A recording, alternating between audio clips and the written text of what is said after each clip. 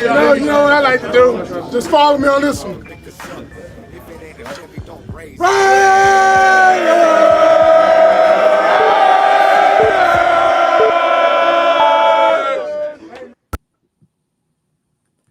What's good, nation? What's happening? What's going on, people? Thanks, everybody, for pulling up. Billy D in the house. Jeffrey, salute. So we got some YouTube content creators, some of my favorite. Protect the Shield podcast, one of the greatest names in the business. Chris, my brother, how you doing? Good, man. Blessed to be able to be a part of this, man. I'm excited to talk some ball with you. Me and you always have some good debates, man. But I love it. And glad to be with my boy 805 as well, man. Respect both of y'all. Nice. And we got Real Talk Raider Nation, 805Raider in the building. How you doing today, my brother?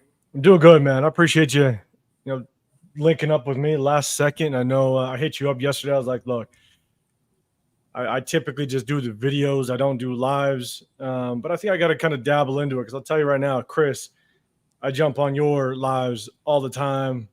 Love to engage, but you can only type so much in that comment section. You know what I'm saying? So trying to get your point across is just trying to, really talk deep as much as you can. You can only type so much. They limit you to how much you can type. So right. I think I might be trying to jump on a little bit and be able to just kind of extend a little bit more on my thoughts. And it's going to be fun, man. I'm excited. But I appreciate both of y'all to allow me to get up on this. Hey, I appreciate both of y'all for pulling up, man, especially if you don't go live, man. I thank you for gracing us with your presence, and hopefully we can put on a great show for the nation. You know it's going to be fire. It always is. There's a lot of topics to talk about. That's for damn sure. So it's fun. The chat's always banging, but rundown. Let me play this real quick. Y'all tell me what you think. And being a former player, you see all this stuff online. You've seen teams do this. You see teams say and do that. A fan showed up with a Kermit the Frog doll with a Patrick Mahomes jersey on it. Now, it's the Raiders, division rival. As a former player, I know you kind of just, all right, we'll see him when we see him. But is that something you're going to let them get away with? Yeah, man, it's just I didn't have any more motivation than how they beat us on Christmas Day last year. So if guys were motivated by that, they're motivated now. So, I mean, it's going to be a excellent game, man. They got a great defense, but all we got to do is focus on the Ravens right now, and then when we get there, we'll get there. And being So what do y'all think about that? Patrick Mahomes don't seem too pissed off. I kind of probably thought it was a little funny. Yeah, I'll start it off, man. To me, I didn't like the whole puppet thing. I'm gonna keep it real. That's just me. I don't think it was necessary. I mean, it was funny. It's funny like for fans to do it, but for players to get involved, to me, it's a little corny. Especially considering that we don't, as players, don't have the right. They don't have the resume to talk crazy to Mahomes. I mean, at the end of the day. I know we always say we're Raiders, we do what we want, but the truth of the matter is Patrick Mahomes averages 109.6 passer rating against us. He has over 3,500 passing yards, 30 touchdowns against us, 4 interceptions.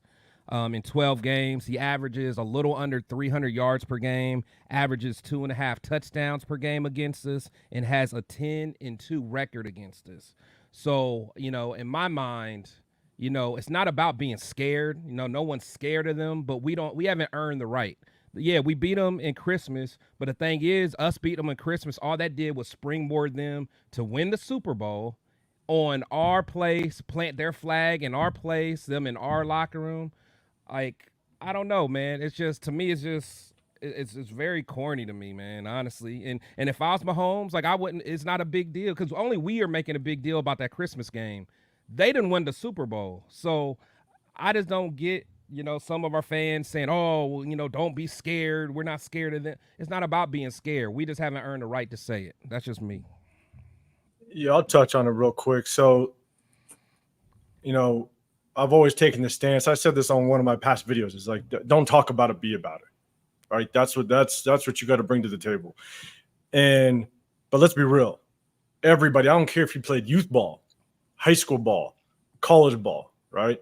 You're always going to have that one team that never has done anything that's going into the season, barely winning any games. They're going to talk trash. It's part of the game. Teams talk trash. I think AP's allowed these guys to kind of be who they are, and kind of, I guess, some of these antics might come up. I'm not a fan of it because when I played, I left mine on the field. One of the things that I would always do, and it was the only thing I would do, is when that away team's bus is pulling up and it's coming by your locker room, I'm standing outside just staring at it. That's it. I wanted them to know who I was. I was there, and I'm ready to play. But I didn't talk too much until I got into the field. But that type of antic right there, I mean, you're poking the bear, and I'm cool with it as long as you back it up. It's really that simple to me. I'm cool with it as long as you can bring to the table enough to turn that into shutting Mahomes up. Right. I understand we had the Christmas game, and we all loved the Christmas game. It made Christmas a million times better. Obviously, I know it did in my house. But at the end of the day, if you're going to do that, you better bring it. It's that simple. Yep. So, and you know that KC already had that game circled on that schedule because they've been talking about highlighted everything now. 100%. You know what I'm saying? You're living rent free in their heads right now. Oh, we've been in their nightmares in the entire offseason, which has been amazing. Because that's all they can talk about this offseason. And so they've already had it circled. They've had it starred. But I'll tell you right now, they just highlighted that game. And so you poke the bear, and I'm all for it. You do your thing. Whatever gets you hyped, whatever gets you up for competition, for a game, you do you. But you better be ready to back it up. It's really that simple. Because you're going to look stupid as hell. If Mahomes sees – and look, I have high hopes for Trey Taylor, okay? I have high hopes for him. I hope that he can contribute this season. But my thing is, Patrick Mahomes is going to be staring at him if he gets on that field. And Patrick Mahomes, he's going to embarrass you. You know what I'm saying? So you better not let him. It's really that simple. So, again, I'm all for it. I'm all for you doing your thing, whatever gets you up for the moment, but you better seize the moment if that's what you're going to do. Yeah, I kind of agree. I think Q said it best on his interview. He said, poking the bear is one thing. You have to respect the Chiefs and Patrick Mahomes, but we don't have to fear them. So by him doing that, yeah, he's a young kid. Yeah, he got caught up in the moment, like somebody said in the chat. It's just he just got caught up in the moment. Yeah, let's change that a little bit so everybody's not tripping. I think he just got caught up in the moment. He was having fun, but Antonio Pierce, Tom Telesco, and the whole staff have been preaching, be yourself, be yourself, be yourself. You can't get on a kid for being himself. If he's a character and he's being himself, that's him being himself. So you can't tell somebody be yourself, do you, and then get upset when they be themselves and do you. There should have been guidelines and stipulations saying, hey, look, don't be calling nobody a bitch. Don't be saying no crazy stuff. I mean, the whole thing was funny. It was absolutely hilarious, in my opinion. And that's just kind of the Raider way that AP's bringing back. We're trying to rub it in her face. We're trying to poke the bear. They want to poke the bear. Max Crosby pokes the bear all game long. He's in his head. That's why that dude's screaming, I'm here, I'm here, I'm here. So, I think it's just a kid being a young kid. He got caught up in the moment. I'm sure he didn't think it was going to go viral like it did and it'd be a big deal. But, AP talked about it, said he nipped it in the bud. But I just say you can't preach, be yourself, and then get on players for being themselves. That don't seem right. And I just hope it doesn't have any effect on the kid, because I'm sure now he's like, man, what did I do? And you're trying to make a roster battle. If it was Max Crosby doing that, it would have been a whole different scenario. Everybody would have loved it. Nobody would have said nothing, in my opinion. Max wouldn't do that. I know Max. I'm just saying, if it was a veteran or somebody doing that, I mean, the whole bitch thing was taking it a little too far, but the I'm here was absolutely hilarious in my opinion. I think the one thing is that we got to remember, right? These are young kids. They're 21, 22, 23 years old. And we live in this social media day where cameras are all over the place. So he kind of had his, media talked about it like crazy back in the day when when Max Crosby gave Michael Mayer his welcome to the league moment, right? Welcome to the NFL moment where we put him down. That's kind of Trey Taylor's welcome to the league moment. Like, you were at Air Force. You weren't on prime time every weekend. Media wasn't surrounding you left and right. You were at Air Force. And so I think it's just a young kid that didn't realize just how quickly things can get out of hand. And I think that's kind of out of character. He probably did just get caught up in the moment. Yeah. Based on what I've researched with him, I don't think that's who he is. And so I think it's just a learning experience. Unfortunately, that learning experience had to involve, arguably the best quarterback in the league right now, and so Super Bowl champ, the whole nine. And so unfortunately, he just got caught up in a pretty deep moment. So yeah, hopefully AP, like he said in his presser, right? He nipped it. It's done. I think there is a fine line between, showing your confidence and getting ready for the moment and acting stupid. I do think that was just acting stupid a little bit. But, look, he's a young kid. Hopefully he learns, and hopefully we can get past it by beating up the Chiefs when we meet them. And where were the veterans in that moment? And the main thing focus has to be on the fan, handing it to a rookie kid like that, filming it, posting it. That's all that's really not right. He's been there before. He's been to practice before. He knows what goes on in those situations. To just hand them that and take a picture, but to record it, it shouldn't have been recorded. They should have just had fun on the field and did them. It shouldn't have been posted online and went viral, I think. Yeah, we'll see how Mark Davis thinks about it. AP thinks about it, because you do kind of run the risk when you bring props like that and stuff, and it kind of goes all over the place. And if it's attention that AP, Mark Davis, Tom Telesco, they're like, hey, we don't need that you might find yourself removed. You know what I'm saying? You're jeopardizing the fact that you have a privilege of going to training camp, especially going to Costa Mesa where only specific people got invites. You know what I'm saying?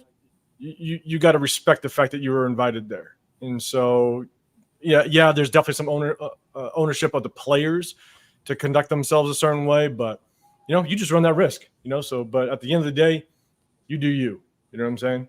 Yeah, I think that me personally, I'm not putting it on the fans. I'm not. Fans are what they are. Fans. We're fanatics about this team. The thing is, fans don't have to be professional.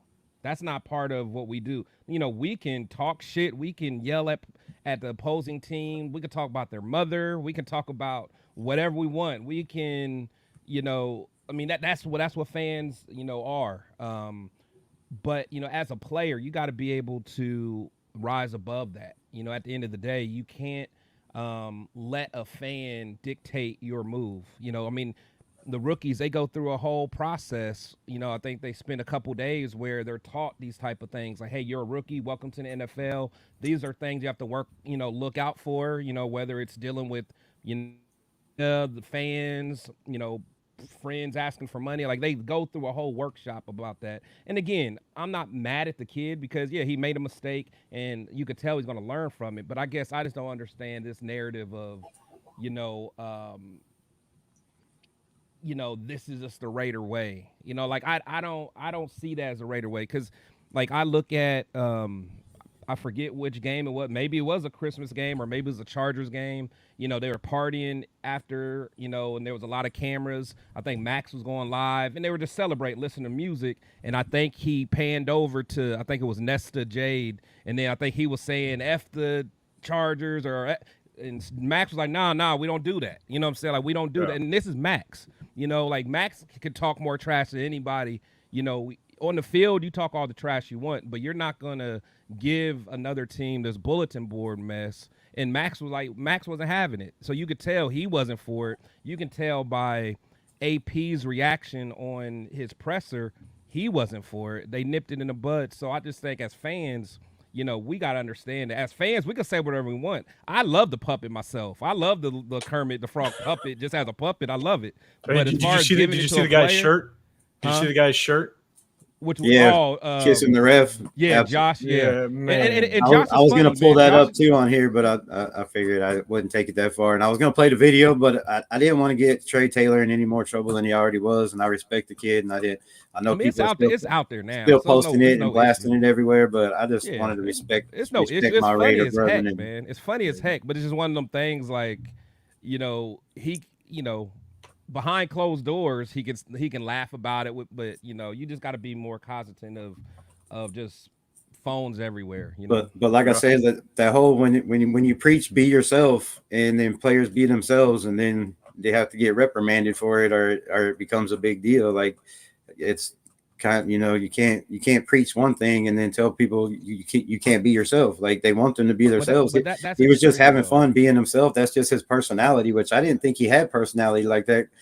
Coming from Air Force, you think he'd be more disciplined but the kid has a personality. He was just showing his personality and having fun, and it got a laugh for everybody. It just happened to go viral at the wrong moment. And like I said, when you call somebody a bitch, that's disrespectful. You can't call somebody out their name like that. Like, but that's just, to me, it's just I think it's still, because like you could say that, you can use that logic with anything. You can say, hey, Marcus Peters was being himself when he was yelling, when him and the coach got into it. You can say that. Like if you can be like, oh, well, I want Marcus Peters to be Marcus Peters, but hey, when he's on the sideline yelling at the coach, that's not like, oh, well, you be you. You're just being, no. You got to have some kind of boundaries. Like, no, you're not going to talk to the coach like that. You're out of here the next day. You know what I'm saying? So it's like, I get what you're saying, but there still has to be some kind of boundaries, because like, what if we scored a touchdown and we grabbed he grabbed his Johnson and flicked off the sideline? Like, okay, yeah, you want to have personality and be a badass, but there's still lines. Like, come on, that ain't cool. Good thing is that AP, he came up in the presser. Someone wanted to try to get him with it, right? Yeah. The reporters came out. He wanted to talk about it, and AP was like, "I nipped it, done." Exactly. And so hopefully that does settle it down. You know what I'm saying? It settles everything down, and we can move on. Obviously, it's going to be in the Chiefs' head. It's going to be in Patrick Mahomes' head when he faces us. But you know what I'm saying? That again, you either gotta put up or shut up. So we got to be ready. Yeah, for sure. Raph says, when it comes to discipline and mentality, Antonio Pierce is the leads with greatness. Some coaches don't have that spark, especially and maturity to change the culture. Yeah, I mean, he definitely changed the culture, and you're allowing people, like I said, you're allowing people to be themselves. Like, some people just take it a little bit too far. You gotta have discipline in yourself and a little bit more respect. But also, there was, I guess, after the presser, people were trying to clip parts of the presser and make it look like Antonio Pierce was kind of good with it.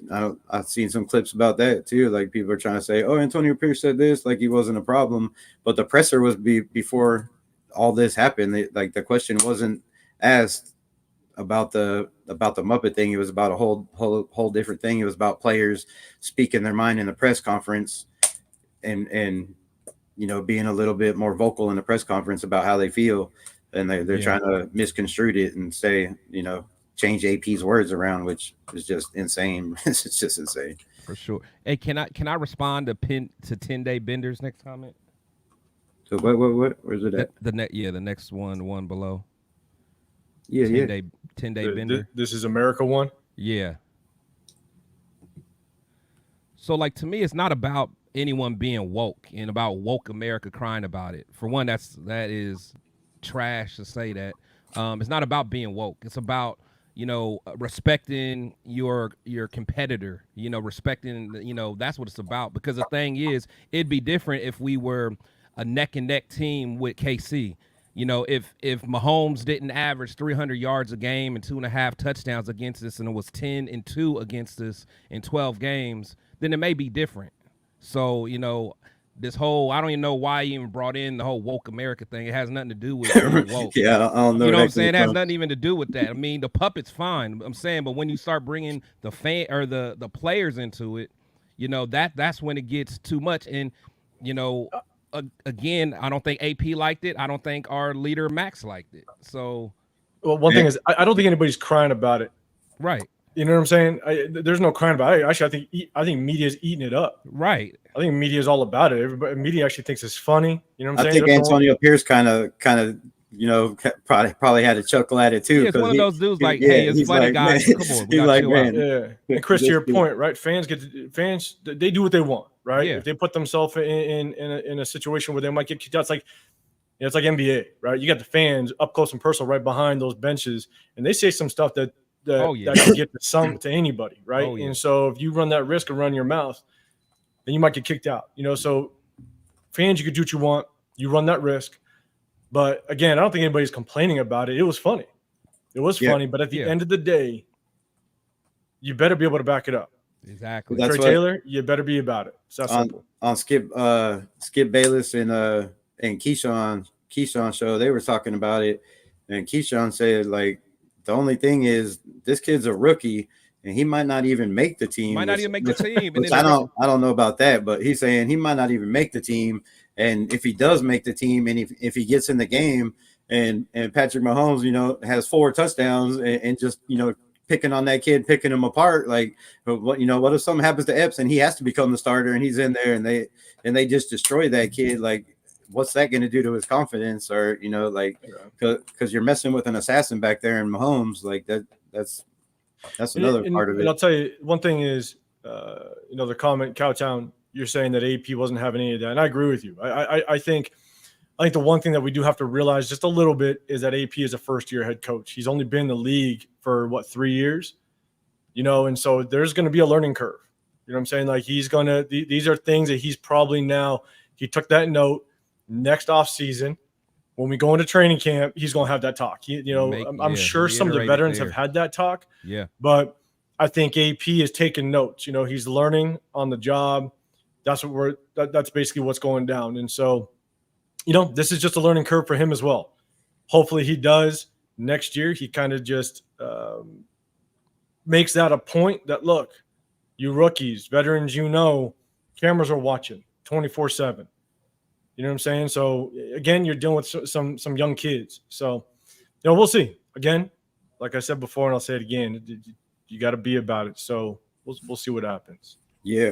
So Jen Slinger said the difference, Marcus Peters gets up in the coach's grill, he's done. Travis Kelce practically goes WWE on Andy Reid and nothing, zip, nada. So, which I remember that too. I thought that old man was going to have a heart attack when Kelce was up there screaming in his ear like that. Like, I mean, that was just absolutely ridiculous. But I mean, that's a totally different subject. Like, you're screaming at a coach and on TV, and this is making fun of a person. So I mean, it's kind of. I think that goes to show winning cures everything. You know, because if that's a losing team having kind of a meltdown like down the sideline where one of your star players is really bumping into the head coach because he's pissed because he's not happy with what's going on, that's going to flood the media day in and day out. But the moment you win, you'll be like, okay, they figured it out. No problem. Yeah. They chopped it up. They hashed it out. Yeah. So winning cures everything. So at the end of the day, if we beat the Chiefs, everybody is going to stand on what happened in training camp. They're going to be like, look, they came out and they did it. So, you know, we'll see. And like the comment says right here, you know, Max and the players were smoking stogies in KC's locker room. Like, that's disrespectful as hell. Like, I mean, that's about as disrespectful as you can get, smoking up in somebody's locker room. Like, I mean, about as disrespectful as planting the flag in our stadium, but they'll pay for that. Yeah. But yeah, so I mean, you know, Max is a vet, and that's disrespect on that part too. Smoking, you know, stogies in opposing people's locker room. I'm sure nobody likes that at all. Like, rubbing it in their face, they're gonna have to smell it for the next couple of days that they got spanked on Christmas Day. But I will say though, I think that is the AP way though. They're letting them do their thing. letting them know. What's cool, you know, that's one of the biggest things that, in my opinion, you know, playing the game for quite a while. You know, when you win, that celebration in the locker room's got to be it's gotta. That's how you kind of come together as a team. Yeah. When you celebrate those wins, you know what I'm saying? Like that's when that camaraderie really starts to gel. Like that's the feeling you get going into the following week because you're going to grind that next week. You're going to battle. You can prepare. You're going to go through films. You're going to go through the weight room. You're going to be on the field. You know, it's like when you celebrate, that's what fuels the fire for the next week. And I think AP letting them celebrate the way they want to, I think is good. You know, hopefully in the future, he just kind of lets the media out. Just, hey, media, you get out, let these boys do what they do. Because they got to be themselves. Yeah. You know what I'm saying? So, and that's one of the best things about football is tasting that victory. Absolutely. And you want to be able to celebrate it any way you want. And so, yeah, I feel you, you know. But there's a lot when it comes to, you know, training camp, a lot of battles going on. You just put it up, a lot of battles going on, which is exciting. Yeah, I think, you know, the last thing I'll say about it, you know, celebrating with your teammates, you know, that's one thing, you know, in the locker room together. So it's not like they were on the 50-yard line, you know, put the cigars out, kind of antagonizing the opposing team, you know. So I think it's different, but I do see, you know, where people are coming from. But I just think at the end of the day, you know, like but isn't like antagonizing whether it's a puppet or a cigar though? I don't see it like that. I mean, that's but again, to each his own. You know, I think that, you know, celebrating with your friends, you know, enjoying each other, not antagonizing another player or team. Yeah. Like they weren't in the locker room saying, player. well, some of the guys were trying to say, hey, F that other team. And they nipped that. Like, no, that's not what we're doing here. We're celebrating the victory as a team, as a unit together. So I think, I just think the direction of your celebration or whatever matters. Like, you know, just like 805 said, you know, we're celebrating together, got this camaraderie, a brotherhood. That's what we're doing together. We're celebrating together. So I don't know. Maybe I just look at it different because, again, I go back to when I played. It was just that, you know, you just, I don't know, man. It's just you respect the game, you respect your competition on the field. If you want to talk trash, that's one thing, but I don't know. I mean, to each his own, I guess.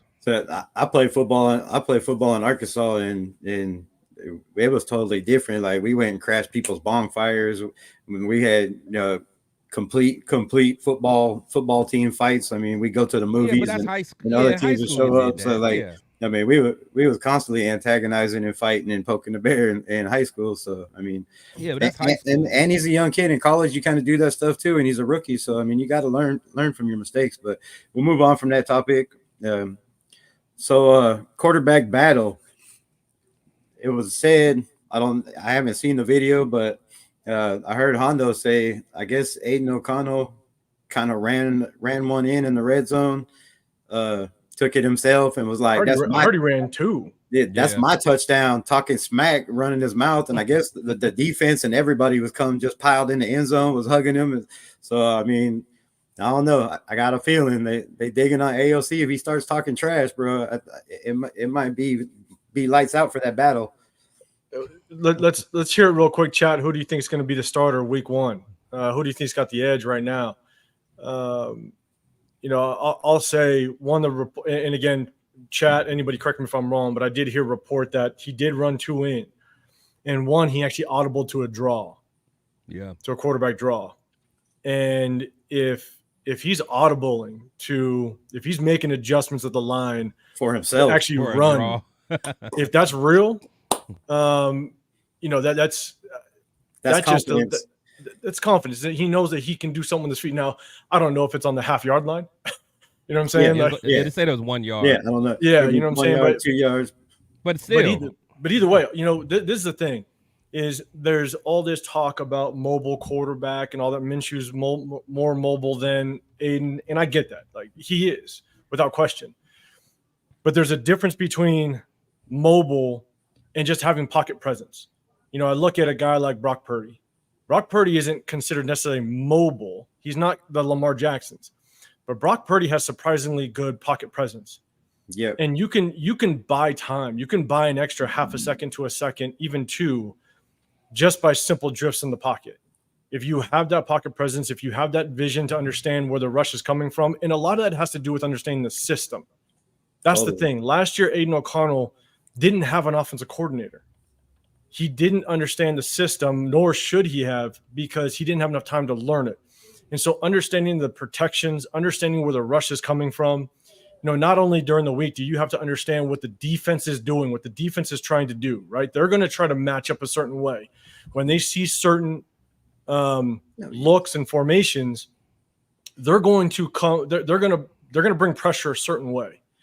And one of the things is that Aiden O'Connell got thrown into it.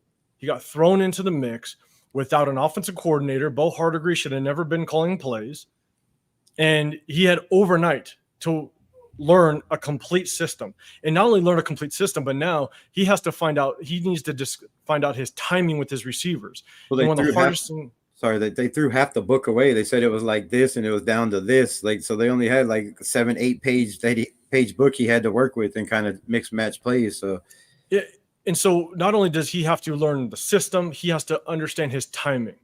His timing with receivers, that's one of the hardest things to do in the NFL, even at the college level, because all these receivers run their routes differently. Their speed is different. Speed's different. The way they break their routes are different. You look at Devante Adams. Devante Adams can run a slant 5 different ways on you, all dependent on how that defender lines up on him or how they're going to zone him up. 100%. And so Aiden O'Connell has to understand that. And that's the thing, is you're not going to be able to understand, one, the offensive strategy 100%. You're not going to have the timing down with your receivers. And during the week, you got to figure out what is that defense looking to do against certain formations, against certain personnel. And so, to me, Aiden O'Connell being able to have that pocket presence was going to be extremely hard for him last year. And so that's why I think he took a lot of sacks. Now, our offensive line was beat up as well. Colton Miller missed a ton of games. Theron Mumford was still, he did well, but we still need to see how he does this year. And so Aiden O'Connell, he took a lot of sacks because I don't think his pocket presence was there because he didn't understand the system, which is no fault to his own. So I'd like to see what he does. I want to see how he progresses. Now he has a full offseason with Luke Getsy. He's got a full offseason to kind of get some timing down with his receivers, and he's going to have preseason. AP said that these players are going to start. These players are going to play. The starters are going to be out there. And so preseason is going to tell us a lot, which I'm excited. This is probably one of the more excited off seasons I think we've had. And I think it's going to be a really exciting preseason to watch because so many starters are going to be out there. And I'll tell you right now, if Aiden O'Connell and Gardner Minshew are out there, our starting O-line better be out there because you better protect them. No way you're going to have an injury in preseason. So, absolutely. It's going to be interesting. But I said my piece for a second, so I'll hand it off while I take a drink. Cheers to you, man. Cheers to you. So yeah, that's my sentiment exactly. Like you said, it's all about timing and chemistry.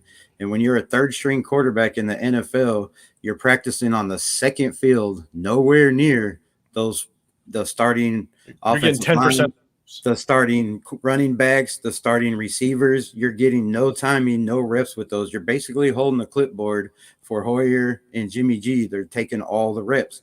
So for you to come in the fire like he did, get sacked 7 times in one game, then get pulled out and then come back in and brought back into the system that he didn't even know. And they're like, you're starting quarterback from now on.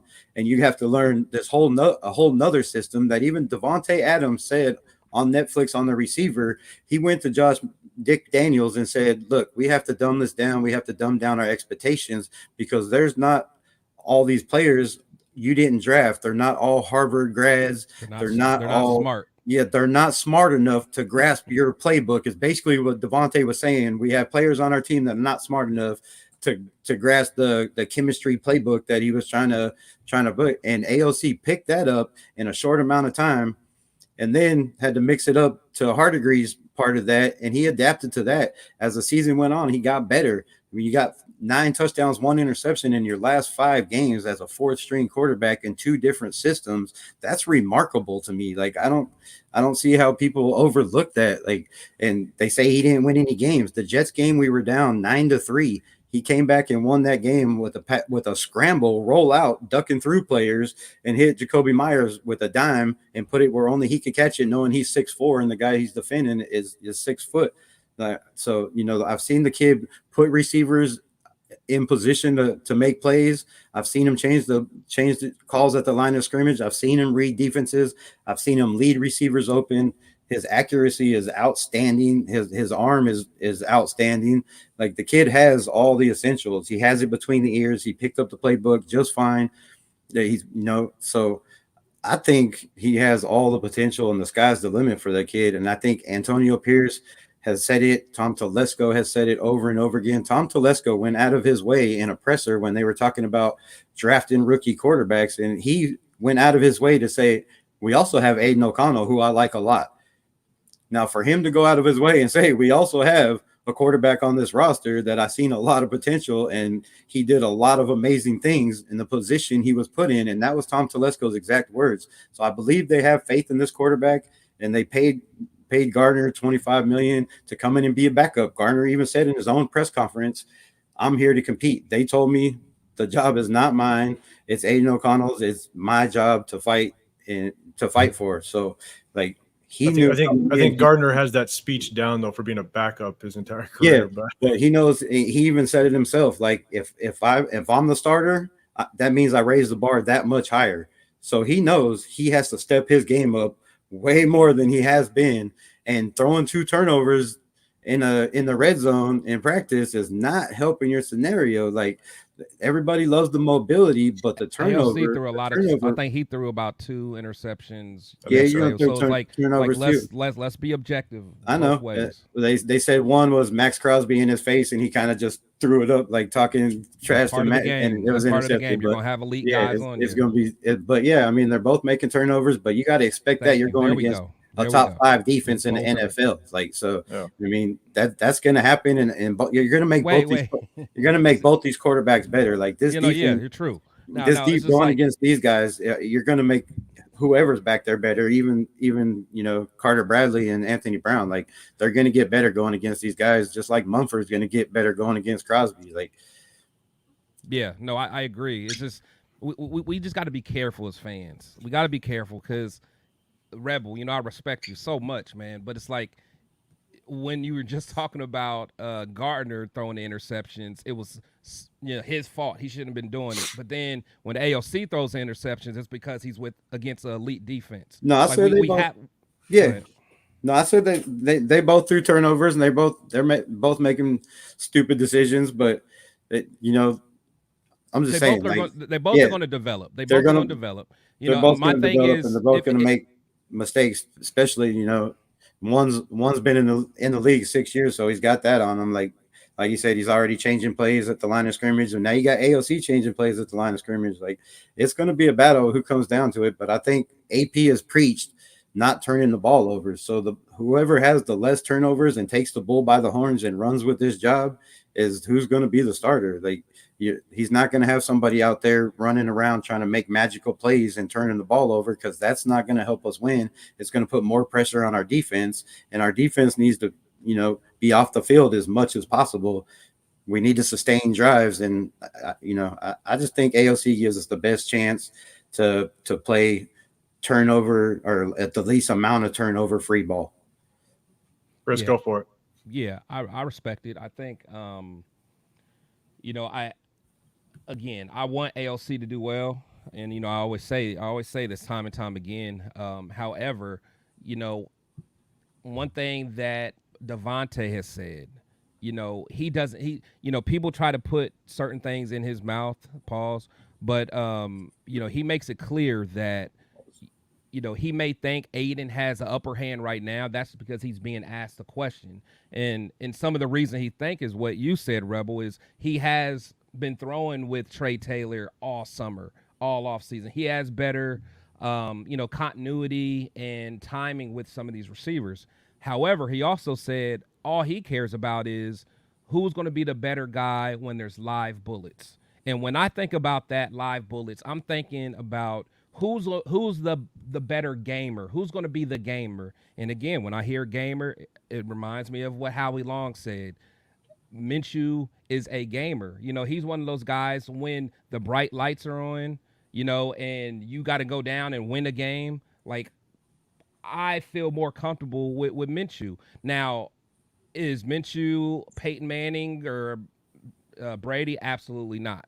He's been a backup for a reason. But however, you know, this is his first time really getting the opportunity to have a chance to fight for a position. Before he was in a backup position, the team went and drafted Trevor Lawrence first overall. He had next place he was at. Well, I think it may have been somewhere in between. But then, you know, he's at the Colts. They went and got what's his name, Anthony Richardson, third or fourth overall. So, you know, he's never had a chance to actually be considered a starting option. Now, one thing that people are not bringing up, Gardner also said on Max's podcast, The Rush, he said I was the Raiders' first option in free agency, and they were my first option because this is a place where I feel I have an opportunity to start. So this narrative of him thinking that he's automatically a backup and coming in as a backup, I call BS. I think Gardner has all intentions to try to fight. Now, Gardner is a team-first player, so he knows that, hey, if I don't win a position, I'm going to be the best backup. I'm going to hold the clipboard. I'm going to help AOC become the best starter I can because that's his character. That's what his role is. But please don't think that Gardner just going to lay down. Oh, no, not at all. You know, and like Gardner, if anything, he's scrappy and he's gritty, and that's why I love him. Like, he's not going to give up. Now, if he doesn't win, he's not going to be like one of our previous quarterbacks and take his ball and go home. You know, he's not going to do that, but he's going to hold that clipboard and be the best backup partner that he can. But please don't think this guy is laying down. He's going to fight and scrap, and if he has to do things, extend plays, and if, you know, maybe even force balls when he shouldn't to try to make plays, he's at least going to try. He's going to leave it all on the field. You guys can believe that. So yeah. Chris, I agree with you. And what I'm gonna add two things. One, actually three, but I'll make it quick.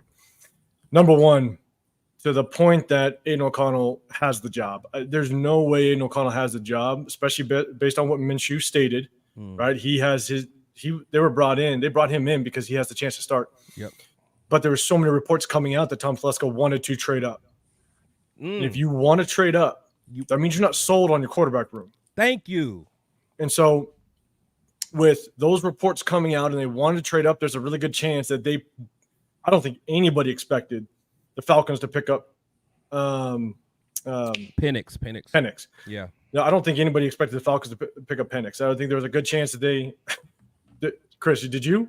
Or you just – Oh, no, I was changing my light. I'm sorry. Oh, no, I got it. of course not. I thought you were just raising your hand. I was you're raising your hand too. I was like, I thought they were crazy. But you know what I'm saying? So I think that they might have thought that he was going to fall just a couple more spots.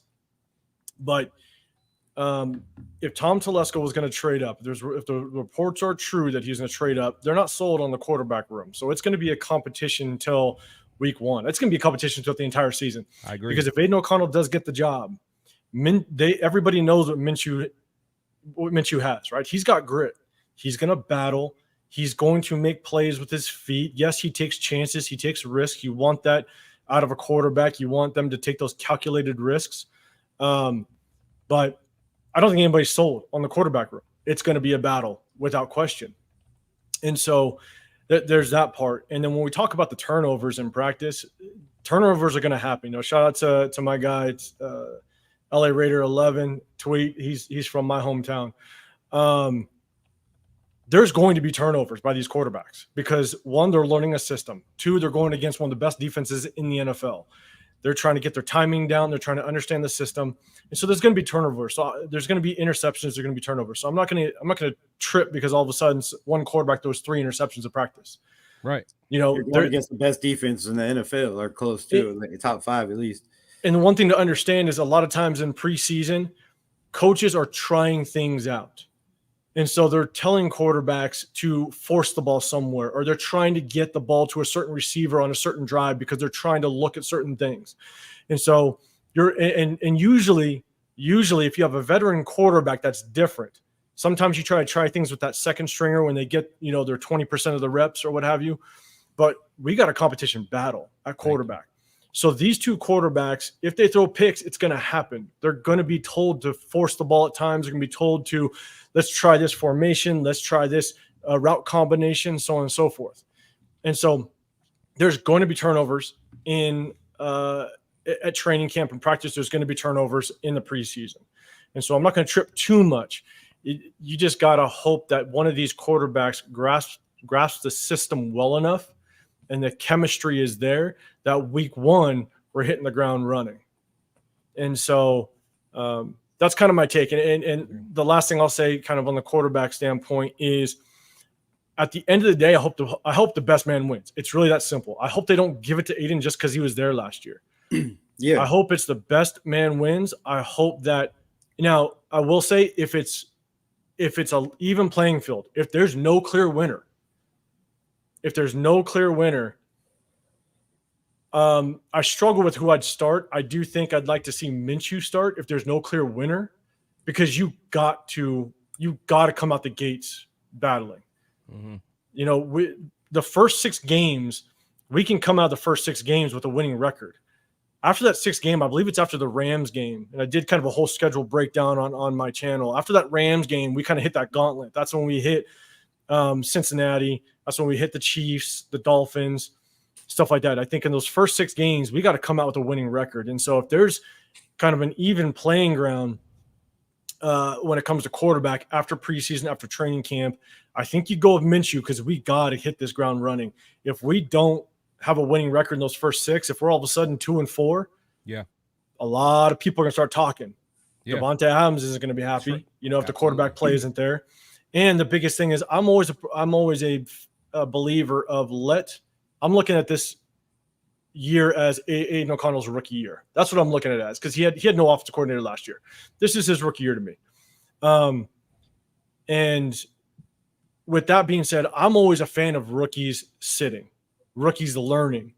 If he's not 100% ready, or if he's not 90% ready, and you got a viable backup, a veteran that can come in and help you kind of get the momentum going, let Aiden O'Connell sit. Let him sit for a little bit. Let him continue to learn, and maybe next year he could be the guy. But I think we need to go with whoever gives us the best chance to kind of win right out the gates, if it's an even playing field. And if AP did decide, or Luke Getsy decide to throw in Aiden O'Connell, it's an even playing field. The worst thing you could do is start a young quarterback and then bench him. Yeah, and definitely. So, in my opinion, I think at the end of the day, if it's an even playing field, I'd like to go with Minshew because, man, we need to come out the box. But AOC has been benched before. Like, he started and then got benched and then came back in and played better than he did before. And also, AOC played the best football without Colton Miller, who was hurt when the last 4 or 5 games. Colton Miller was out, and he had Mumford at left and left tackle. So, like, he wasn't even – and Josh Jacobs was out. So, he was down his starting running back, down offensive lineman, and the kid still balled out, in my opinion. So, I just think he has grit. He has toughness. And people just are stuck on the fact that he's not mobile and the fact that he's trying to show mobility. I mean, what do you want from a 4th round quarterback? You want baby steps. You're not going to be Tom Brady overnight. You got to take baby steps. And I think he did that throughout the year. And I think he's just going to continue to progress through the offseason and training camp. And hopefully by preseason, we'll have an eventual starter. And whoever commented that I hate Gardner Minshew, bro, I don't hate anybody that plays for the Raiders. If you're on this team, I'm a fan. So for you to say that I hate Gardner Minshew is just garbage, dude. I just think AOC has more time with the offensive receivers, and it's all about timing, man. It's all about timing. Like he said, you got to know the routes, you got to know when they're going to break. Like Devante Adams said on when he was with Aaron Rodgers, he said on the receiver, he said with Aaron Rodgers, he knew that if it was a 5 yard out, that he might not go 5 yards out. He might go 8 yards. He might make it 10 yards. He might make it 15 yards.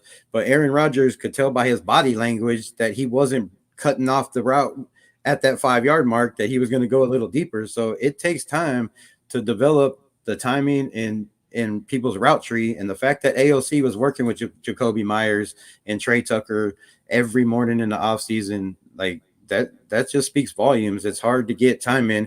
And we seen last year when AOC got thrown into the fire and didn't have time with the receivers, what it did to him and his accuracy. Like, so I think the kids just got more upside. Like, we seen Garner, we seen where Garner's at.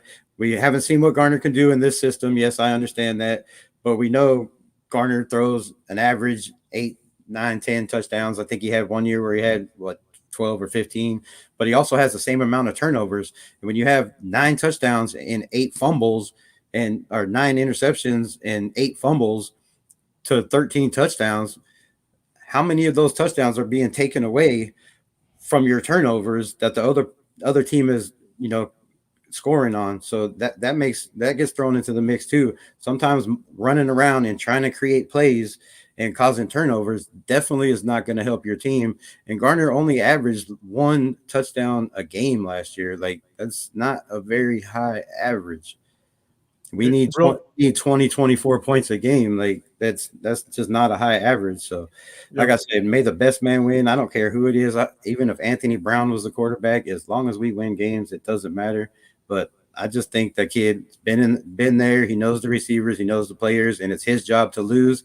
And once you're living your dream as an NFL quarterback, that you his whole life, that's what he wanted to do, is be in this spot. He knows he's in this spot. And he even said on the rush, I'm not supposed to be here right now. And him knowing that he's not supposed to be here right now is going to make it that much harder for him to be beat out. Like, he knows that this is his opportunity and he might not have another one. And when you're in that spot to lose it, you're not Gardner Minshew trying to take it. You already got it. You just know you got to keep doing what you're doing to maintain that spot. That's just my opinion on that.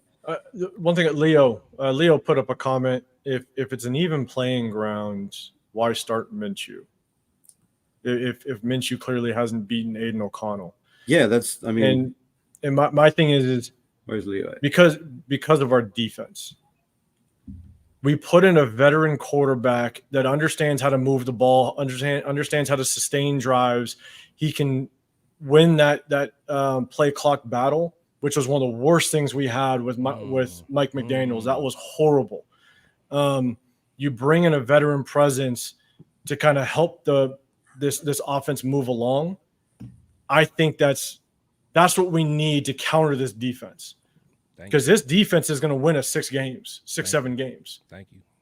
With a veteran quarterback behind center, I just think that gives us that chance to win basically 3-4 extra games. That gives us a 10-win season, And so, to me, again, if it's just an even playing ground, again, because I see this as Aiden O'Connell's rookie year, I'd much rather sit him and let him learn so we can get the full potential out of him instead of just throwing him into the fire.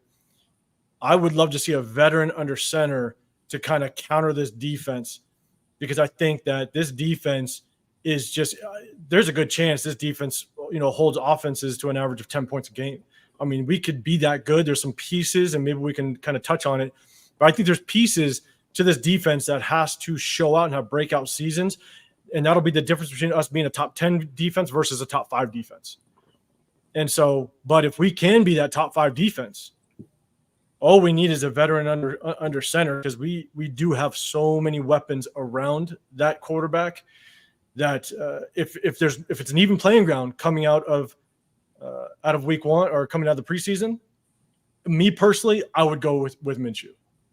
So I think if it's an even playing ground, they're going to go with AOC, just for the fact I think AOC Antonio Pierce has a soft spot in his heart for AOC. I think he does. You can shake your head, but listen, that kid, he has a soft spot. Look, man. He helped that if he didn't put AOC in and he went with Jimmy G, the way he was turning the ball over, Antonio Pierce, I believe, would not have a job right now. We wouldn't have won the games we won. We wouldn't have been 8-9. We probably would have been 4-13 instead of 8 and 9. And Antonio Pierce would not have that job. The way Aiden O'Connell came in and played and kept us in games and sustained drives and kept the offense. Yeah, the Minnesota game. Yeah, the Kansas City game. But we were up in that game. He was asked to do exactly what he was asked to do. When you're up 20-7 on the Super Bowl champions and you have Patrick Mahomes, you're not going to let a rookie quarterback throw the ball. You're going to run the ball and run out the clock and make sure Patrick Mahomes doesn't have a chance to come back and beat you. But and Rebel, see, we ran the ball. So yeah, he didn't have, but he only threw 8 passes in the second half. So he threw he scored in the first, right? We came right down and scored. He drove down and scored, and we missed a field goal. And then the next 2 were turnovers off the defense.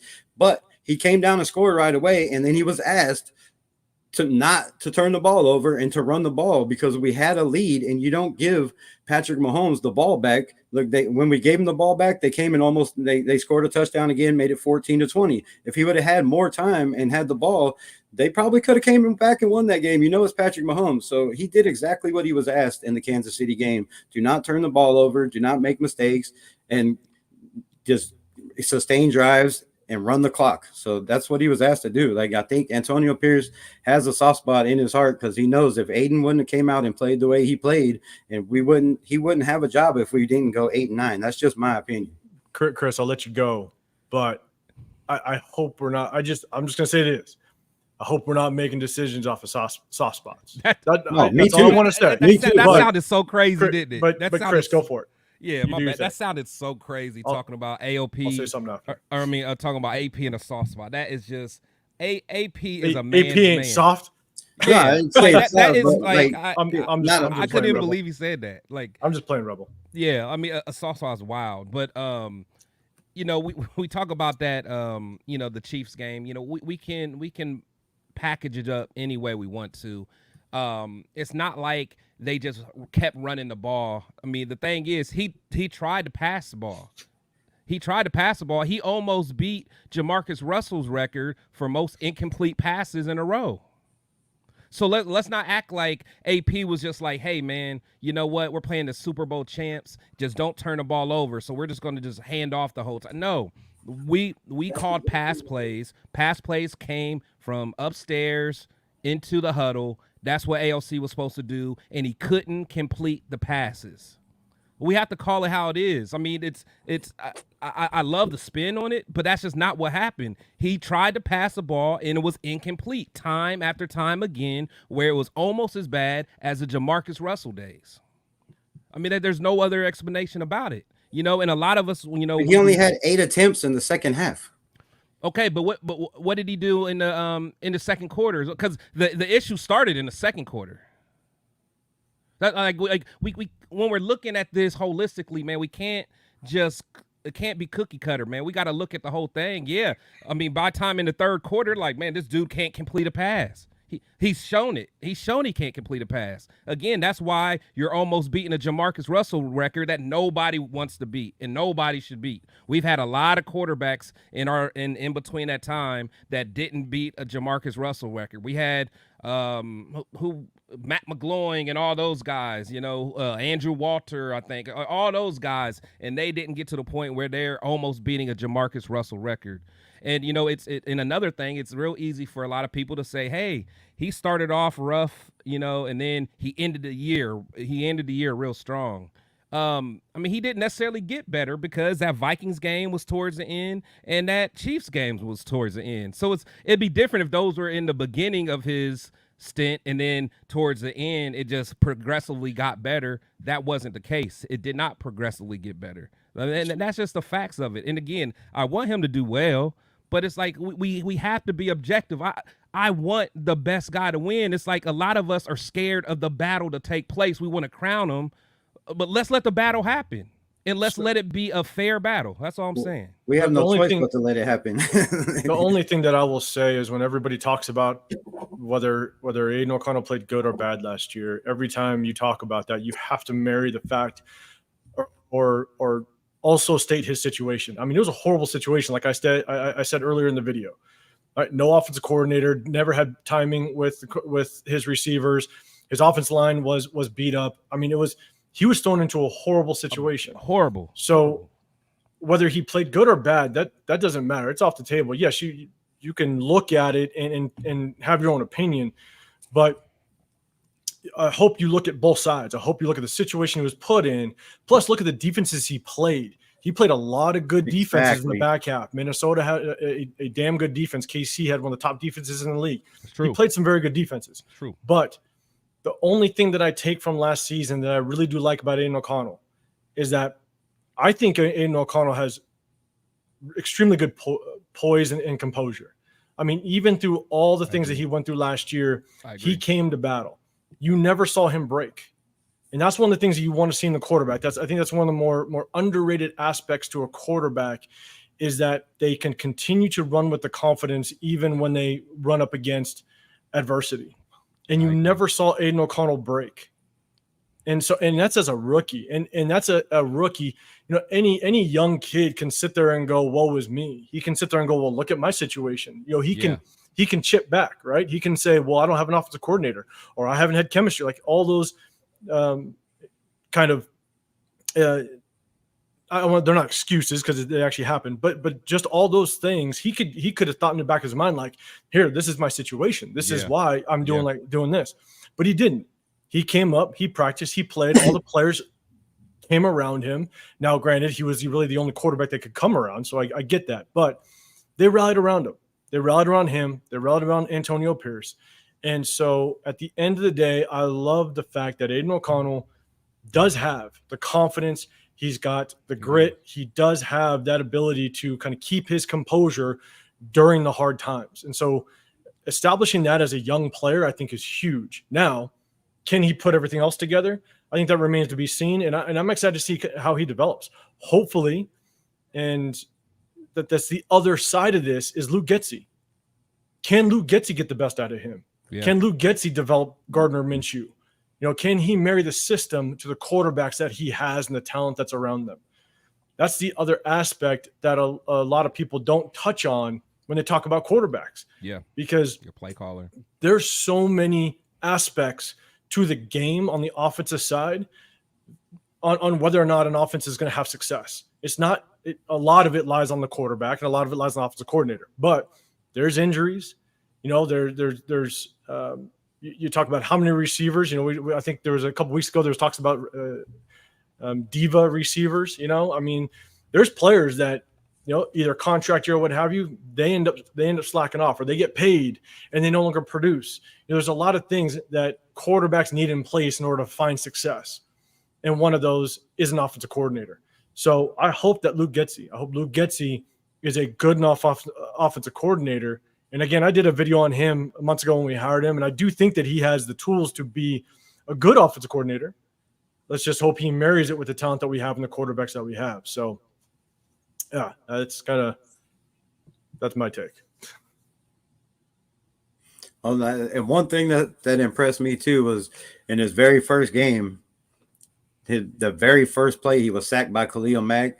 The second play, he come to the line, read the defense, pointed out the linebacker, changed the play, and hit Jacoby Myers for like a 23-yard slant up the middle. Like that's just forgetting, like, his mental toughness and fortitude is, I think, what AP and Tom Telesco are impressed with, and his intelligence. Like, he went to Purdue, man. It's not a dumb college. Like, the kid has smarts. He has brains.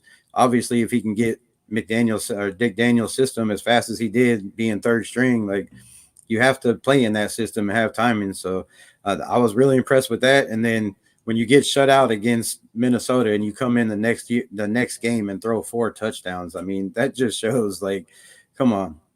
You got to give some credit on that. You can't get shut out and then come in the next game and throw 4 touchdowns. And you can say they threw that game, they were washed up, whatever, they weren't trying, but the kid still had 4 touchdowns and he still holds the record for most points in an NFL game for the Raiders. So, like, you got to give him props. You can't just say, "Oh, he didn't do this." The record, or the team. Yeah, the team. He's a quarterback. He's a quarterback with the defense. And those points were from the defense. And he's only one of 20. I think it's 26 quarterbacks in the NFL as a rookie to throw 4 touchdowns in a game. Good. Out of all the quarterbacks in the NFL, there's only one of 26 to throw a 4, and he was a fourth round, and like all the stuff we've been talking about, he's went through. So I think the kid just has the fortitude to make it. And like I said, if it's Garner, it's Garner. If it's him, it's him. If it's Anthony Brown, it's Anthony Brown. I believe Antonio Pierce and Tom Telesco and this coaching staff will put the best player that gives us the best opportunity to win, and that's all we can ask for. I agree there. Yeah. I do. I'm with you. I like what was that, surprised bird boss? Bird bath. We good? Yeah, bath. I look like an O from my angle. I like to question a little bit about our running game. And that's, again, another aspect, right? Quarterback's best friend is either a running game or a tight end at this point in this league. And so what are you guys' thoughts on well, let's talk about the running backs. What's y'all opinions on the running backs? Chris, you go first. I hate why I go first. I always seem like a hater, man. That's why I put you first. I know you're negative. I know you're negative on the run game. I'm not satisfied.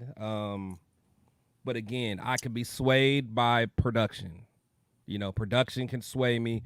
I just don't have the faith as of yet. Zamir had a couple good games last year. He definitely did.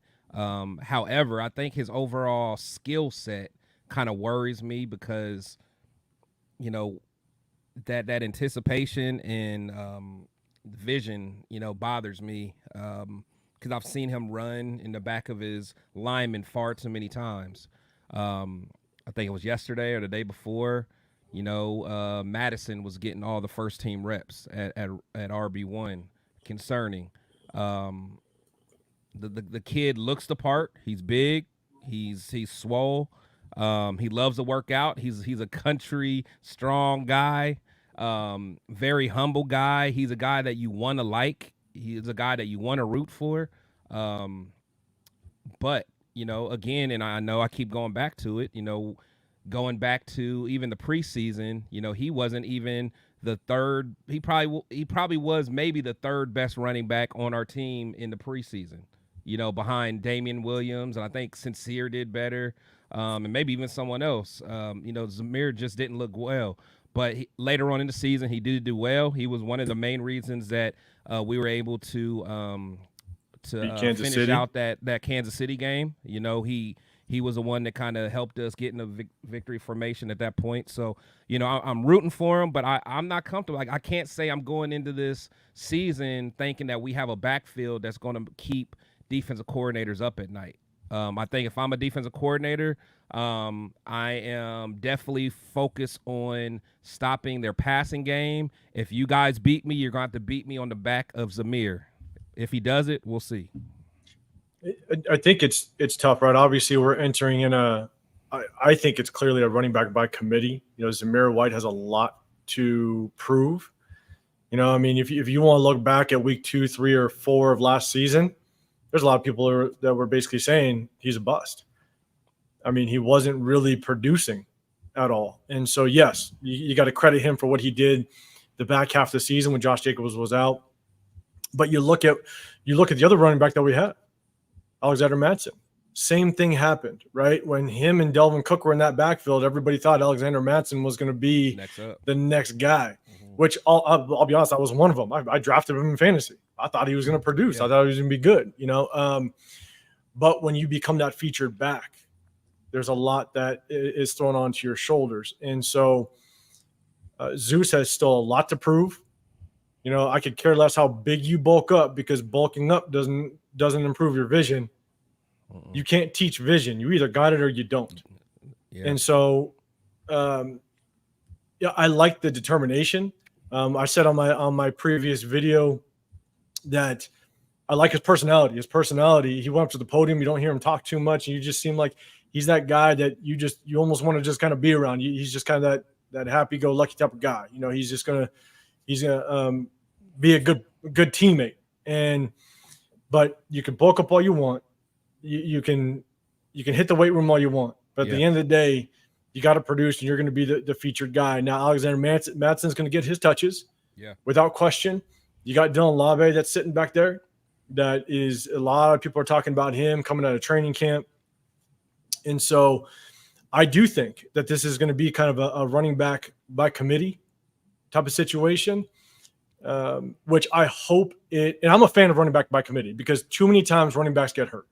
You can't rely on that one big superstar. I mean, Josh Jacobs, he was injury prone. It's really that simple. And so, you look at all these big running backs, paid running backs, that they get hurt. Look at Nick Chubb. You don't want to invest that much money into a guy that's just going to get pounded 35 times a game. And so I am a fan of the running back by committee. But in our situation, because we didn't invest a lot into a quarterback, because we didn't go out and get a right tackle, we're putting a lot of pressure on Thayer Mumford. I do hope this running back by committee strategy does work out. I hope Zeus can prove he can be kind of that 20 carry type of game or type of guy and average 4.5. So that's what I hope. But I think the verdict is still out. He still has a lot to prove. And I also think it was a really good move by Tom Telesco AP to bring in Alexander Mattison, because I think Alexander Mattison still thinks he could be a number one guy. I think he still has the tools to take over a backfield. And so he's going to – Zeus has competition sitting right behind him. If Zeus don't produce, then they might put in Alexander Mattison.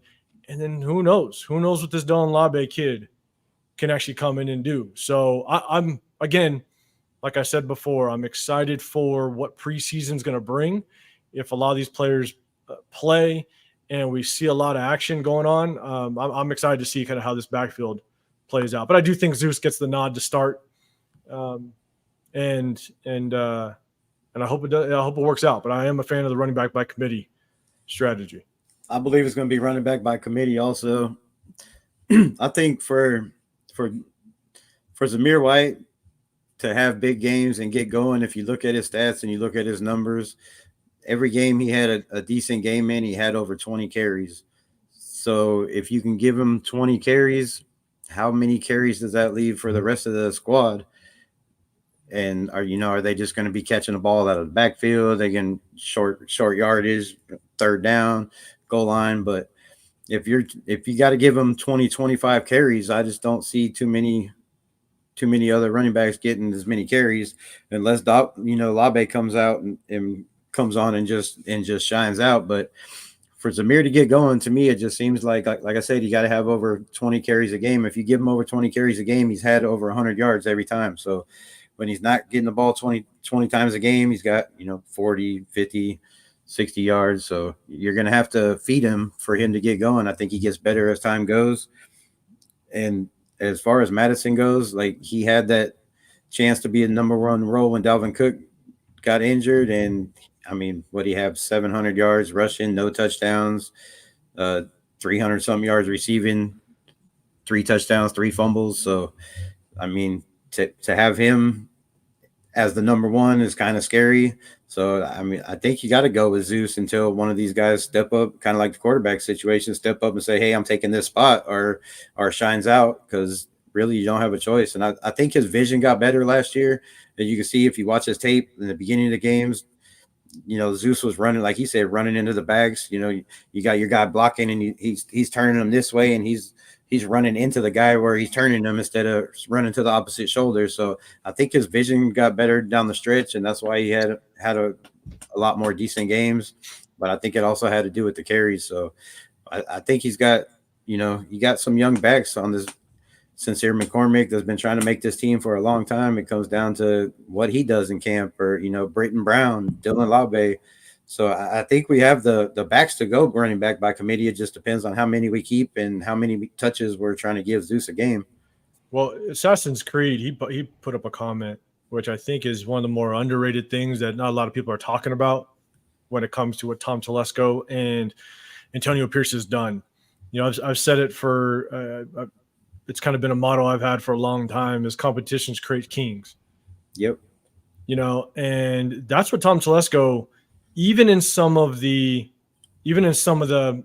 positions that we have solidified starters, there is still competition. You look at Malcolm Kuntz.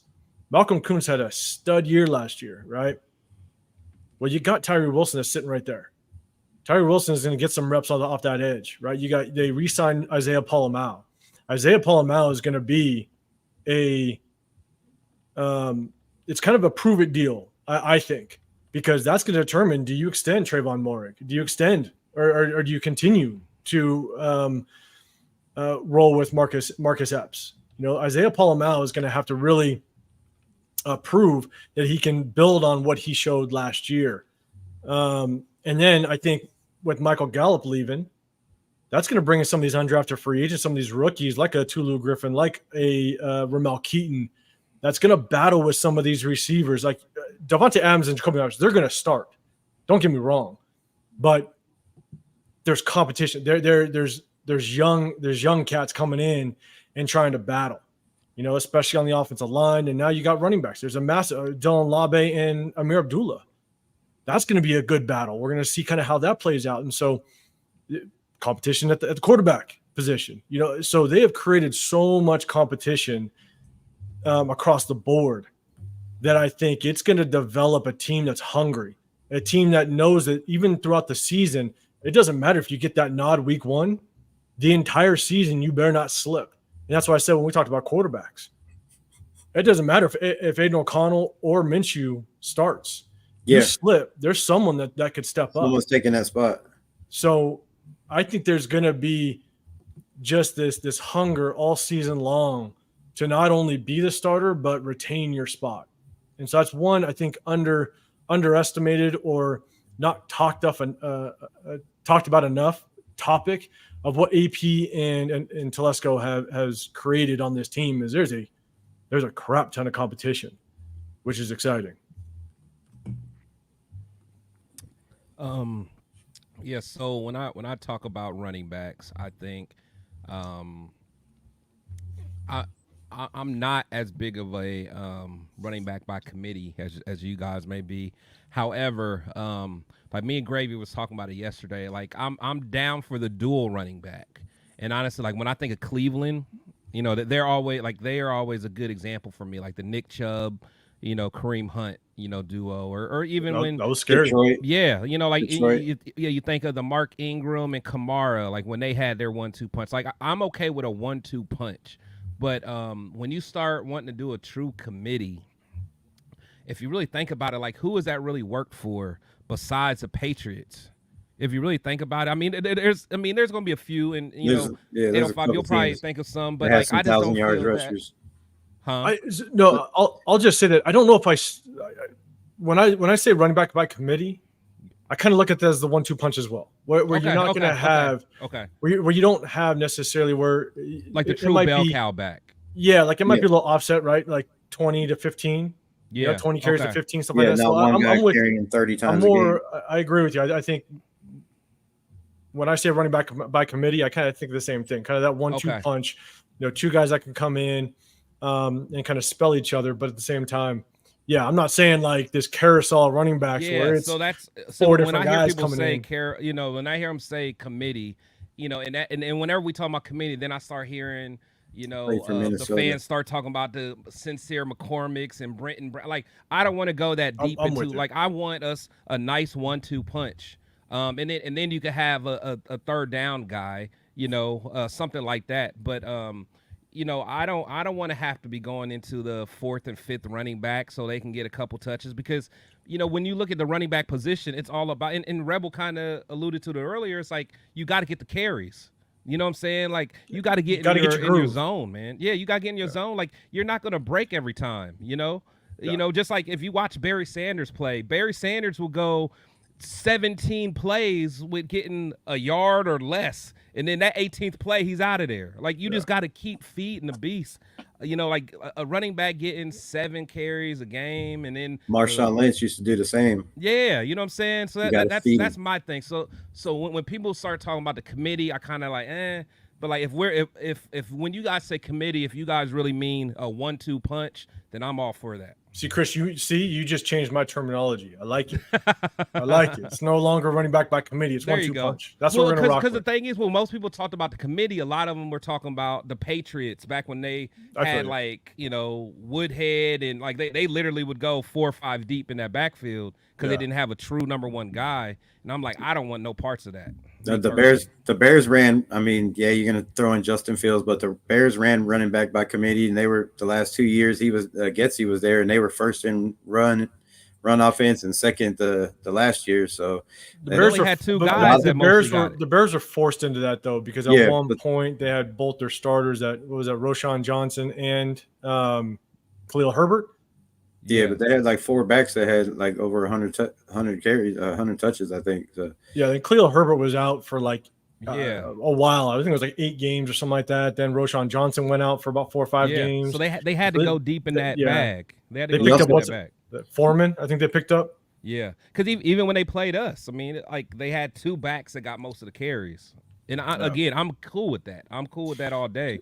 But like I said, like if we're going into a game and Sincere's getting 5 carries and Brenton Brown's getting 5 carries and Zamir's getting 11 and Madison's getting 9. Like I don't want no parts of that. And I'm with you with that 1-2 punch because that's kind of what I was alluding to, is the fact that I don't want to put a big price tag on one running back.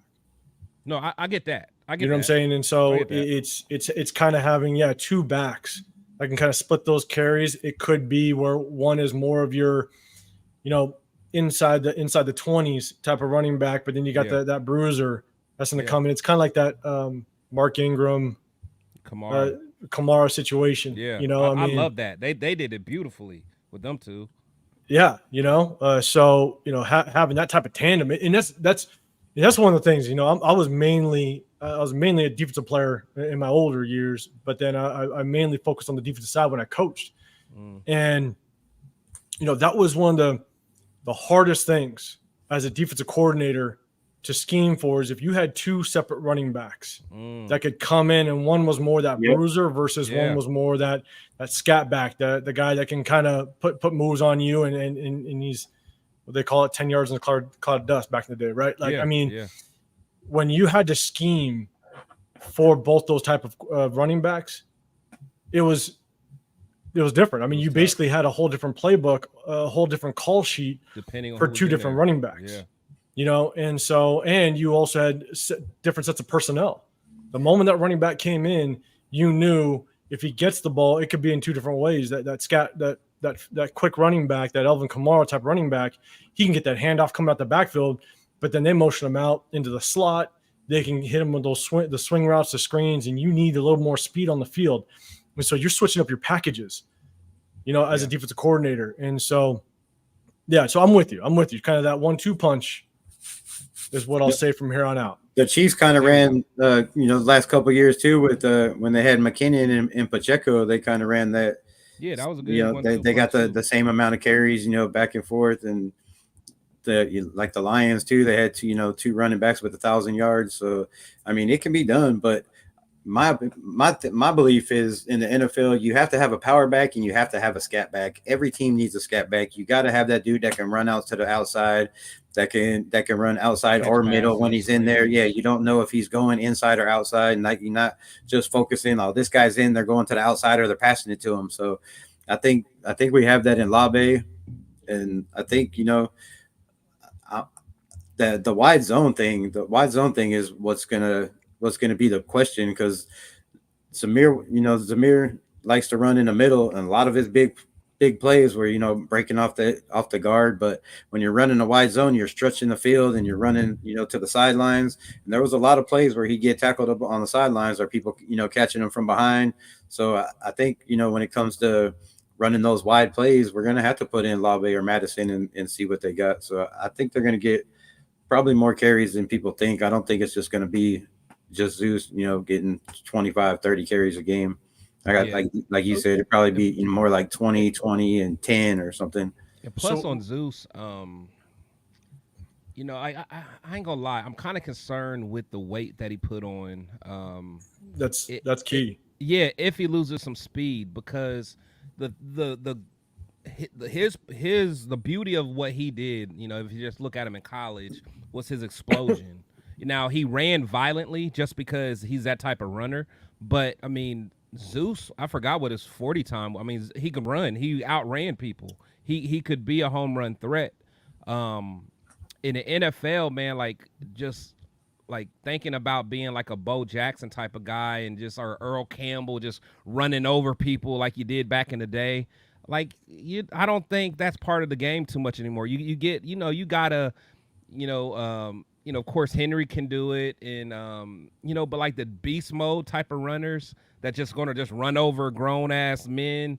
I don't know if that's really part of the game like it used to be. So I would rather Zeus still keep that explosion and being able to hit the home run than just getting balked up and just trying to run over somebody. They said he didn't lose any speed, but I'm more worried about as big as your arms are and your chest are with pads on, like how's that ball gonna fit in there? Carrying that ball, like where are you putting that ball? Ain't that bro? big now. I mean, that dude's arms are like tree trunks, bro, like the size of my legs. Like you got to have somewhere to put the ball. Like you can't get. I think it was a good camera angle. I think I was about to say, man. He did one of these, man.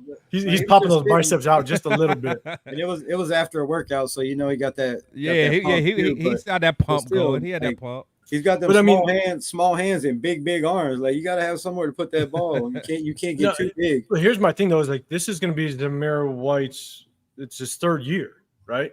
And so for him to all of a sudden bulk up like he is, it's not like he did this after his rookie year where he understood this is kind of what I need to do. This is now going into his third year.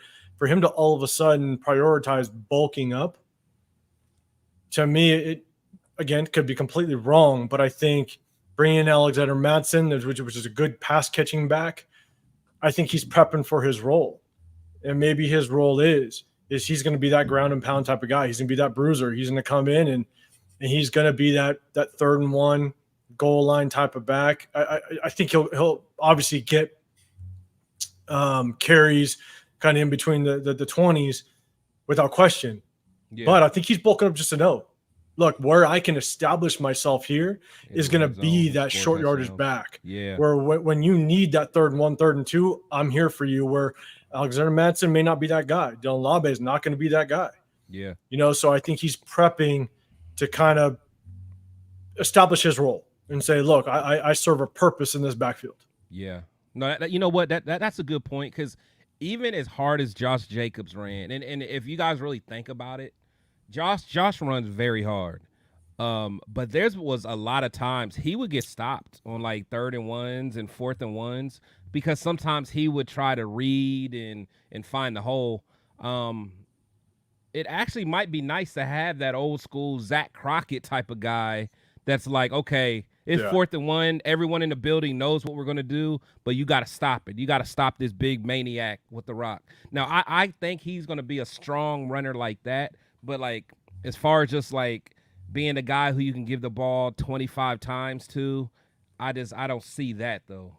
So I will say, like, one underrated running back that I loved watching, and I hated that he got caught with the Darren McFadden days with Michael Bush. I loved Michael Bush. He was a big boy. Michael Bush, and he got that speed. He had that breakaway speed. Like it was shocking. As big as he used to get moving. Exactly. He used to get moving. But shout out to California Dave. It's a good point, right? With these rookies, they got to get smacked in the mouth before we really see what they have to do. So 100%, I agree. I agree that, until these rookies understand what the NFL level is, you really won't know what we have. So I agree with you. Just I'm excited to see kind of how he battles with that running back group, how he battles with Amir Abdullah. We re-signed Amir Abdullah for a 1-year contract. And you draft Dylan Labe. Everybody's comparing him to what Tom Telesco found in Austin Eckler. And so I'm not saying he's Austin Eckler, but he kind of has some of those traits. He's not that bigger running back, but he's quick. He can catch out of the backfield. Eckler was strong, though. Eckler was strong. He was one of like. Labe looks strong, though. Have you seen Labe's physique, bro? That dude looks strong. No, he is. No, but Eckler was like known for like probably squatting some of the most as a running back. But no, I get what you're saying, though. I agree. But that's why I'm excited to see the competition. And I 100% agree. Once the pads comes on, you separate the men from the boys. That is, when you talk about the football season, you're excited about first day of practice. You're excited about the first game. you were excited about pads. Yeah. You know, that day those pads strap on. Yeah, you circled that day. It's going Oh, down. you circle that. You got to highlight it with the men from boys, man. 100%. Men from boys. You know, and that's when it's like you know, in college you have it a lot, but that was the fun part. Just a quick little story, not to derail us too much, but I remember back in the day, you know, I transferred over to safety after high school, but you know, in high school I played linebacker, and I loved watching some of the track guys or some like the fast guys that thought they can come out and play 7-on-7, you know, and they'd find some success just because you couldn't put your hands on them too much. Put your hands on them, and they would just run those post corner routes, you know, double moves, all that stuff, and they would just they think they were everything. It's all fun and games. All but fun you and games. circle that day. Basketball. You circle that day, pads come on, and the moment Somebody they come gets through hurt. that middle, and the thing is, the moment they come through that middle, you know it's illegal, but I'm gonna pop you just because all the talk you're doing during 7-on-7, we're gonna have fun today. And so, but to your point, California Day, but to your point, like 100%, the moment the pads come on, then these rookies will understand what the NFL is, and it's like it doesn't matter how good you are. Michael Mayer, one of the best tight ends coming out of college football that year, Max Crosby gave him his welcome to the NFL moment. So no one's susceptible, or no one is protected, you know, behind the shoulder pads. The moment you put those on in the NFL, the real boys come out. So it's going to be fun. So California Day, I 100% agree with you. We got to see what he does with pads on. So that's why competition is going to be fun to watch. Speaking of pads, I know Rebel, you know, you interviewed our guy as well as I did. I was Woo just Governor, gonna say the same. Like just like I told Woo, I'm like, man, the evaluators are going to have a problem evaluating you until you put the pads on because you're so physical. Yep. Because you know, like corners, you know, a lot of times, you know, I mean, you could still evaluate them, but a guy like him, who I think should be more of a nickel guy, who can come downhill and blitz and do different things. Yeah, like he's one of them guys that once them pads come on, you start seeing his value at that point. Yeah, you read my mind. I was thinking the same thing. We were getting ready to talk about Woo at the same time. I was like, yeah, I'm really just waiting for the pads to come on and see my man shine and finally get. But yeah, I haven't heard you guys love Woo. Let's talk real quick. Not mean to cut you off, Rebel, but let's talk real quick. Like, who are some of the players that you guys are most excited about when it comes to non-starters? Yeah. Who are you guys excited about when it comes to the defensive side of the ball, when it comes to either, you know, the backups or the rookies, undrafted free agents? Who are you excited about? And before we do that, Chris, it looks like you are dipping back into that 1800, aren't you? Oh yeah, man. Yeah, I started yesterday, man. You know, you was talking about my Zima. I got mine. Little Abalor, little Scotch. I'm a big Scotch guy, so I either got my Jack and Cokes or Scotch. See, Scotch burned a little too much, man. I'm not grown enough for that, man. I'm trying to act like I'm grown. Let's put it that way. Hey, there you go. I've been watching the whatever Vegas Sports has been putting out on the whatever training. I know they're not supposed to be putting stuff out, but I guess he got a media. I think they can. Yeah, I think he's independent, so I don't know if it's different, but I think he's been putting out some stuff, and I seen with the Ellerson Smith, the 92 defensive end. Yeah. Man, that kid he was showing out. Like they were double teaming him with they put Tyree and somebody else next to him, and he just like shoved I think it was a sled. I think it was Amari Burney. No, it was two on one, Burney. Like a blocking drill. I think it was Amari and Tyree, and he just destroyed both of them, dude. Like he pushed that dude so far, he was stumbling backwards like 4 or 5 steps, and Max was over there like yeah. Pumping him up. Like that might be a guy to watch out for. That dude seems freakish. Ellerson Smith's a big boy. I think he came from Minnesota, and his get off was just looking nasty. I was like, man, I like Marquand. What's his name? Marquand McCall. Yeah, Marquand McCall too. That's a big boy too. Guy. So when we picked up John Jenkins, I was excited that we brought back John Jenkins. Yeah, I like John. But when we picked up Marquand McCall last year, he's a big boy. He's 6'3", 380 or something like that. I mean, he's a heavy boy. And 6'3" may not be tall, but one of the things is that when you have that low center of gravity on the You're defensive hard to line, block. You're hard to block. and you understand how to use it, like it's dangerous. I mean, I remember I played with a guy that played in front of me. He wasn't very big. He was a little heavy. Again, playing linebacker. I'll be right back. Y'all hold it down. Playing linebacker. Like, he wasn't very tall, but he was a little heavy.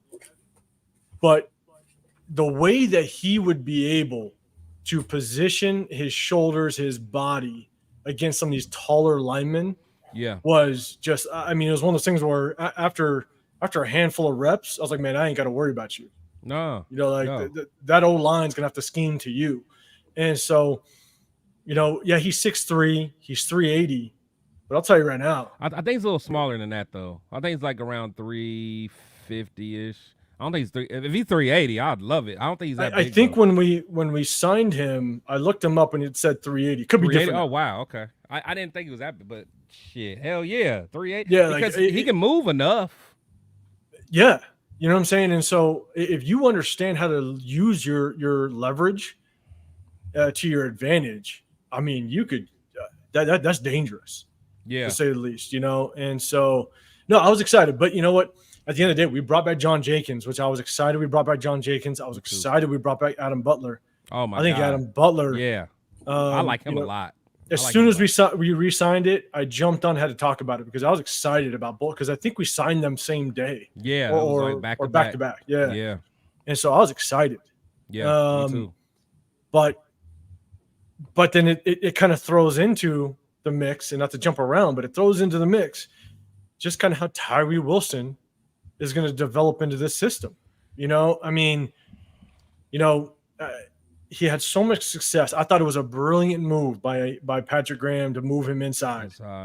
Because he had to. What else could he do? I had my concerns when we drafted Tyree Wilson. I had my concerns right out the box because Tyree Wilson, I had this comparison with him with Jadeveon Clowney. Is that Jadeveon Clowney in college at South Carolina was just a monster, and he could manhandle guys. And a lot of offenses schemed to him, which means they would run some RPOs off of him, and they would leave him unblocked. Tyree Wilson was the same thing. He was so big that offensive coordinators would sometimes just leave him unblocked, and they'd run RPOs off of him. And Tyree Wilson just bull rushed. That's all he had. He was very one-dimensional. He was. And the thing was, that's not going to work in the NFL. And so he had to develop that second to third move that he didn't have. And so that was my concern. I was hoping that it could develop. A lot of us didn't know how bad that foot issue was, so, but as we stand today, as it stands today, it's going to be it. I hope that they start him out on the interior, because that's where he excelled last year. But I think that Patrick Graham has come out and said it. They're going to move him back and forth. He's going to play the interior. He's going to play on the edge. They're going to move him around a little bit. So, it's going to be interesting to see kind of how they develop Tyree Wilson and where he ends up playing full time. Yeah, with Tyree, man. Again, I talked about it yesterday with my boy Gravy. I'm concerned, man. I really am concerned because, just like you said, his skill set is based off of his bull rush, because he was able to, to manhandle some guys that were smaller than him. He has long arms. He got bigger, but that get off being so slow, man, it bothers me. So with that get off, no matter what he does, I don't think he'll ever be able to develop into a good edge. Because like I said, if you're going to be that big and you want to be like a power edge, I think of the guys like a Justin Tuck or, like he did it well. Seymour did it well. Guys like that who could be a true edge, or even be like a 3-4, like outside guy, a 3-4 guy. But it's like he almost has to be inside. Go ahead. Let me pose this question, and it stems around Malcolm Kuntz, and I teeter on this back and forth. Right, the one thing that Max Crosby has needed since he started his career with the Raiders is someone opposite of him. He had Yannick Ngakoue the 1 year, right? Yeah, yeah. Because he's got so many pressures on the quarterback, but he can't finish. And it's not because of his own, it's not because of his fault. It's because the edge rusher and mostly D line opposite of Max doesn't get enough pressure where the quarterback has an exit. Yeah. The quarterback can bail out. Good point. We haven't had the best defensive backs, so the quarterbacks can get that ball out quickly. But we just need somebody that can sustain that edge on the opposite side of Max Crosby. So Max Crosby can finish. We would love to have a Malcolm Kuntz every single year opposite Max Crosby that can finish just as well as he can for the most part. But, my biggest thing is everybody talks about extending Malcolm Kuntz. Do we extend Malcolm Kuntz? Do we extend him knowing that he's going to be a big price tag? But we do have someone like Tyree Wilson, if he develops a little bit this year, can be just that edge rusher opposite of Max Crosby that can kind of sustain that edge. He's not going to finish every day. He's not going to finish all day. But can we have someone that can keep that quarterback in the pocket and press the edge on that side that Max can finish? Because you got to pay Max. You got to pay number one corner. We already got Wilkins that's going to be on the books. I mean, it's like if you look at the whole defense. You can't risk it, though. I don't think. Only reason I say that because I think finally, and I think Leo said it, like finally Max has a Robin to his Batman. So I agree. Yes. Yeah, so like I just like you said, I don't want to risk putting Tyree over there, and then they always have an outlet if things get rough. They can just go where Tyree is. Yeah. Tyree might still be in a 3-point stance, all we know. So like I get what you're saying from a financial standpoint, because we got to make a decision, but I don't want to risk it, man, because we waited so long to get somebody where we've always been that team who couldn't get to the quarterback. We finally have an opportunity. Like if we need to shave off in other areas, shave off the books in some other areas, and so be it. But the way that we're going to beat Mahomes is by like a complete line getting to him, with no outlet. Making him uncomfortable. Yeah, with no outlet. Because one thing that makes him good, and that's the same that makes Lamar good, is Lamar is a god at dropping back and finding that crease inside somewhere. There's like a weak link in the line, and he could find that hole, and he'll step up and go. Sneaky if there's like because Wilkins ain't gonna make no gap. And honestly, I don't think Adam Butler will, and John Jenkins, he won't be on too many passing downs. But Adam Butler, he's not going to make too many gaps. Now, if you get someone like Tyree out there that's still in his 3-point stance, man. Yeah. He said still in his I'm telling I mean, y'all seen the video, man. And honestly, just like Rebel said, even the new video I agree, we're seeing, Leo, I agree. Even if the new video we're seeing he's still slow getting out of his stance. Still. I was watching video that they were posting, and he was going up against Tyree pushing the sled, going up against Wilkins pushing the sled, and he beat him by just a little edge. So I think we run so much 4-2-5 last year that if you just leave them in the middle next to Wilkins with Kuntz and Crosby and let them eat on the outside, it's just going to be nasty for opposing offensive lines. When he's on the outside, he's good at stopping the run. We were horrible at stopping the run last year, and with Wilkins and him stopping the run. And if I know you don't want to put him in, on third down or run downs, because they know what's coming. But I think we need. I wouldn't trade him. I definitely keep him on the roster. I think he's. Somebody said in the chat, trade him. No, don't trade him. No. Yeah, I definitely think. Trade him at this point. I don't know if he's ever going to live up to his potential of a 7th round pick. I don't know if that's ever going to happen, but I know he's progressing and he's getting better, and he's finally over the injury, so he's going to get faster.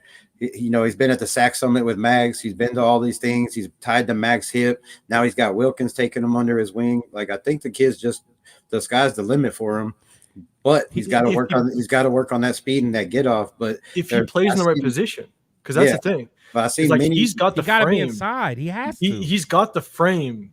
To get to 290.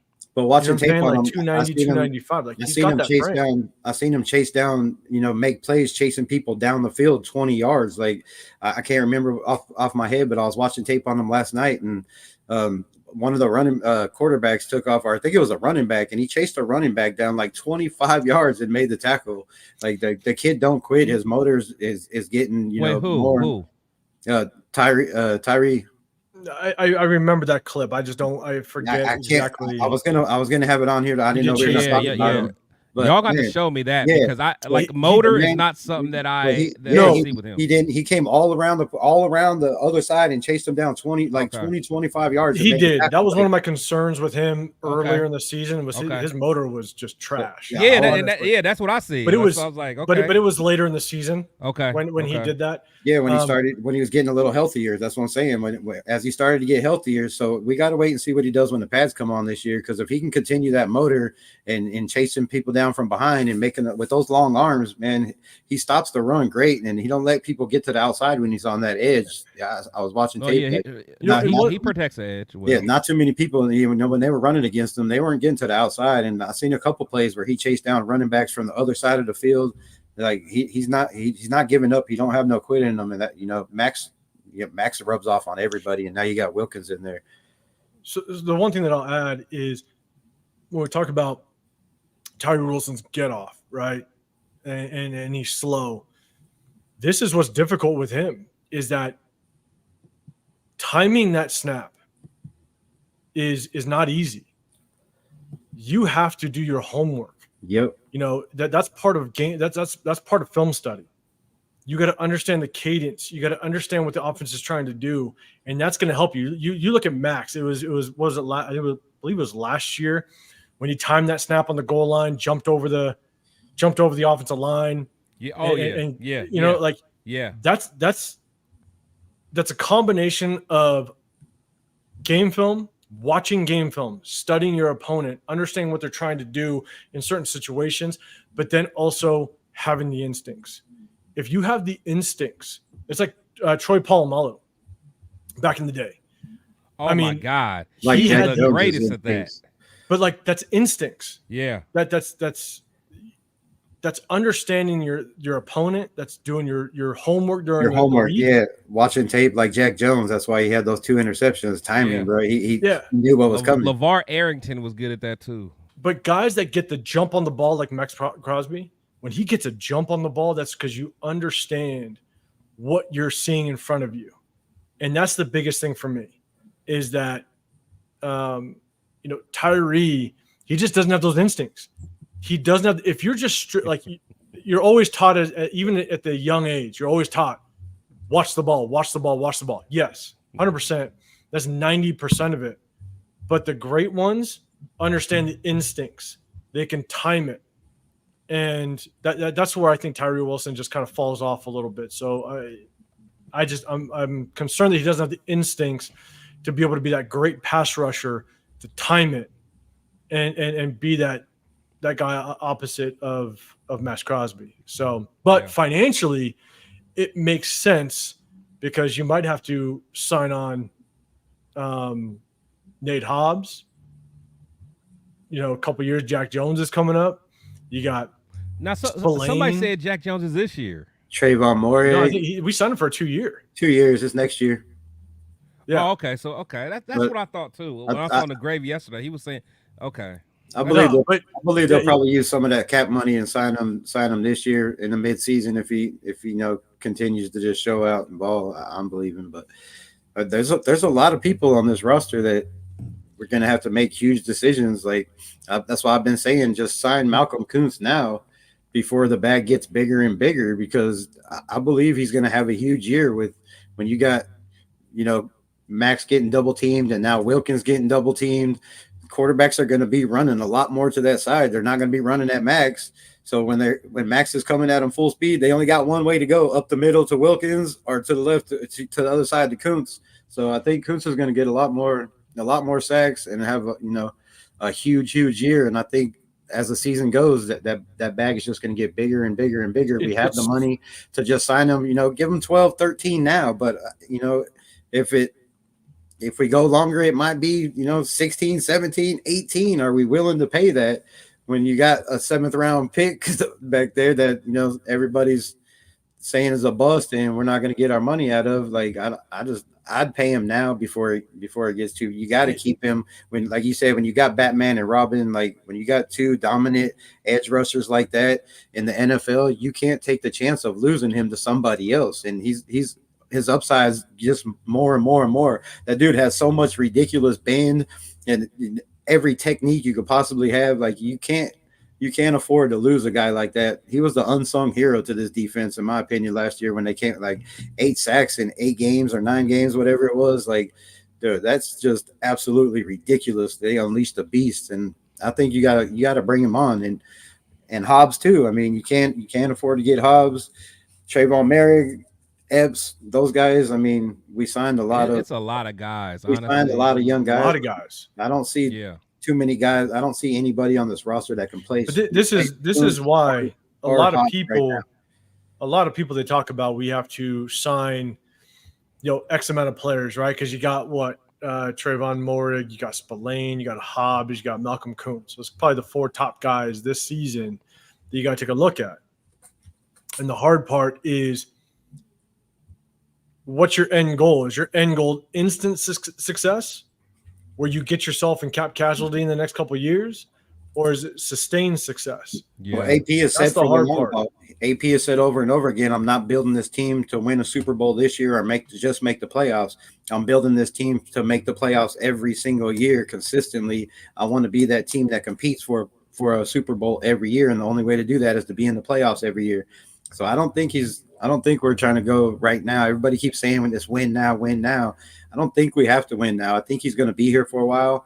And I think definitely we want to win now, but I don't think that's the all-in goal. I don't think they're thinking Super Bowl this year. They're thinking build this team and get the pieces that we need for the puzzle for the long haul. But that's the thing, though, with that mindset, if that's the true mindset, then what do we really want to do with Devante? Now, me personally, you know what I'm saying? Hey, Chris, pour yourself up the words. Yeah, in fact, I will. Man, I just bought this yesterday, man. I know you did. Tell me we was gonna be drinking. I don't even drink, but I would have brought a beer or something. Damn. When I hit you with that question yesterday in your live, I think I saw 3 different colors in your cup. Yeah. It looked like that was a brand new bottle. It was. I cracked it up yesterday. I like your style. Just cast it out, man. Oh God, dude, go put it on the shelf. Yeah. But no, so yeah, and honestly, I am the biggest advocate of I don't want to hear no kind of Tay slander, no kind of trade in Tay. But if I got to understand the goal. If the goal is a long term, not fighting now, then you have to make a decision with Tay. But me personally, I don't think we're that far. I think we can compete, and I know that the windows are always short for teams.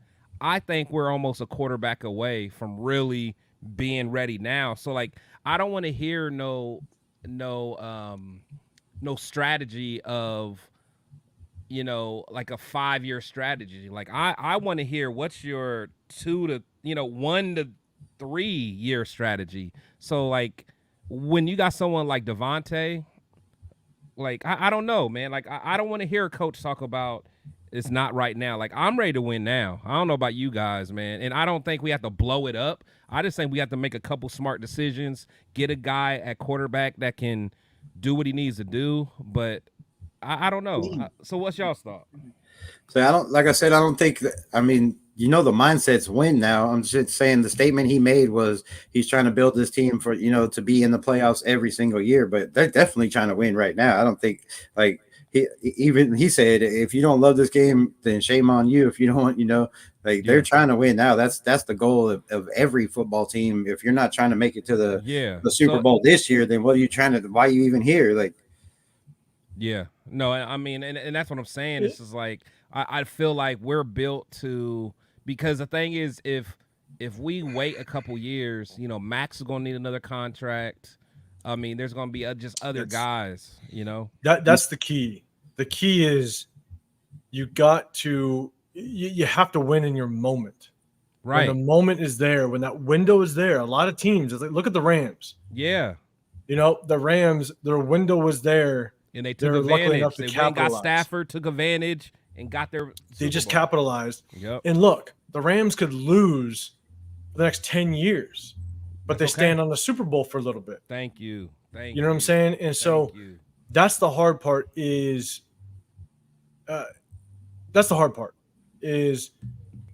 we have a window right now. If we have and I think that's why Telesco tried to trade up, in all honesty, Yeah, to get knowing that the quarterback. window's probably about 1 to 2 years. That's what I'm saying. You know what I'm saying? Well, yeah, And because so, the players that we have that need to be signed on this cap are going to take a lot of money. Like, I know the cap's going to probably extend next year, but I mean, the money we have on the books is good that we're not behind. There's a lot of teams in cap hell and we're not.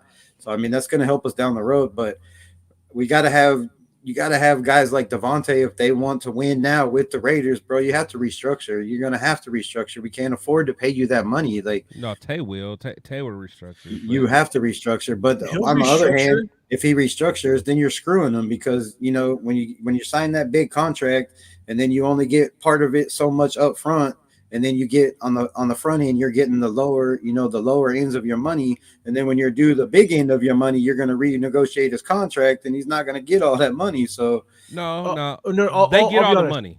Well, go ahead. They get all the money, but the thing is, like, Yeah. you're only screwing them if we're talking about like a second contract for some of these big guys, right?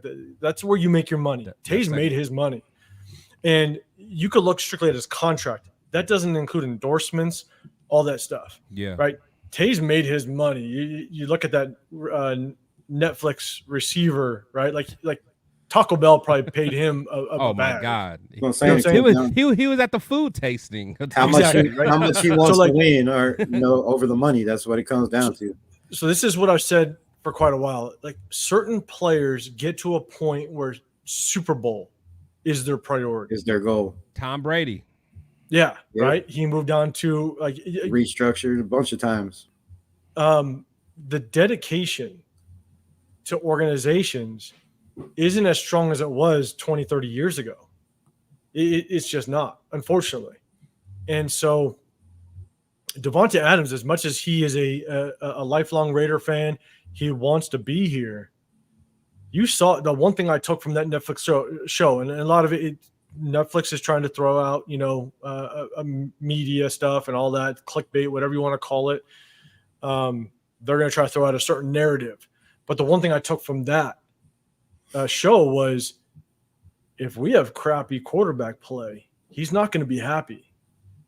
He's going to want a championship. He's going to want his numbers. He did make a comment, which maybe some people kind of passed it, is, wins and losses don't mean too much to him for the most part.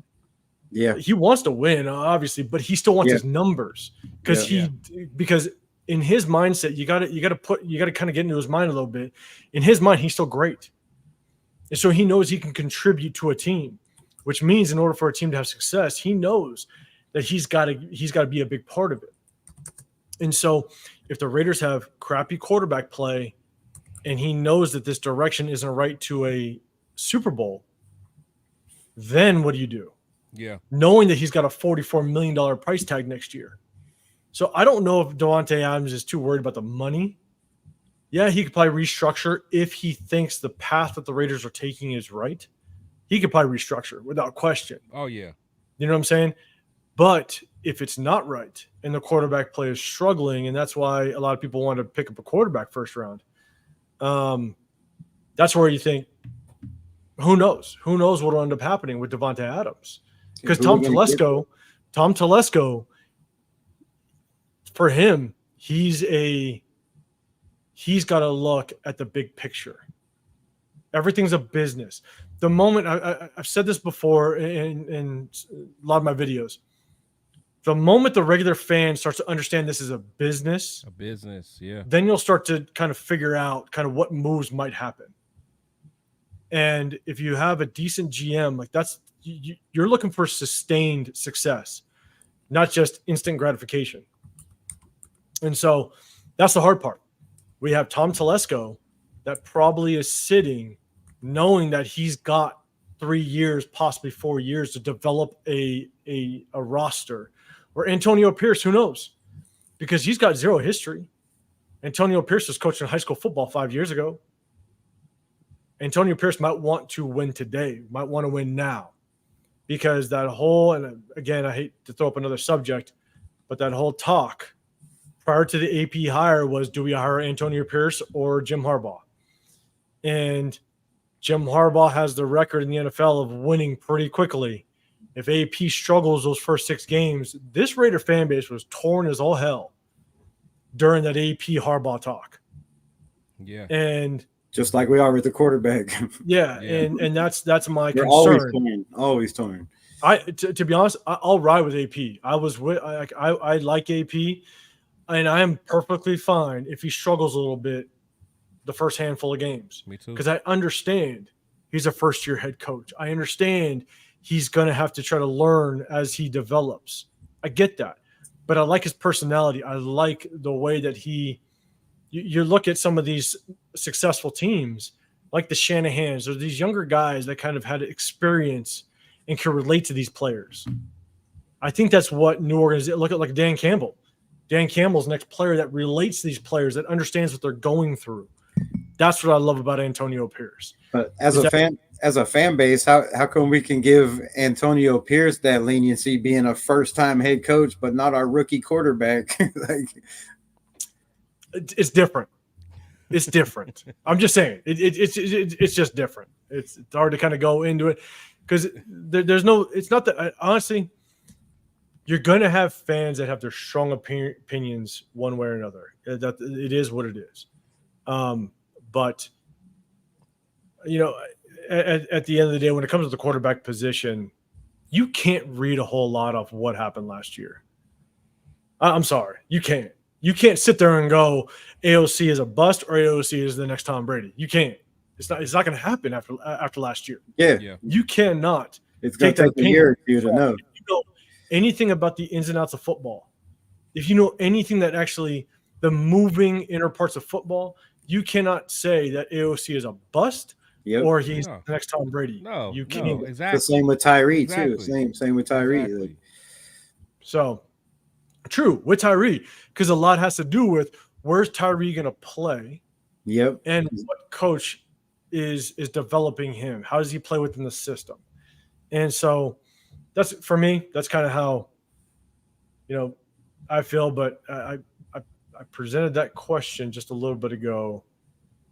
You guys talk about Woo Governor, right? You guys are high on that kid, which is cool. I saw your guys' interview with him. I thought that was a great interview. I've seen his tape. I'll be honest. There's not a whole lot of tape you can find on him specifically. But watching him, I think he's got the motor. He's got the spark. He's got the maturity to give himself a push. The hard part for me is I think this cornerback room, especially when you draft 2 cornerbacks. Oh yeah, there's a lot of guys. It's a lot of guys to run through in order to have a true chance at making this team, because the one thing a GM wants to prove is that his draft picks work, right? Yep. So DC Richardson, Dekamarion Richardson, MJ Devonshire, they're going to get the first You're pull. going to have the upper hand. Yep. You know what I'm saying? Not to say that Woo Governor is not going to be able to come out and shock some people and potentially, battle. I'm not going to say that. But again, it's also understanding that GMs want their guys to work out. There's only 2 ways GMs show their worth for the most part is draft, free agency. That's how you show your worth. That's a good point. And that turns into wins potentially. And re-sign. Yeah. And re-signs. Keeping people in-house is big, like especially I'm glad Tom Telesco is big on keeping people in-house because we have a lot of players that we need to find a way to keep in-house. Yeah, I think so when it comes to Woo Governor, I think for him specifically, I like his attitude. Like I feel like he has a personality and attitude that AP would love. and it's authentic. It bleeds out of him. And even if you just watch his game, you know, he's not the biggest guy, not the fastest guy, but you know, when I was talking to him about his inspiration, you know, which is a honey badger, I see a lot of the honey badger's game in him. I do. I see a lot because yeah, I agree. Yeah, because he can move around, you know, and he's just like a pest, and he's bringing it every play, and like stuff like that. Again, it's definitely going to be uphill battle for him. If you know, with me being a betting man, you know, I could see him on a practice squad. Honestly, if I really want to be honest, I would love for him to make the roster. Yeah. But just like you said, it's going to be tough because, you know, if you keep a Woo Governor on the active roster, 9 times out of 10, one of your draft picks is not going to make the team. They're gone. And, They're cut. and you're going to have to be held accountable for that. Like, okay, now why did you miss on this draft pick?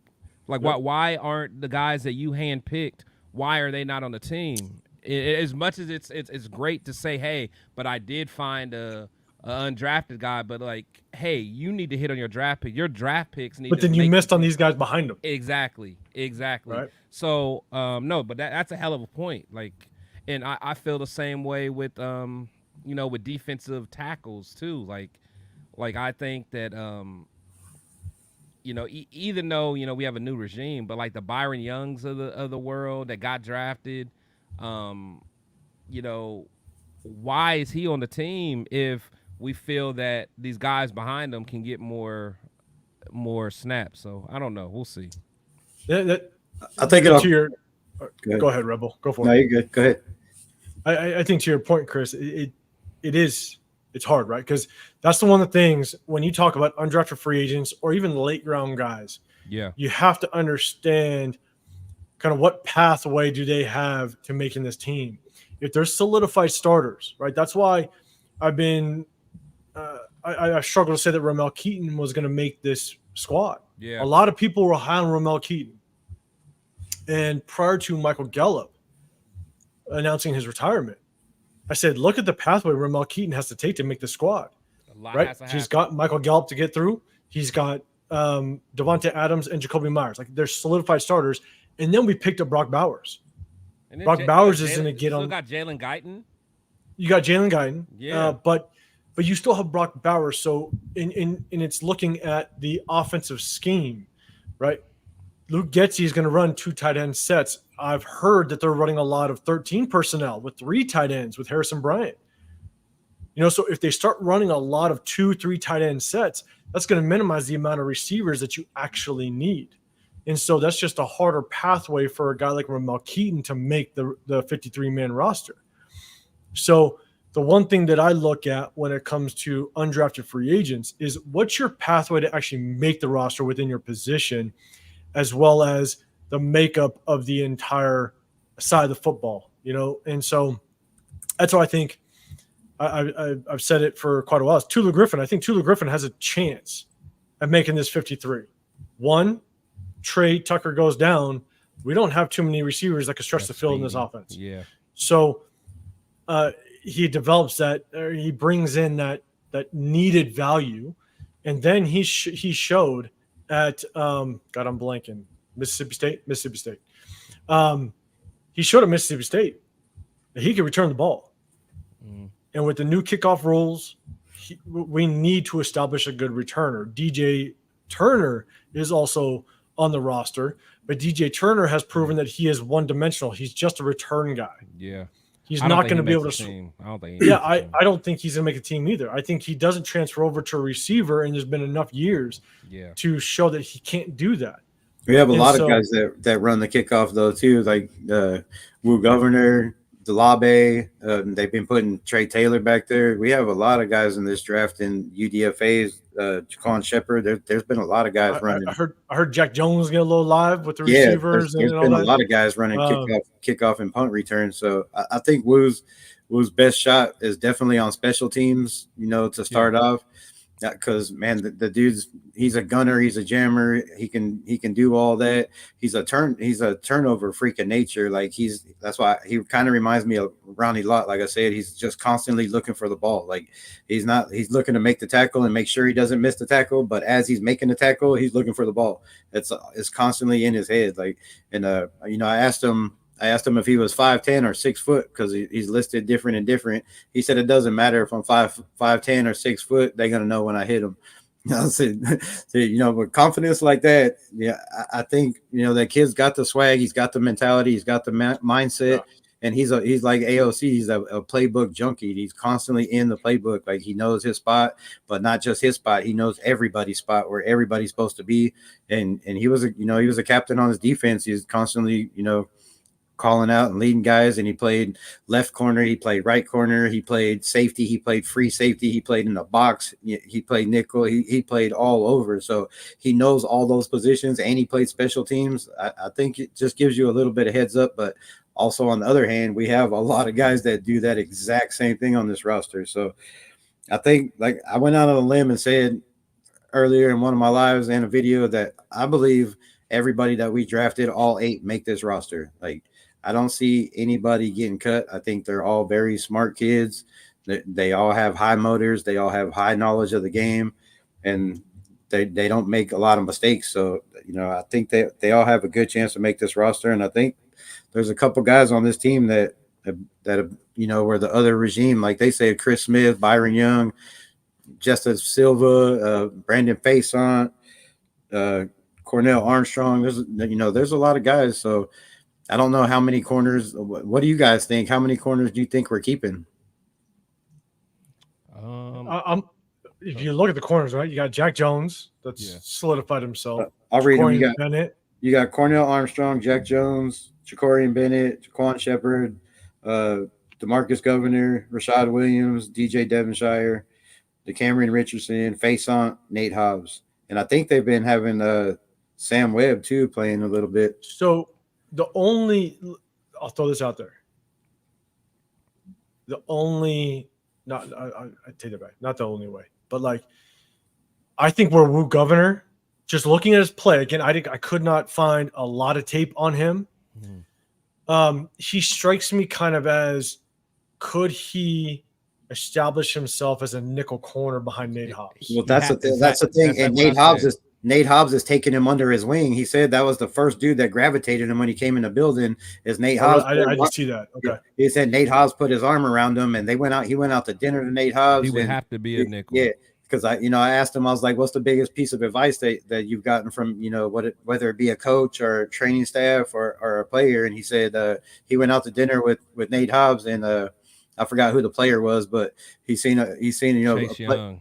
Oh yeah, Chase Young. He's like, "Oh my God, don't be mad, but that's Chase Young." And Nate Hobbs said, "And you're Wu Governor." And he was like, that was a wake up moment. And he also said, he made a play during practice, and he just kind of, I guess he made a big play and just kind of walked off. And Nate Hobbs went over there and was like, "Man, celebrate. Like, you just made a play in the NFL. You're an undrafted free agent. Like, don't take that lightly, celebrate that shit." So, he's got that mentality. He's not out there going, "Yeah, I just made a play," yelling and screaming. Like, he's got that mindset. He's very, very well raised kid. He's very well disciplined. And I had a lot of people in my comments that I guess are family to his, or best friends with his father, talk very, very highly of his character, his work ethic. So, and also he said there's been times where he has beat Max Crosby in the building. Yeah, I heard that. There's been days where he's been the first one in the building and the last one to leave. So, I mean, the coaching staff's going to see that when you got kids that are willing to put in that time and that work and know the playbook. AP's preached and preached and preached. I want people that know their position and can play multiple positions. And he's one of those guys that he's going to know his spot. He's going to know his role. He's going to know the other players around him's role. And you can put him anywhere and he'll be ready. So I think that gives him a big heads up. So when you talk about how many corners we're going to keep, right? You got Jack Jones. DC Richardson's going to make the team. We did pick up MJ Devonshire, which I like MJ Devonshire. I think again he's kind of a dual threat guy, right? Can play corner, can help in the return game because he showed that he can return the ball as well. Jacorian Bennett, Hobbs. So I think we possibly keep 6. Yeah. So if we keep 6, we go Jack Jones, Jacorian Bennett, DJ Devonshire, Brandon Face, Nate Hobbs. No face on. What we got? Face on or DeCameron Richardson? Do we keep face on because of the veteran? That's what I'm saying. If we keep DCAM, then the only person who's going to have to be out would be Brandon Faison, Jaquan Shepard, and Cornell Armstrong. I think one of the rookies. I hate to say it, one of the rookies won't make it. You think one of them? I think one of them. I think one of them won't make it, and I also don't. Richardson? I don't think Faison's going to make it. You thinking DeCameron Richardson? Because from what I hear, I think MJ Devonshire has pretty much opened some eyes on this team. And I think DC Richardson makes it just because he was a 4th rounder. Mm-hmm. So you think DeCameron's going to make it too? So then that leaves. I think Devonshire might be questionable, Possibly, but he can play. That leaves Faison. I don't think Faison will do it, and I don't think Hobbs, just because they're not really part of the new regime. I like Hobbs. Did you say Hobbs? No, I'm sorry, not Hobbs. Nah. Too much. My bad, John. Yeah, I was like, what? I was checking to see that. I was checking. Crazy. I was seeing if it was empty. My bad. Sam Webb. That's what I meant. Sam Webb. Okay. Yeah, Sam yeah. Webb. I don't think Sam Webb makes it because he wasn't part of the current regime. But me personally, I like Sam Webb. Honestly, I like Sam Webb, and I like Tyler Hall last year as well. Like I would have loved to keep Tyler Hall, but I don't think Sam Webb makes it. I don't think Faison makes it. I think that one of the 2 rookies won't make it. That's my prediction. But then it rolls into the question of salary cap. We have the 6th most salary cap in the league as it stands right now. There's a lot of talks of us bringing in another corner just in case that number 2 isn't solidified. Number 2 is solidified, man. I hear you. But Jacorian Bennett. But you know what I'm saying? Like, but if there is, because here's my thing: if we don't spend that salary cap, which I think, what is it, 34 million? Yeah. If we don't spend 34 million, that salary cap next year is going to increase. Yes. It increase every year. We can start I have signing a theory. these players back. I have a theory as to what Tom Telesco is cooking up. Okay. But if we don't spend that salary cap, and because you can roll over that money. Yeah. But my question is, do we bring in another corner? Man, the only thing about that is we have so many young guys that have opportunity to shine, and that could possibly be studs. Do we really risk bringing in another guy and taking a shot away or a spot away from one of these guys that can turn out to be somebody? I mean, that's about the only risk you have. We definitely could use it, but I mean, what do you do? Go trade for Marshawn Lattimore? Like, I wasn't against that. I ain't gonna lie. I wasn't against that. I mean, they were saying you could. I was reading the thing saying that we could trade for Marshawn Lattimore and rework his contract and structure and have him on the books this year for under $4 million cap hit. I was like, man. And with the Saints salary cap issues? Yeah, and with the Saints salary cap issues, I mean, that would be one guy I would go look at. And Ziegler's over there. Ziegler might make that happen for a draft pick. It all depends on how these guys shine when the pads come on. If they're getting beat, which, I mean, then that means our quarterbacks are doing their job for one, and our receivers and our line. No. But if they're getting beat, or making mistakes, do we bring in a guy or do we let them grow and take baby steps and let them mature and see what they have? Because when the pads come on, that's when you're going to know if these guys are definitely Raider material or they're not. Like, well, the one guy that I'm actually high on and it's you again, it's looking at the whole picture. The one thing I'm high on is bringing in potentially James Bradbury.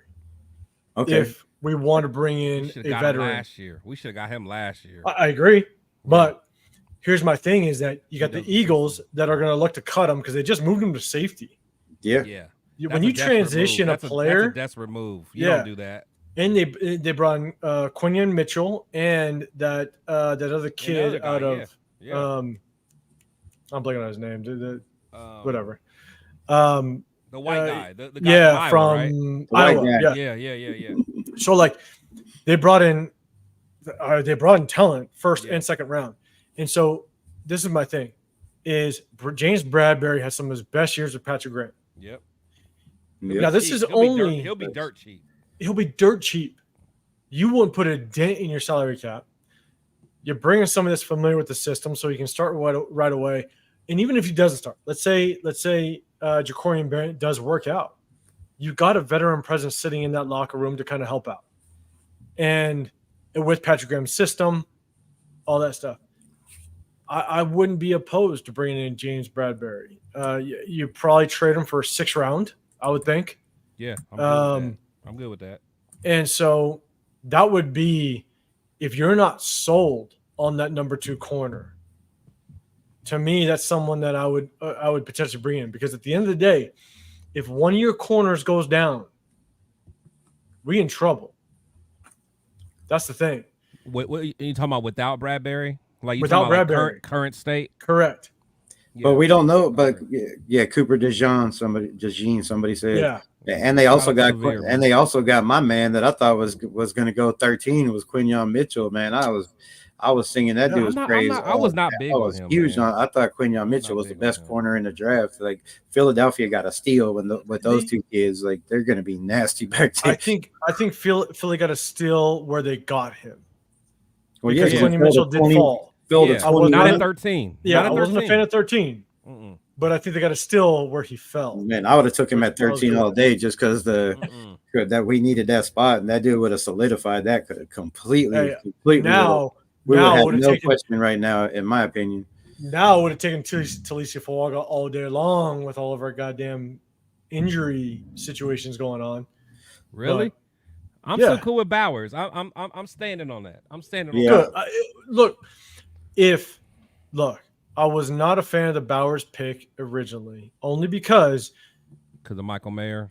No, we didn't solidify our O-line, and we don't have a gunslinger back there that's going to feed our 5 different targets that we need to get to.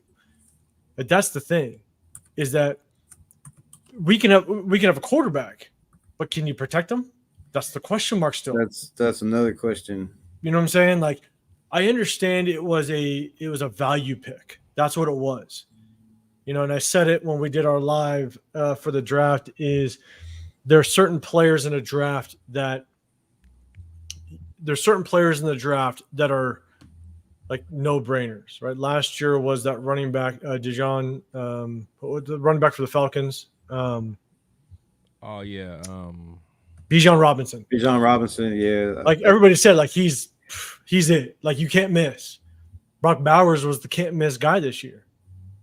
And so I guess I kind of understand it, but at the same time, I hope they would have put the pieces in place to make sure we get the ball to him, 4 or 5 times a game to let him cook, right? And so again, that's here nor there.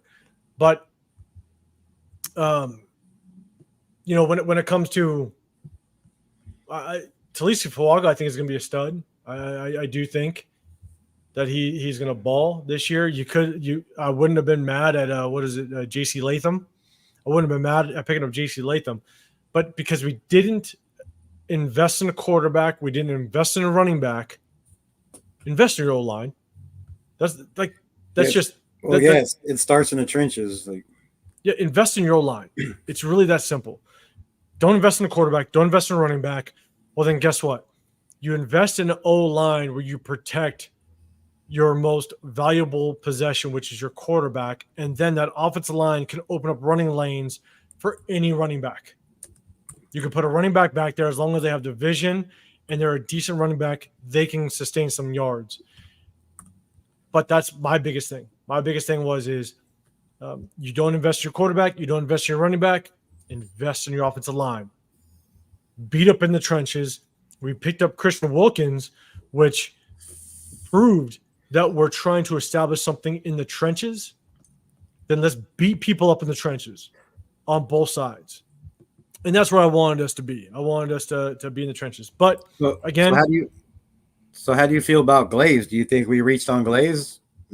You don't see no upside potential on him? I think Glaze was an absolute reach, because you picked Brock Bowers. You knew tackle was a need. You picked Brock Bowers when there was plenty of tackles on the board at that point. You didn't pick up another tackle in round 2. You went with JPJ. I love JPJ. I think that was an extremely good pick. I have high hopes for him. But Glaze, I think they just reached. I think they panicked. I think that they said, "Look, we need to address this position, so let's get the best one possible that we think is there." So I think his athleticism and his strength is a lot something a lot of people don't look at. Like, we're running a lot of wide Glaze. We're running a lot of wide zone. If we're running a lot of wide zone, and you're going to have to be pulling, these guys are going to have to be mobile and moving and get to that next level. Like that, he's powerful as hell. He had like 32 bench press reps or something. But he's very, very mobile, very, very quick. Like, and I think he only gave up 2 sacks as his whole senior year. His pass blocking ability is good. It's fire. Yeah. And the fact that they were saying that when he came to the Senior Bowl, like in practice, he was getting smoked, and one of the coaches came over there and was like, "Hey, this is what you're doing wrong. Do this, do that," and he fixed that and had a hell of a game in the Senior Bowl. So like to be able to, for one NFL coach to say, "Hey, try this technique," and for him to pick that up and have a good game, that quickly, I think his potential is pretty solid. And I'm also, with Colton Miller being down, we'll talk about, I guess we'll go to the O-line next, but with Colton Miller being down, is he going to be ready? And if he's not ready, do you put in Andres Pete, or do you move Mumford over to the left side, where he played way better last year, in my opinion, on the left side? Do you put and give Glaze a start, in the preseason and see what the kid can do? Because Andre Pete's up there in age. He's getting up there. He's been around for a while. He's had injury problems. He's not the fastest offensive lineman. Like, he's a big lumpy dude. So like, slow feet. Yeah, he's like a big lumpy dude, and I don't think like that's not going to be able to protect our left side. We need to be able to protect our quarterback, whether it's Aiden, whether it's Garner. We need to be able to protect the quarterback, and we need the defensive edges are just so fast in this league. You can't have slow guys out there. You need these young, fast guys. And another guy like Coker, like that dude's just a freak of nature. And then you got Dalton Wagner. Like, where does he fit in? I mean, he's got slow feet too. He's got slow feet too. If he's healthy, like, he's a beast. But in a wide zone, in a 12 personnel system, I don't see that a fit for him. But like, I would much rather see Mumford, if Colton can't go, on the left side, and see what we got in these young kids on the right, for the future. So look, DJ Glaze, I agree with you, and I've said this before, right? One of the things that we don't talk about is the coaching aspect of things. You can coach players up. If DJ Glaze is very coachable, that's a whole different story. If our offensive line coach can kind of develop him and get him to where we need him to be, that's a different story. But if you just strictly look at his tape, you look at what he did over at Maryland, right? Maryland, is as much as he had success in the pass blocking game, the hard part was that his feet and his angles were horrible when it came to the run blocking side. That's the part that I struggled with, is that when you talk about offensive linemen, you can talk about this in a lot of positions, but when you talk about offensive linemen, they have to be able to attack down linebackers at specific angles. And he took pretty bad angles, which forced him to miss blocks. It was that simple. And so that's where I struggled. And the reason why I wasn't a big fan of the pick was because you look at what Luke Getsy likes to do. Luke Getsy likes to run the ball. And you slot in a guy that just struggles when it comes to the run game, just isn't ideal. Talisi Fuaga just crushes guys in the run game.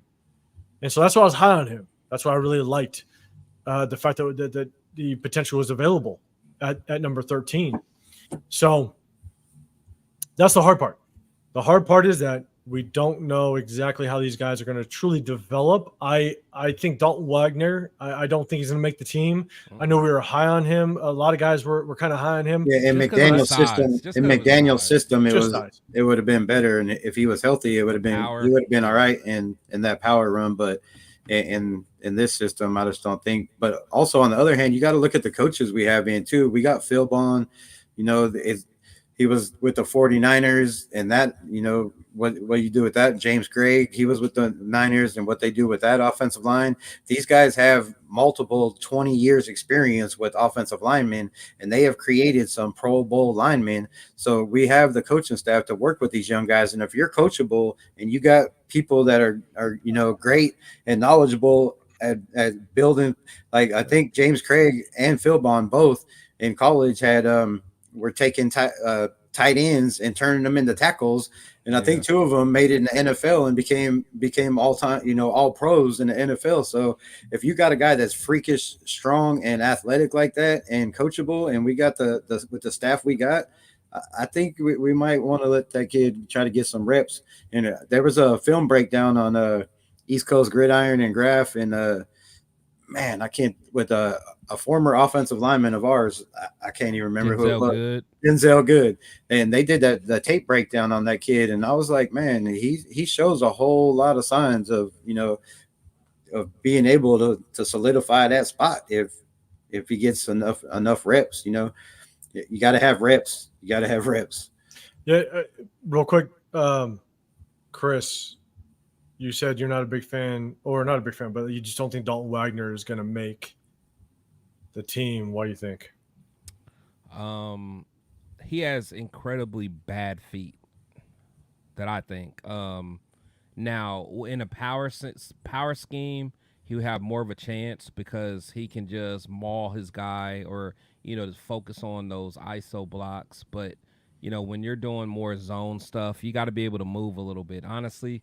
And that's honestly, as much as I like Illuminar, like he had his mental breakdowns at points and his mental lapses, but even Illuminar is like, that offensive line has to be able to move a little bit. That's why, like, honestly, Colton Miller and even, some of us don't like Andre James, but he's a zone type of guy because he can move.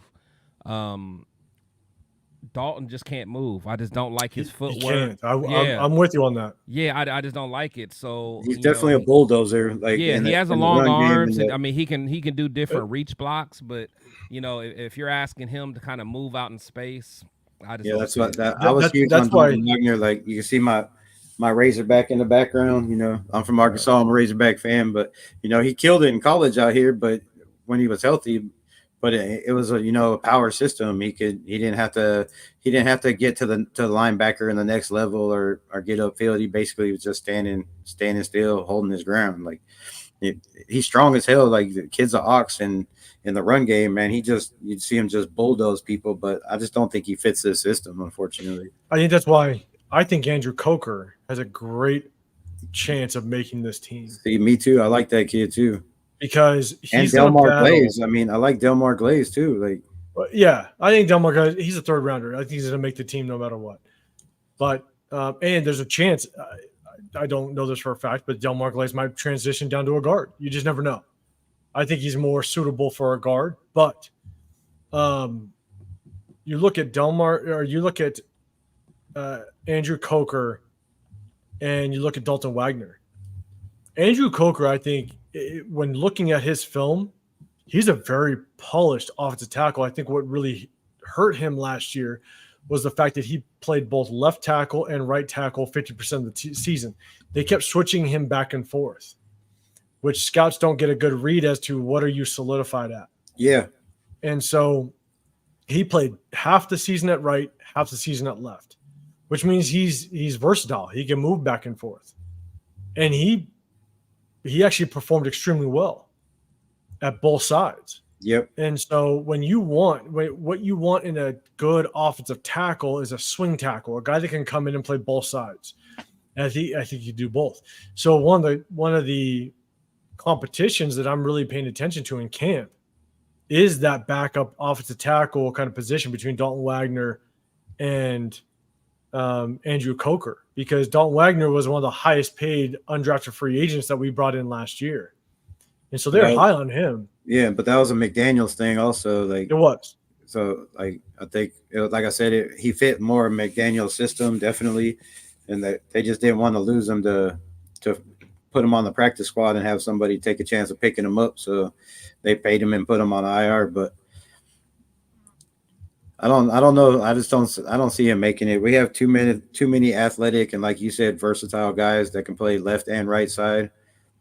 They can play swing. They can play guard. You know, we have so many guys that have played guard, center, and tackle. Like, so I think those guys are going to stand out more. You know, AP and Tom Telesco are constantly preaching, mobility. Like you got to have, you got to be mobile, and you got to be able to play different spots. They want to plug you in when you need to be plugged in. So I just don't see Dalton Wagner being that kind of guy. Yeah, I'm with you, man. I definitely think Dalton Wagner is he's gonna have to battle 100% to make this squad. What about Jalen McKenzie? What do y'all? I don't know really much about Jalen McKenzie. Yeah, I haven't watched too much on him. I don't know much about Jalen McKenzie, to be dead honest with you. So, no, man. I mean, we talked a lot about, we just talked about offensive line. We talked about quarterbacks. We kind of reached across the board, honestly, which was good. Yeah. Yeah. At the end of the day, what either preseason, open practice games, what games are you guys trying to get to this season? Me personally, so I'm already locked in for week 1, 2, and 4. So my September is going to be fun. And 1, 2, and 4. Yeah. So so I'm going to the Chargers, the Ravens, and the Browns. And you come from Ohio, right? Yeah, Ohio. So and then I'm also going to the Bengals game because that's close. Yeah. And then I'm probably gonna go to the Dolphins game. I'm going to a cruise that weekend before, so I might just stay an extra day or two and just go to the Dolphins game. So that's about it. And then I was thinking about the when I first found out we were playing the Saints this year, that was like a must go to because I love New Orleans, but then I wanted to see Carr playing against us.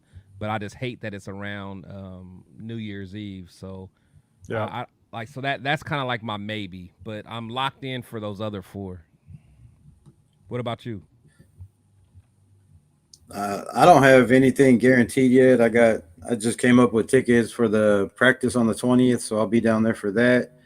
I'm trying to swing the Charlotte game because there's a pool party, Lunatic Raider throwing at the Harrah's on Saturday, the day before. So I think that'll just be a crazy, wild time.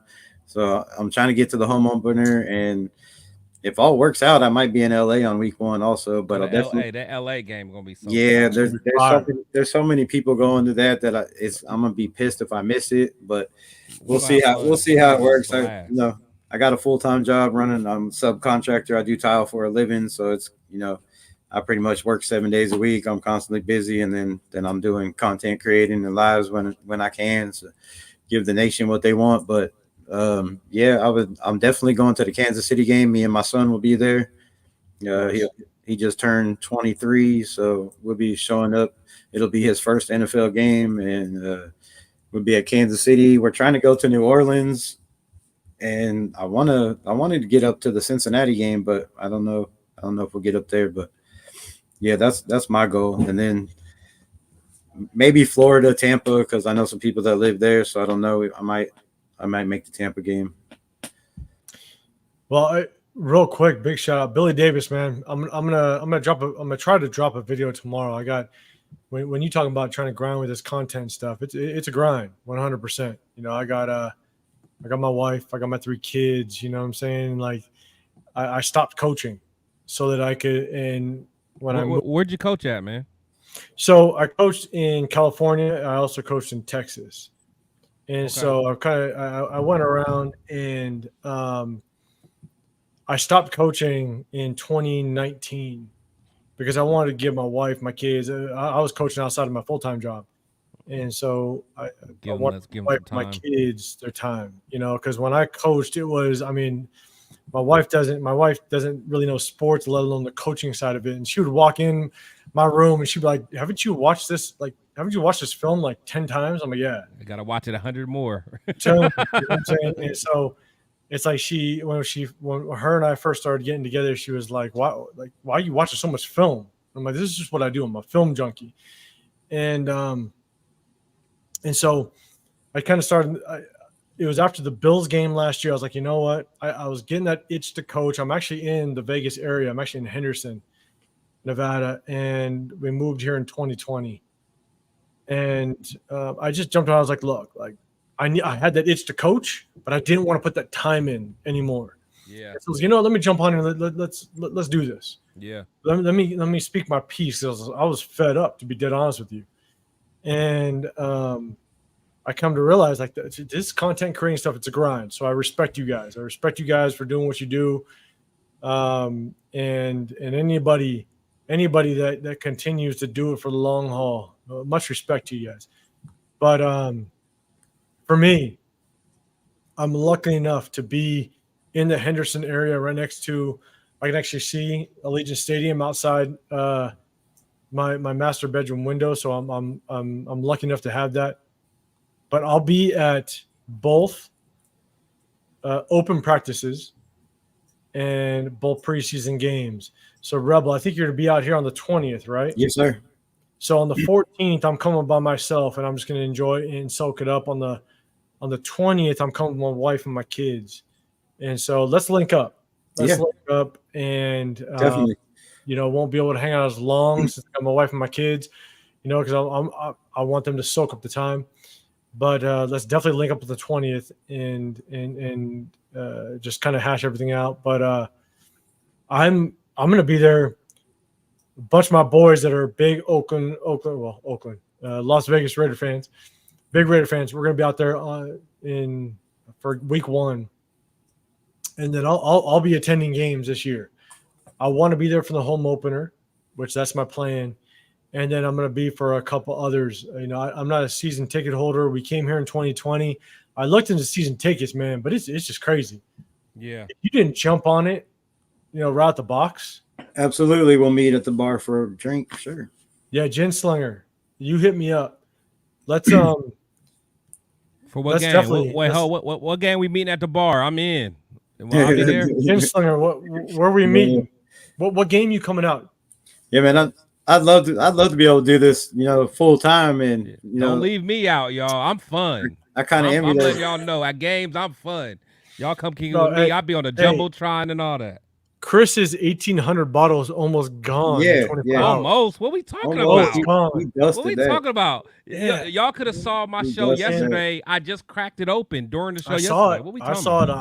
I'm here to verify. I saw it. No Zima's over here. Hey, Ginslinger, okay, you're going to be at both practices, open practices.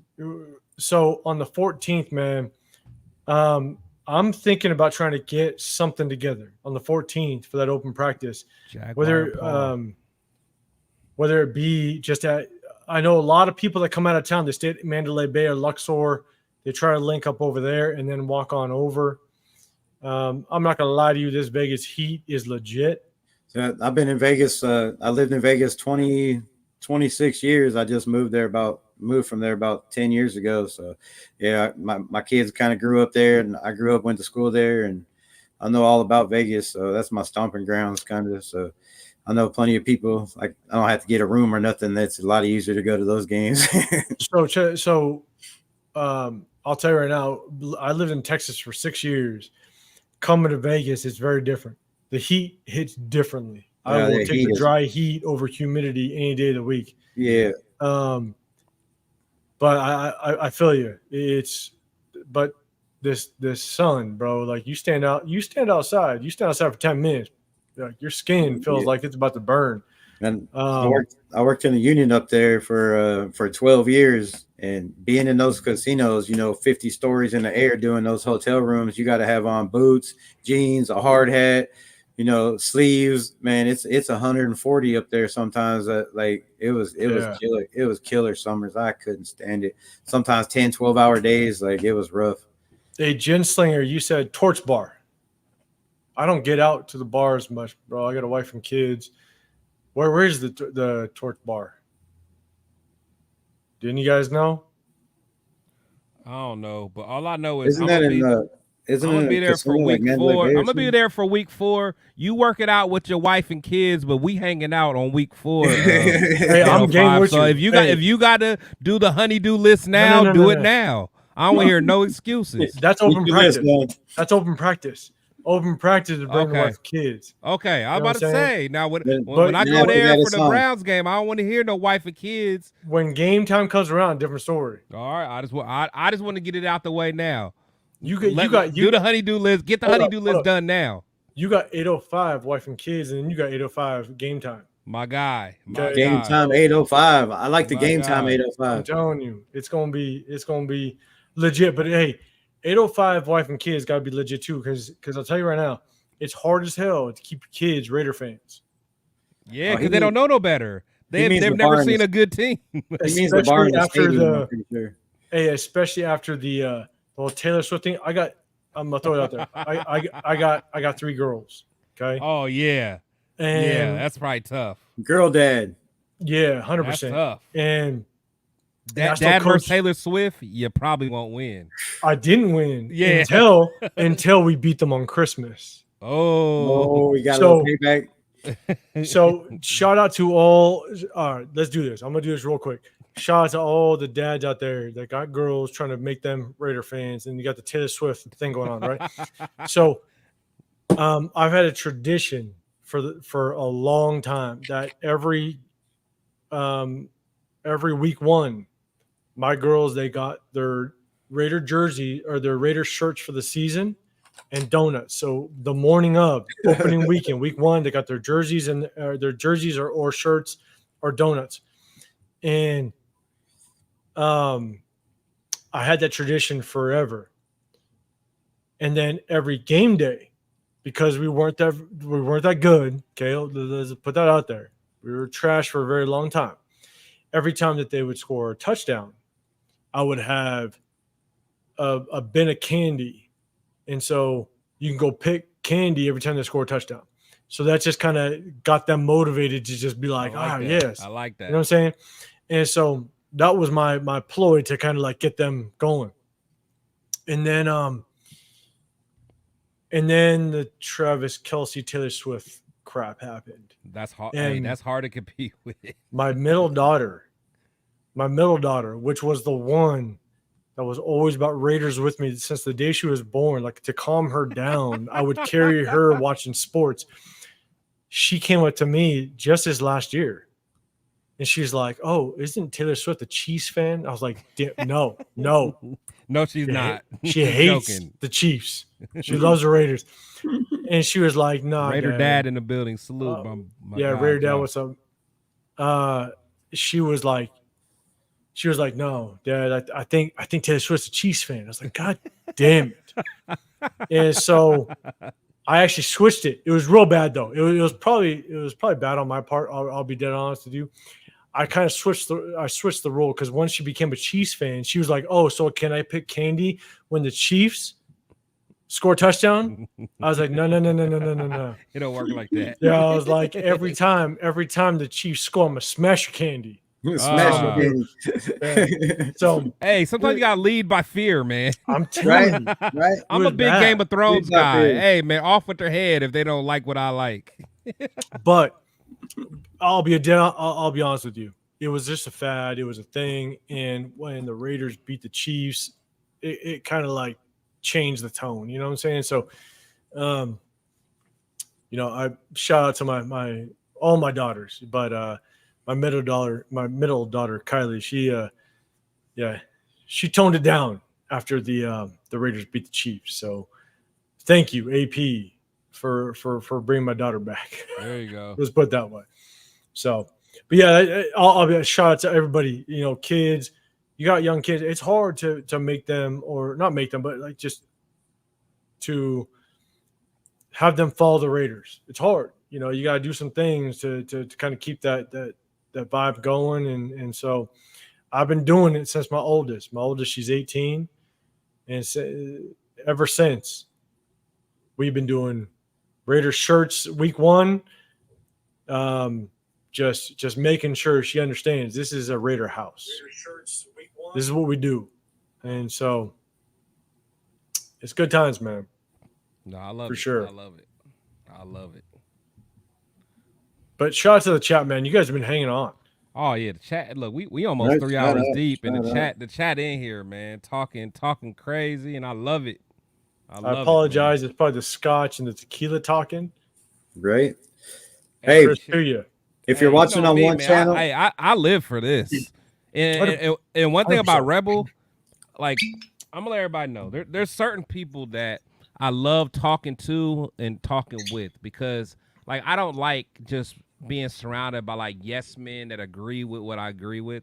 So I love Rebel because Rebel always challenges me. 805 challenges me.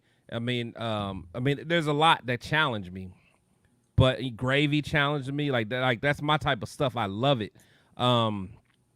And no matter what, like me and Rebel disagree a lot, but we can always come together as Raider fans. And like to me, like that's what a lot of us need to do. Like we're family, man. yeah, Family. it doesn't have to be personal. Yeah, like and I love it. Like I love the whole iron sharpens iron mentality that we have, man. It's like you, Cowtown, and guys that Gravy and 805. Like I love our conversations because to me, when we discuss this stuff, like we make each other better fans. Like 805, like he may have been joking earlier, but even when he was talking about like running back by committee, and we kind of had our like back like we were able to kind of like look at each other's viewpoint in a different way, be like, okay, I respect what you're saying, and we don't have to change each other's mind, but it's just a different opinion. And I love You changed my being around terminology, fans like man. that. I love it. And I've had terminology for years. Yeah. You changed it. I love it. Yeah, and 100%. that's what it's about, man. That's why like I love talking to certain people, and this is me and Rebel's first time being on, but me and Rebel have went face to face in the chats for hours before, man. And it's always love, man. Cause we love this team, black and silver, and I love this fan base for sure, man. Hey, real quick, hold on. Sorry, Ginslinger. You said that you're in this area too. Tonight at 7:00, there's the Vegas Nighthawks indoor football game going on. I know this ain't Raider created, but I'm just throwing it out there. Ginslinger, are you paying attention to that too? Because we got the first ever playoff game for the Vegas Nighthawks indoor football team here. That's just down my street. Are you about that too? Let me know. Let me know if you're paying attention to that, because You hit about me up. that life? He wants to know if you about that life. You can I'm have a telling you, beer like, I at am the all Nighthawks about game or football. whatever it's called. I'm all about football. I'm all about football. Yeah. right? So let me know if you're interested in that, because I'm serious. Like, hit me up, message me on _805Raider on IG, everything. Just let me know if you're in this area. I'm down to go check it out. 100%.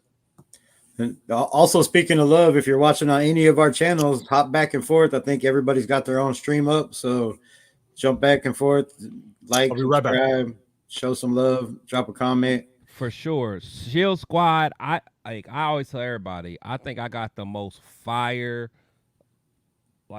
supporters, man, because they are so fire. But I want y'all to support everybody, man. Support Rebel, support 805, whatever, 805.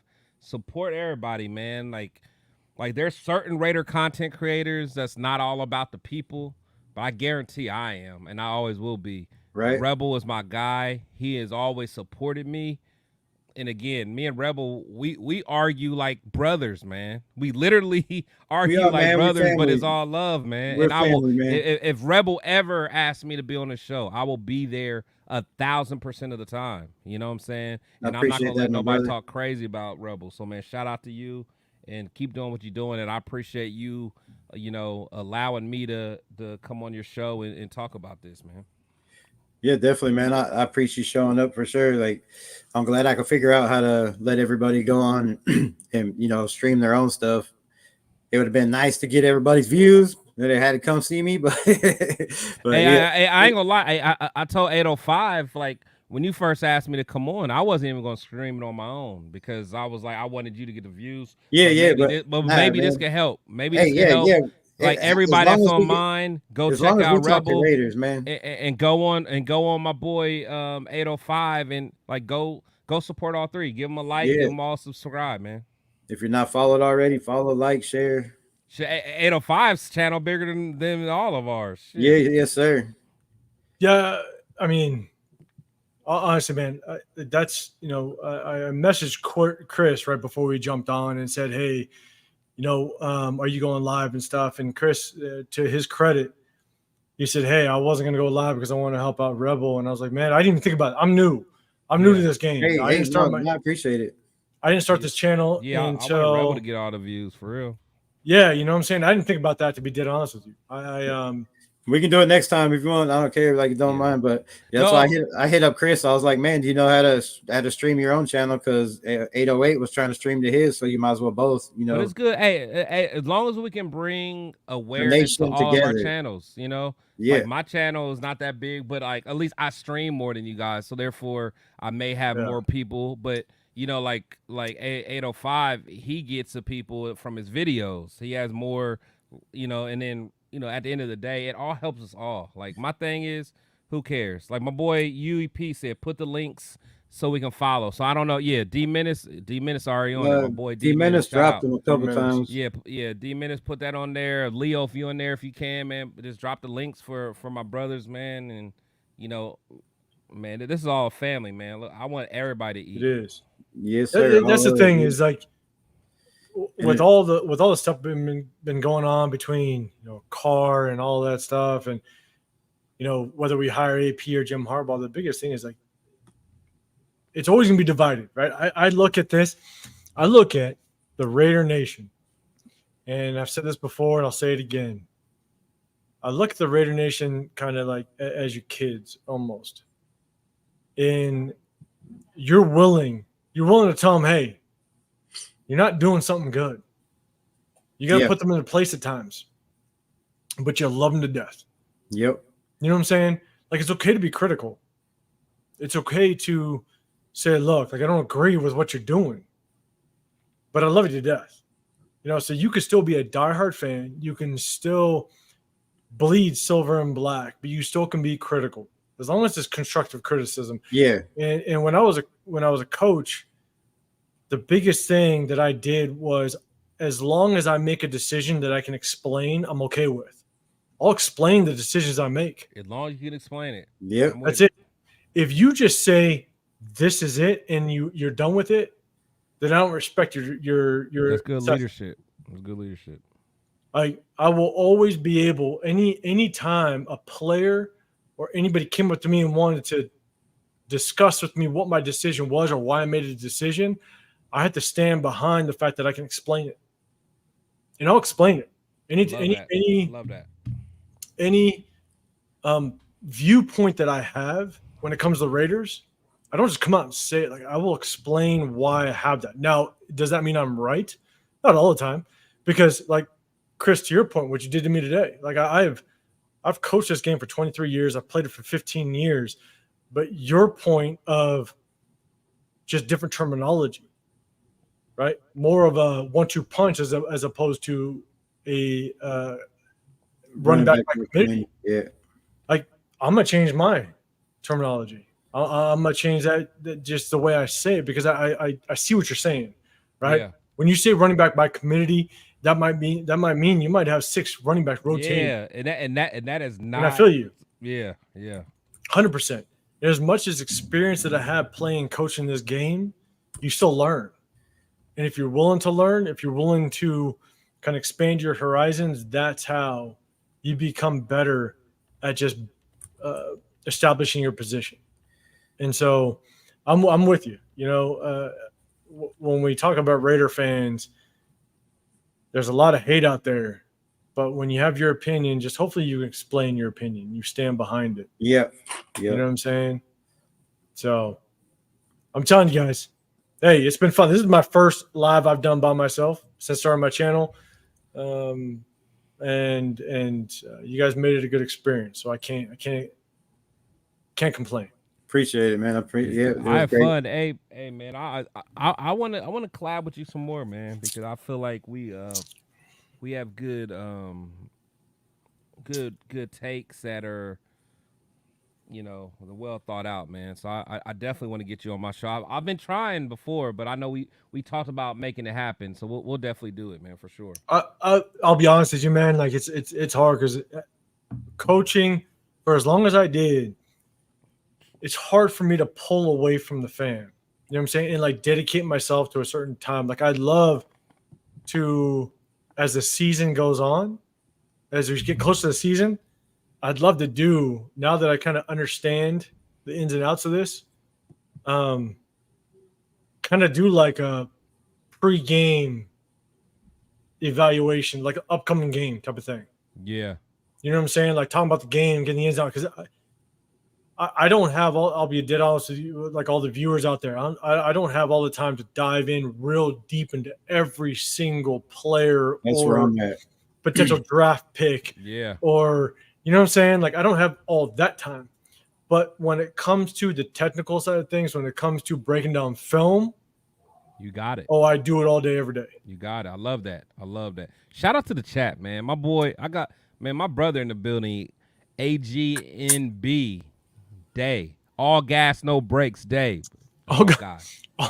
Is that what that stands for? All gas, no brakes, man. That's my boy. I love it. That's my boy. And my 2 cents. No brakes. My 2 cents. Mr. Outside. This is my first live, or first live solo. I did it during the draft. My 2 cents. Hey, shout out to you, man, because you always interact back and forth. You're all over the place. I see you all the time, man. My 2 cents. Like you're definitely a real one. Consistent. Yeah. My 2 cents is that guy. Yep, he's like me. He's in everybody's chat showing love. That's what I do, man. I get home from work, them, man. D Menace, SoCal, while I'm working, like people are like, in here, UEP, they people all are like, goats, how you in everybody's chat all the time? I'm like, man, all goats. Even Billy. Shout out to turn Billy. It on, let it run, and then if I'm doing something, if I got a comment, then I'll pop in and comment, but I'll go back to listening. Like my TV's always on Raider YouTube, bro. That's the only thing I watch is Raider content creators and film. I'll tell you right now, like. So during the day I'm working, I got a full-time job. I do my thing. But as I'm working, I try to jump over on my other screens just to kind of get Raider content, all that stuff, just to kind of get up to speed. And man, like everybody's in the comments. Yeah. You got the regulars, you got the real ones. You got the guys that are out there. And I mean, salute to you guys. I understand everybody doesn't have the luxury of doing it, so yeah, it ain't bad on you. Like everybody, you gotta do what you do. You know what I'm saying? But there are some, like my 2 cents, man. I feel like you everywhere. Yeah, my 2 cents, man. I mean, honest, like I said, Eric, like honestly, and I don't know if it's just because it's the ones that I be in, but man, there's some people that just show so much love, and that's why. And I'm gonna just take a second because everybody knows I'm from Ohio, so therefore, yeah. Where I'm from, I don't have the luxury of going outside. And honestly, Rebel probably feels the same way. Like you don't have the luxury of going outside and just hanging out with Raider fans all the time. So therefore, like, one of the main reasons I did this is because I'm right below Missouri. I got some local Raider fans I'm cool with, but it ain't nothing like being from like people that will literally talk about this all the time. Yep. Like, you know what I'm saying? Like they literally. Like, I know that I could always go on YouTube in somebody's live, and I can go in somebody's chat and talk Raider ball, and nobody's going to judge me. But, like, you're talking about Raiders again? Like, yes, we're talking about because that's what we believe. Because not only are we talking again, the person I'm talking to has a damn tattoo on his forearm. What we talking about? 100%. You know what I'm saying? Like, yes, we're talking about the Raiders, man. shout out to Leave that shit. Gunslinger, man. Leave He's that shit. like Gunslinger. Yeah, you're right. Like, I don't want to be around no yes men. Like, yeah, there's been times that Rebel talks, I roll my eyes because I'm like, here he go again. But Rebel like, we disagree on things, but that's my brother, man. Like, I appreciate we may you, disagree, Sam. but Sure. at the end of the day, on week 1, whether it's AOC or Gardner, we're gonna be side by side in arms as brothers, rooting for our team, man. That's what. Definitely, man. And for everybody in the chat, like, I know I ain't consistent, but man, I will get there. I'm gonna get set days where I'm going live. I've been working on it, trying to get that schedule going. But I'm doing what I could do for now, and hopefully I can get that backing and following where I pop up and I got 20 people waiting. It'd be nice. It's a grind, bro. It's a grind. Yeah, it's a grind. Big grind for everybody out there. This is what I learned. I thought that by doing this, it would be a little bit different than me coaching. It ain't no different than coaching. Yeah, you're still coaching. I'm still, a lot of the guys that I coached with way back in the day, they were stoked that I was starting a channel. They were like, "Hey, I'm gonna be a part of it. I can't wait to see your content." And they're not Raider fans. They just love to hear my take on just what the Raiders are doing and the ins and outs of it. But I'll be honest, as much as I'm a diehard Raider fan, and Chris and Rebel, you guys might be able to agree to this. I'm a diehard Raider fan, but to be a content creator, you got to know the ins and outs of other teams. Exactly. You have to know kind of what free agents are coming up, what's going on with other teams that could affect our team. You know what I'm saying? You got to dive almost so much deeper into the draft situation. We talk about free agents. We talk about signing new players or re-signing players, right? The Malcolm Kuntzes, the Nate Hobbs, all that. In order to know whether or not it's a good re-signing, you got to know what's coming up the next draft. Yep. You got to know the market and, what's out there also. Yeah, you got to know so much more than what just the everyday fans might know. And so I prided myself always, and it's funny, when I started this channel, my wife, she was like, "You got to do it. You got to do it because you know so much about the Raiders, right?" And I do. I know a lot about the Raiders, the Raider history, the whole nine. I got to know so much more about other teams to just understand how that affects the Raiders. You know what I'm saying? And so it goes so much more. Like, I can't tell you who the passing coordinator is of the Carolina Panthers. Like, I can't tell you. But what happens if we hire him? What happens if something, affects us in that way? Yep. And so when we had this whole coaching carousel going on, it was that actually brought to light in my eyes just a whole different aspect of what a good content creator is that you now have to understand the whole inner workings of the NFL and how it affects the Raiders. That's why I like Severe Raider. Like, shout out to Severe Raider. Dude's the biggest critic there is, but he knows every team, who they play, who their mom is, who their sister, who they dating. Like, that dude knows everything, man. I don't even try to argue with him because it's just worthless. Like, there's certain creators. He goes on his rants, bro. I'm just like, man. Yeah, there's certain people I listen to that I know. I'm like, those are the ones that are gonna keep me on my toes. And and those are the ones that I want to keep around me. Yeah, that's definitely people you want around you. It's just like a sport, man. You don't want. Yeah, because me, I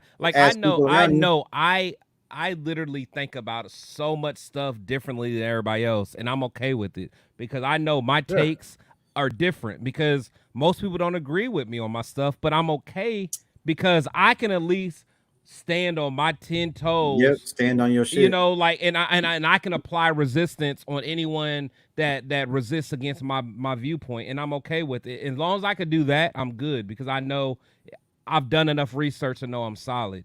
And when I'm talking to other people like you, Rebel, even though we don't agree, you stand 10 toes on yours and you bring facts to it, and I love it. And we can always have a good back and forth debate. Whoever gets the best of whoever, at the end of the day, we can shake hands, go our separate ways on Sunday. Right. Love our team, and to me, there's nothing better. There is nothing better than that to me. Let me hit this button for the fam real quick. You know what I like to do? Just follow me on this one.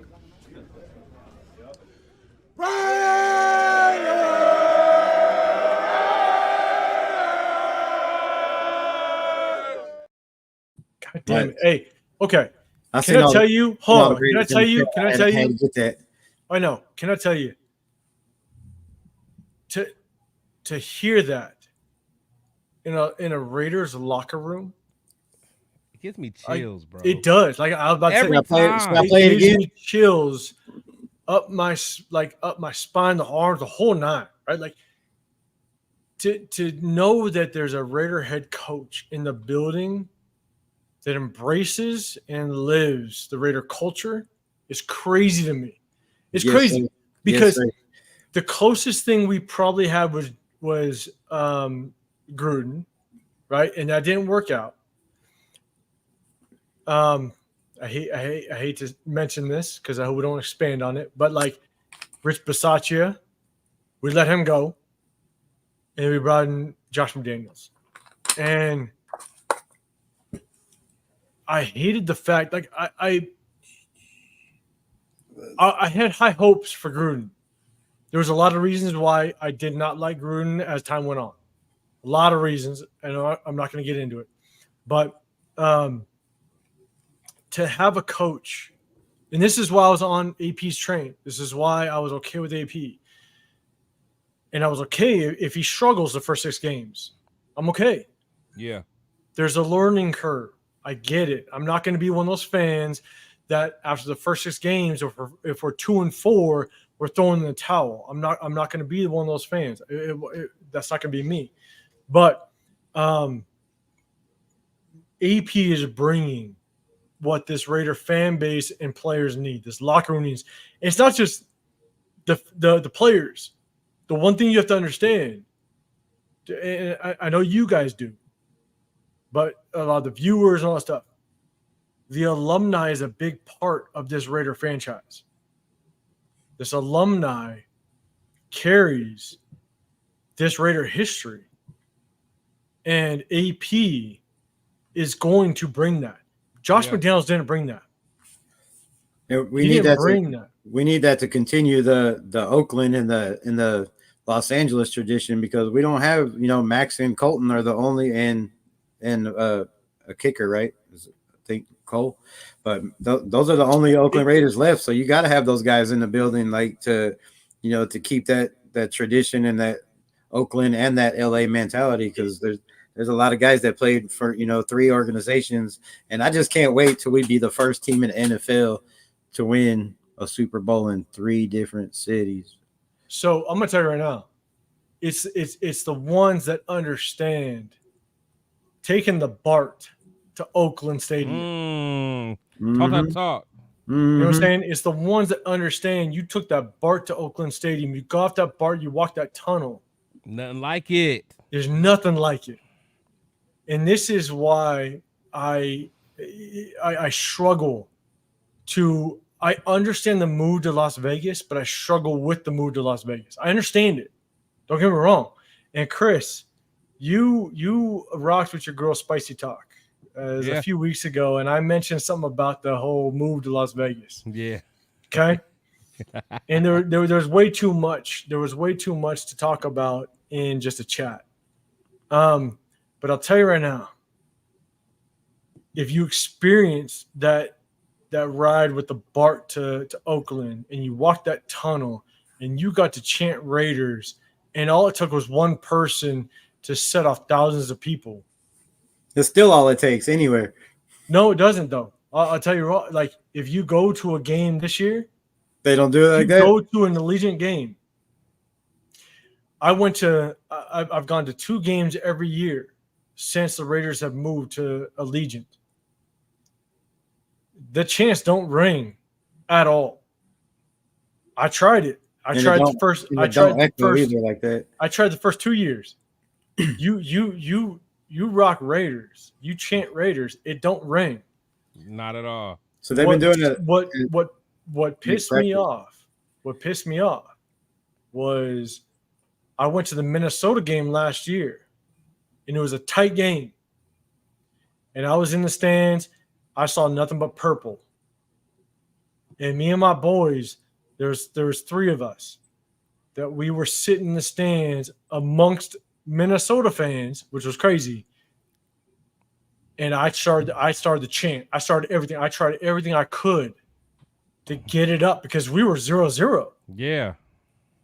And it didn't happen. Couldn't get nothing, huh? And that's why I'm so bitter about Mark Davis choosing Costa Mesa as a training camp spot, because these Raider players need to understand what this fan base is about, how deep we run. No, I love that. I wish it was up north also. I wish they would have went up north somewhere. Either up north, just get it away from the restriction.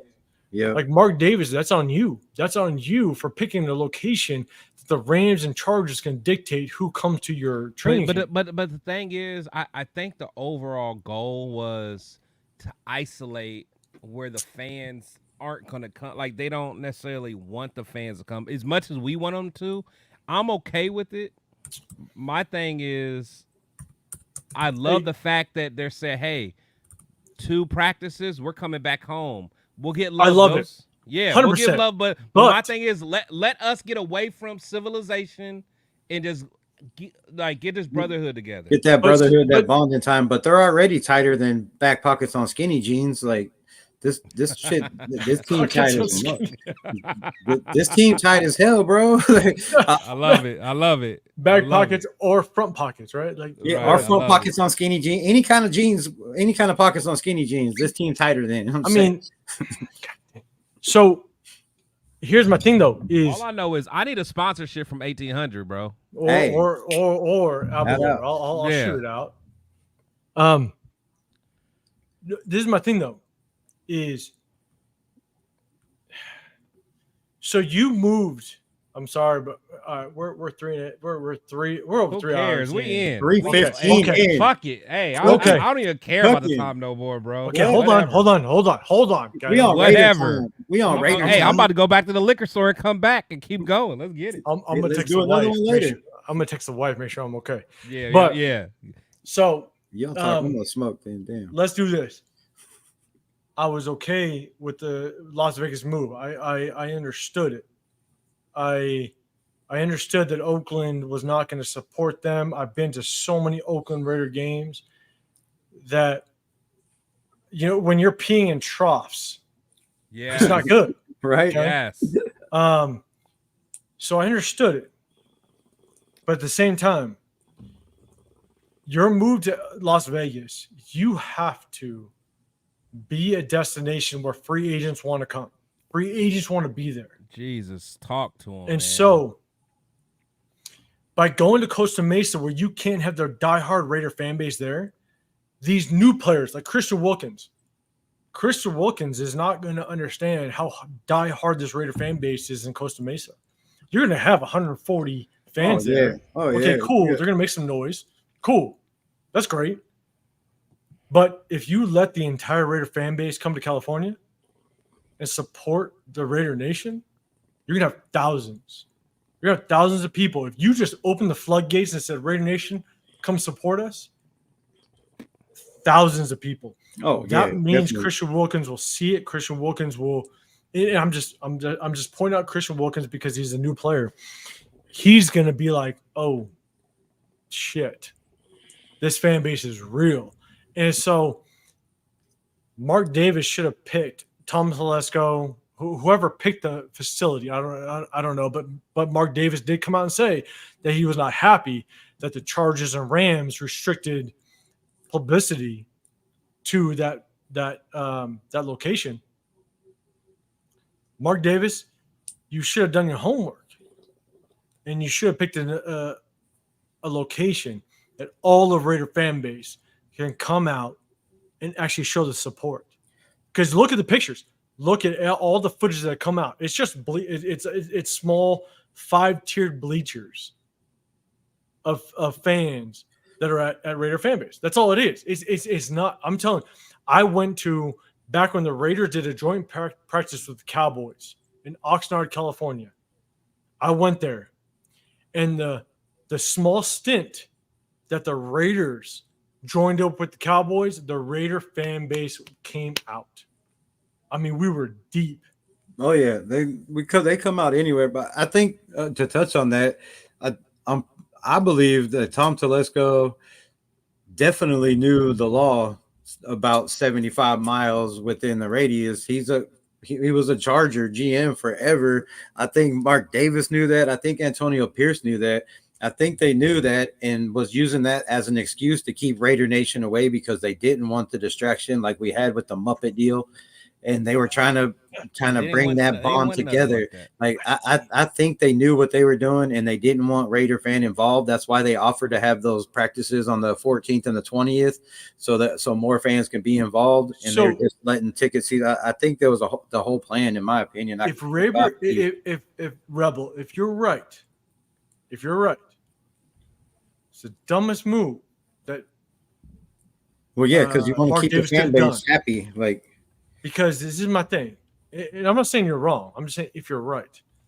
The biggest thing is that I've been to multiple games at Allegiant Stadium. Every year, I've gone 2 games every year. These Raider players don't understand what the Raider fan base is in Oakland. They don't understand it.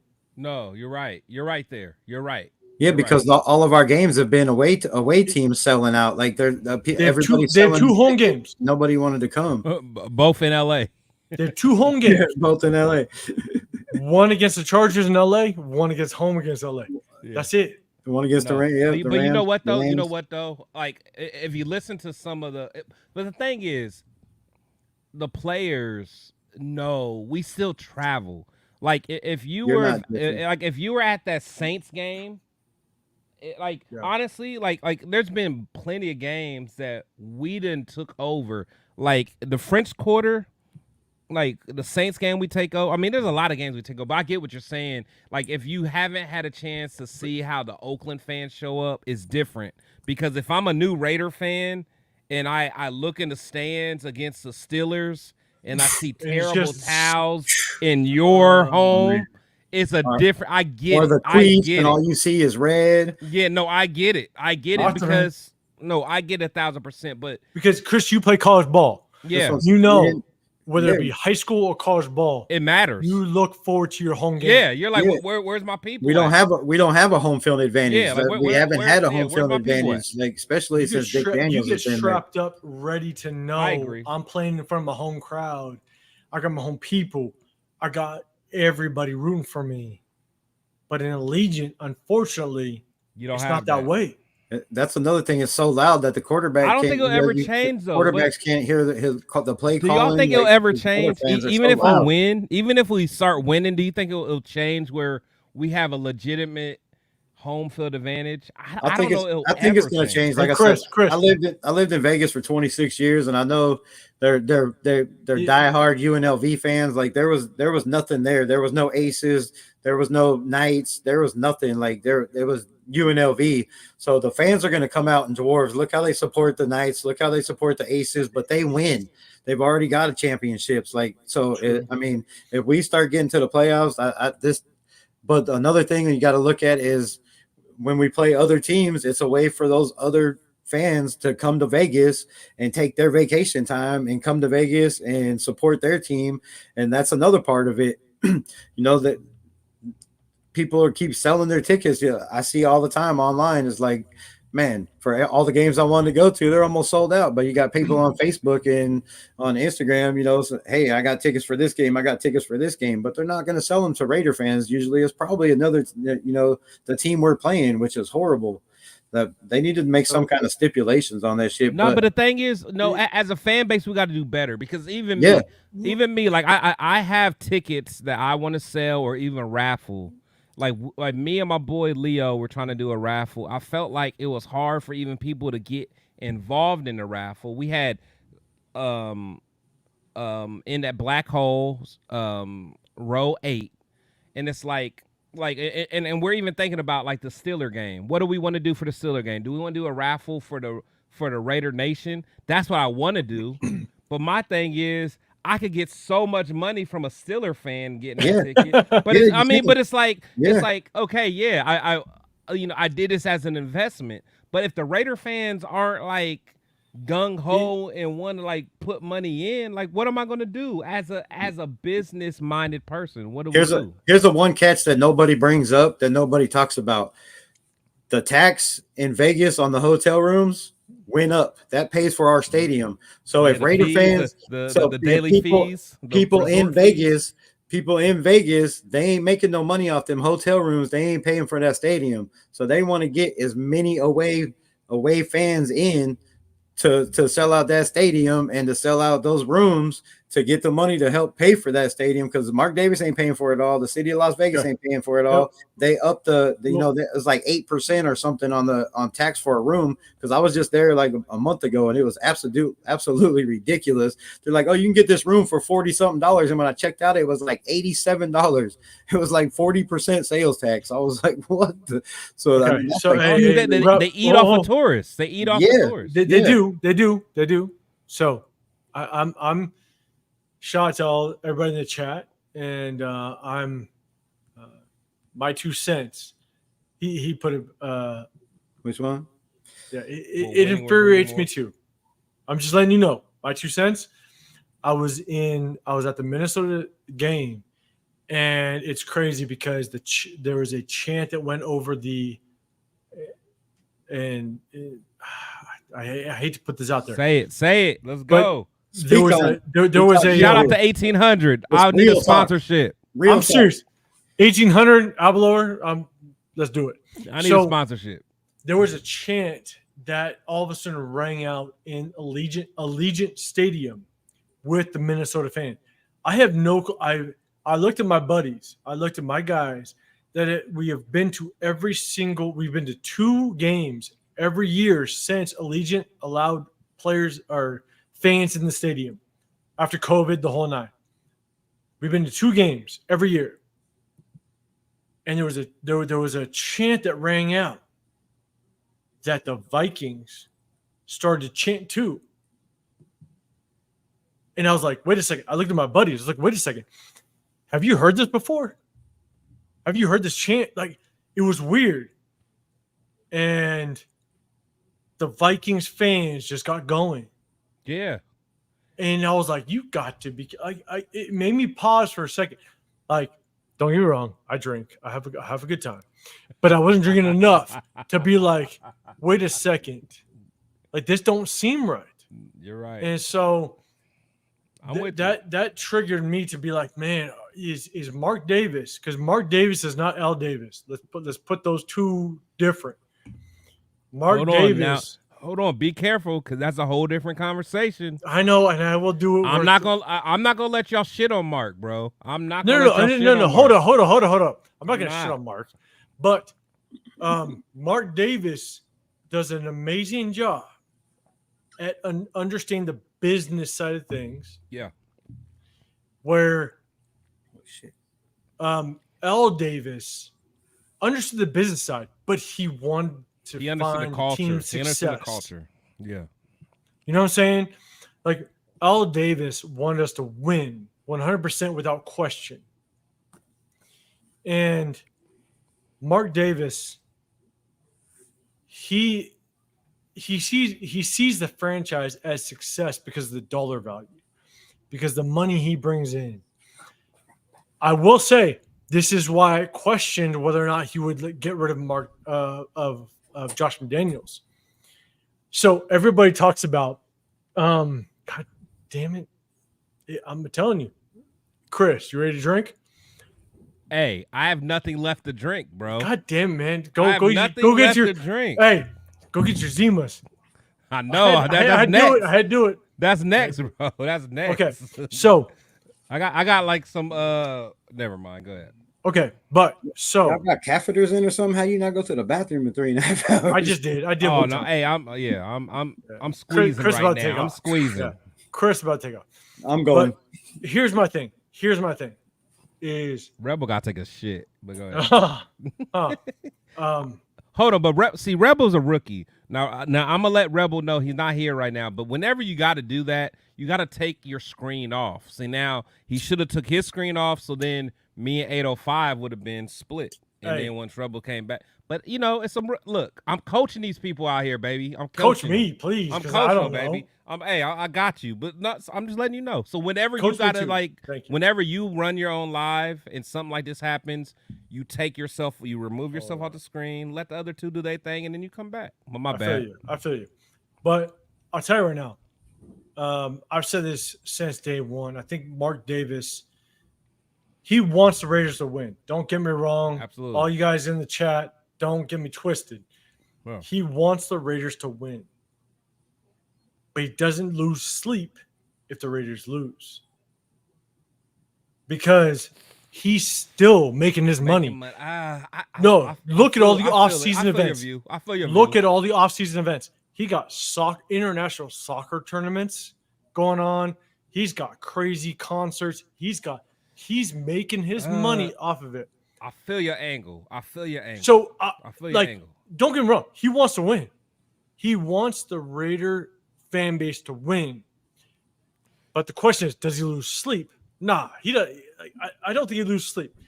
His pockets are filled. When you sit up on a 4,500 square foot home, chilling, you don't lose sleep. You want to win as a Raider fan base, but that's my take. Because when the Minnesota chant rang wild, I was like, "You got to be kidding me!"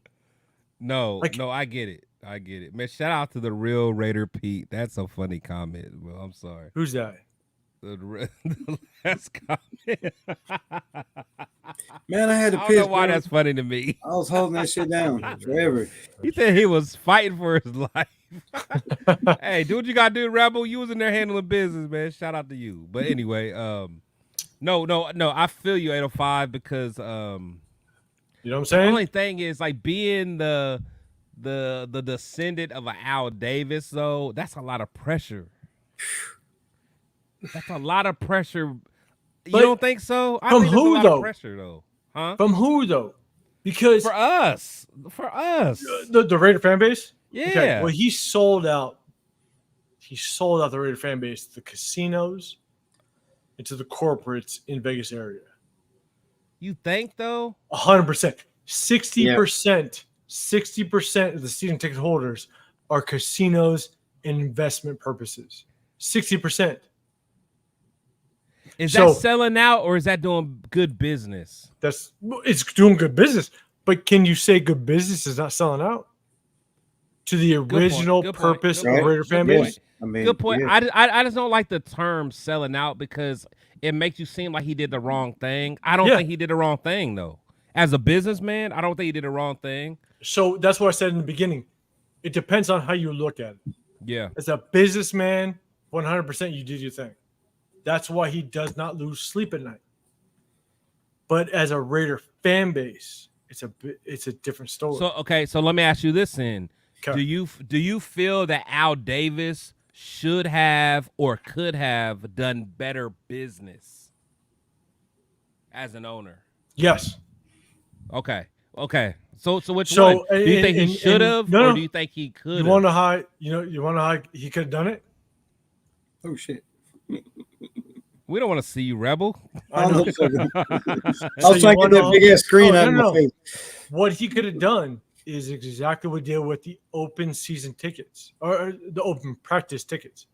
You don't a certain amount. I'm not saying all, okay? Because I am also on the side of capitalize on your investment, make good decisions, okay?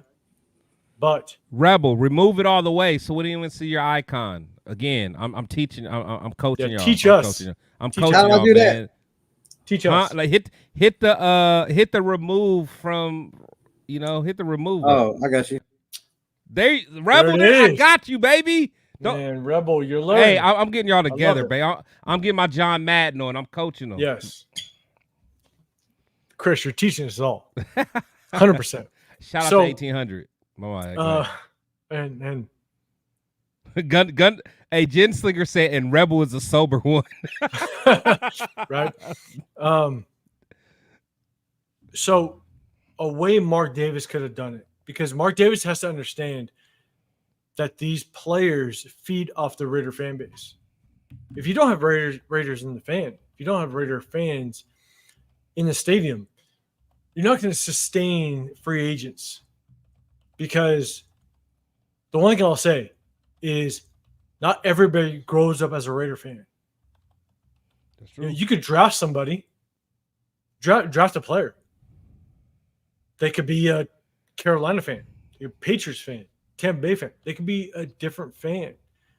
They grew up as diehard fans for somebody else. You have to teach them what the Raider fan base is about. You have to teach them what this Raider fan base brings to the table. But they can't do that right now because it's all opposing teams' fans attending the games. So what Mark Davis could have done is sell the season tickets or sell tickets off to the casinos. Do your thing, because that helps the Vegas community. That helps the taxes when it comes to Vegas. That's fine. Do your thing. But all the investment season ticket holders, you cannot sell your tickets once you acquire them. You have to attend the games. Because when I went to... That's hard to regulate, though. How do you regulate that? And it's unique. I agree with you. But it's unique because who's the last team to go to Vegas as a professional sports team? Nobody. The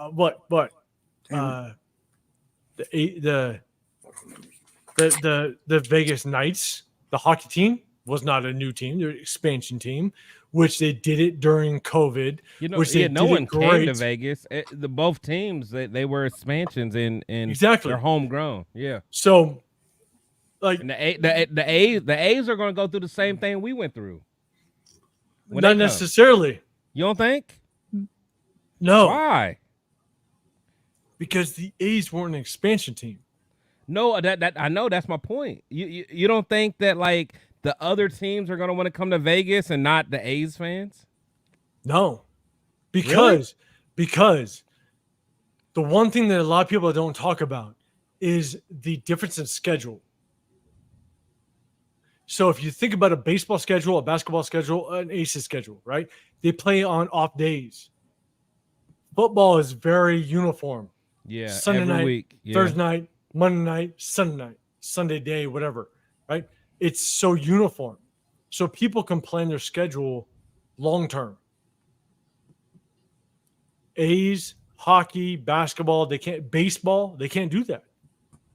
And so that's why I think the Oakland A's coming to Las Vegas, I think it's going to be a mess. I think it's going to be a debacle because they think that people are going to come in on a 215. That's what I'm saying. That's like Vegas fans ain't going to follow that. They're like, whatever. Unless y'all going to the World Series, why am I going to go? Like, there's 100%. so much other stuff to do in Vegas. Why am I going to that? So to your point, well, because there's families there, like you got. There's not much to do with families, so sports is even the price is ridiculous for the Raiders. Aside, I didn't mean to cut you off, but even the price is ridiculous for Raider Stadium. But baseball and basketball and hockey like that, yeah, it won't be that much. That's true. It's not that much, and you can actually afford to take your family because before all they had there was the Stars, which is a minor league baseball team for the Padres or something like and UNLV. So they haven't had much to do. You got Circus and Wet and Wild. I mean, there's not too many things for kids to do there. So I think baseball will take off a little bit. I don't know. I don't know about the A's, but hey, Rebel, hey, take me down for a second. I'm finally about to break the seal. Do your thing. I'm about to finally break. Because I'm going to rant. My 2 cents. Rebel, can you bring his comment up? Which one? This one? Yeah. And so there's a lot of strategies as to why or how Mark Davis can improve the attendance of Raider fans to the games. And I'm with you. Like, you got to think outside the box a little bit. And I'm with you, my 2 cents. You got to give some tickets to the casinos. The casinos are going to run Vegas. You can't deny that. Yeah. So always give if imagine this, okay? Imagine I'm throwing this out. Give 10% of the ticket sales to Vegas, where they can give it to the high rollers.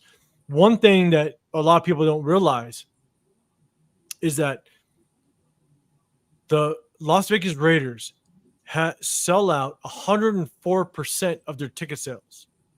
And the reason why they can go above 100% is because they can sell over and beyond the suites. Okay. So they sell 104% of the ticket sales, but they have the lowest attendance rating of any football team in the league. The lowest percentage attendance rating. Why? Because a lot of these casinos, they give it to the high runners. They just pass on tickets to a individual that's going to sell or just gamble a shit ton. Yep. And they're going to give them a ticket, and they could care less about the Raiders. And they don't show up to the game.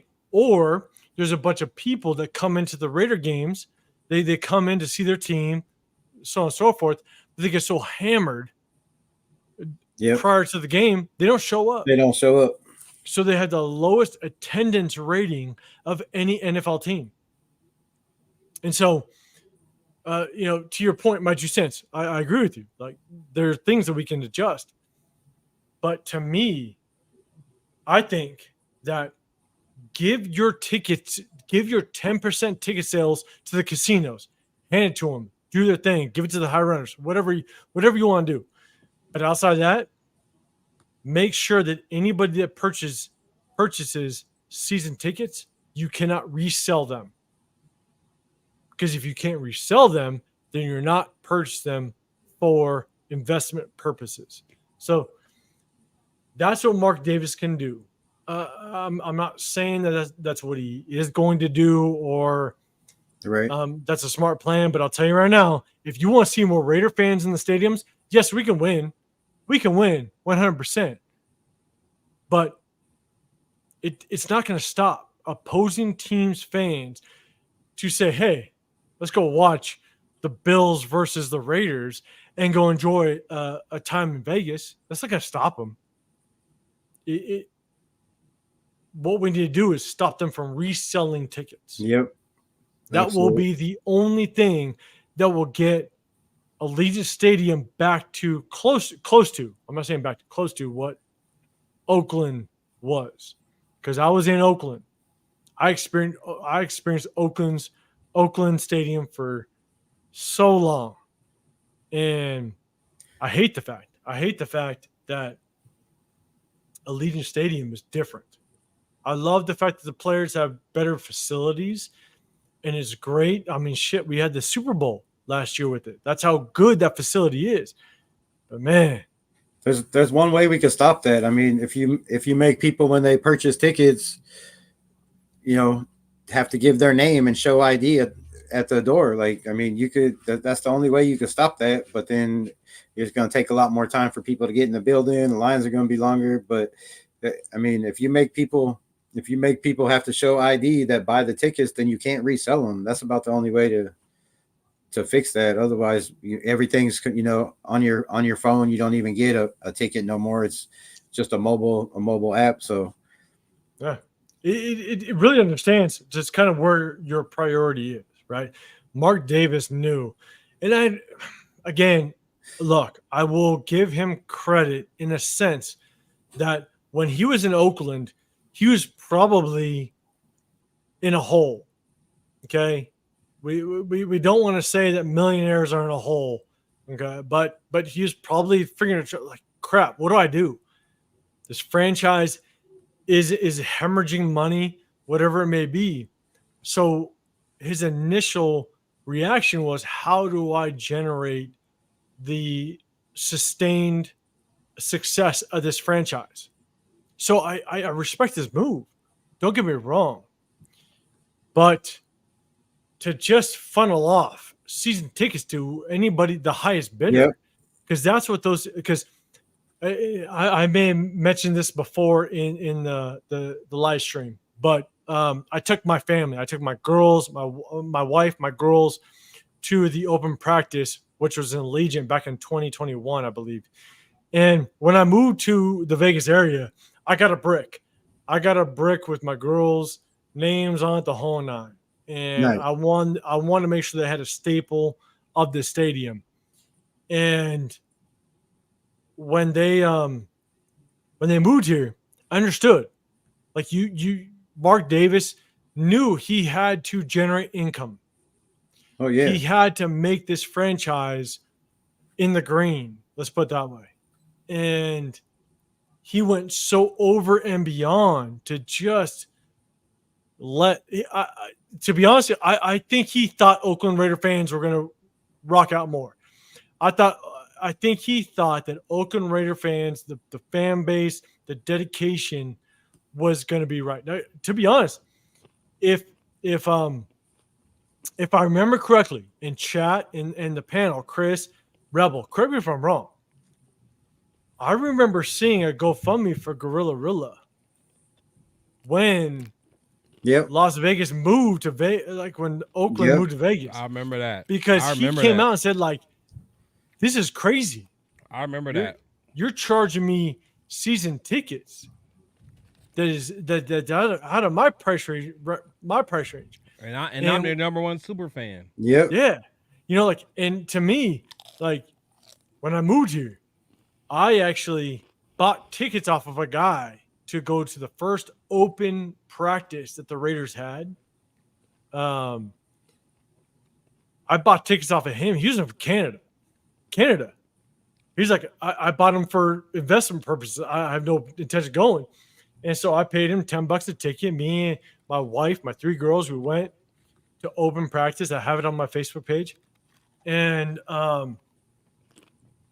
you know, it's like, these are what fans have to do. And, you know, credit to Tim Brown. Tim Brown, he's one of the guys I got to know quite a bit back in the day. I was in Texas.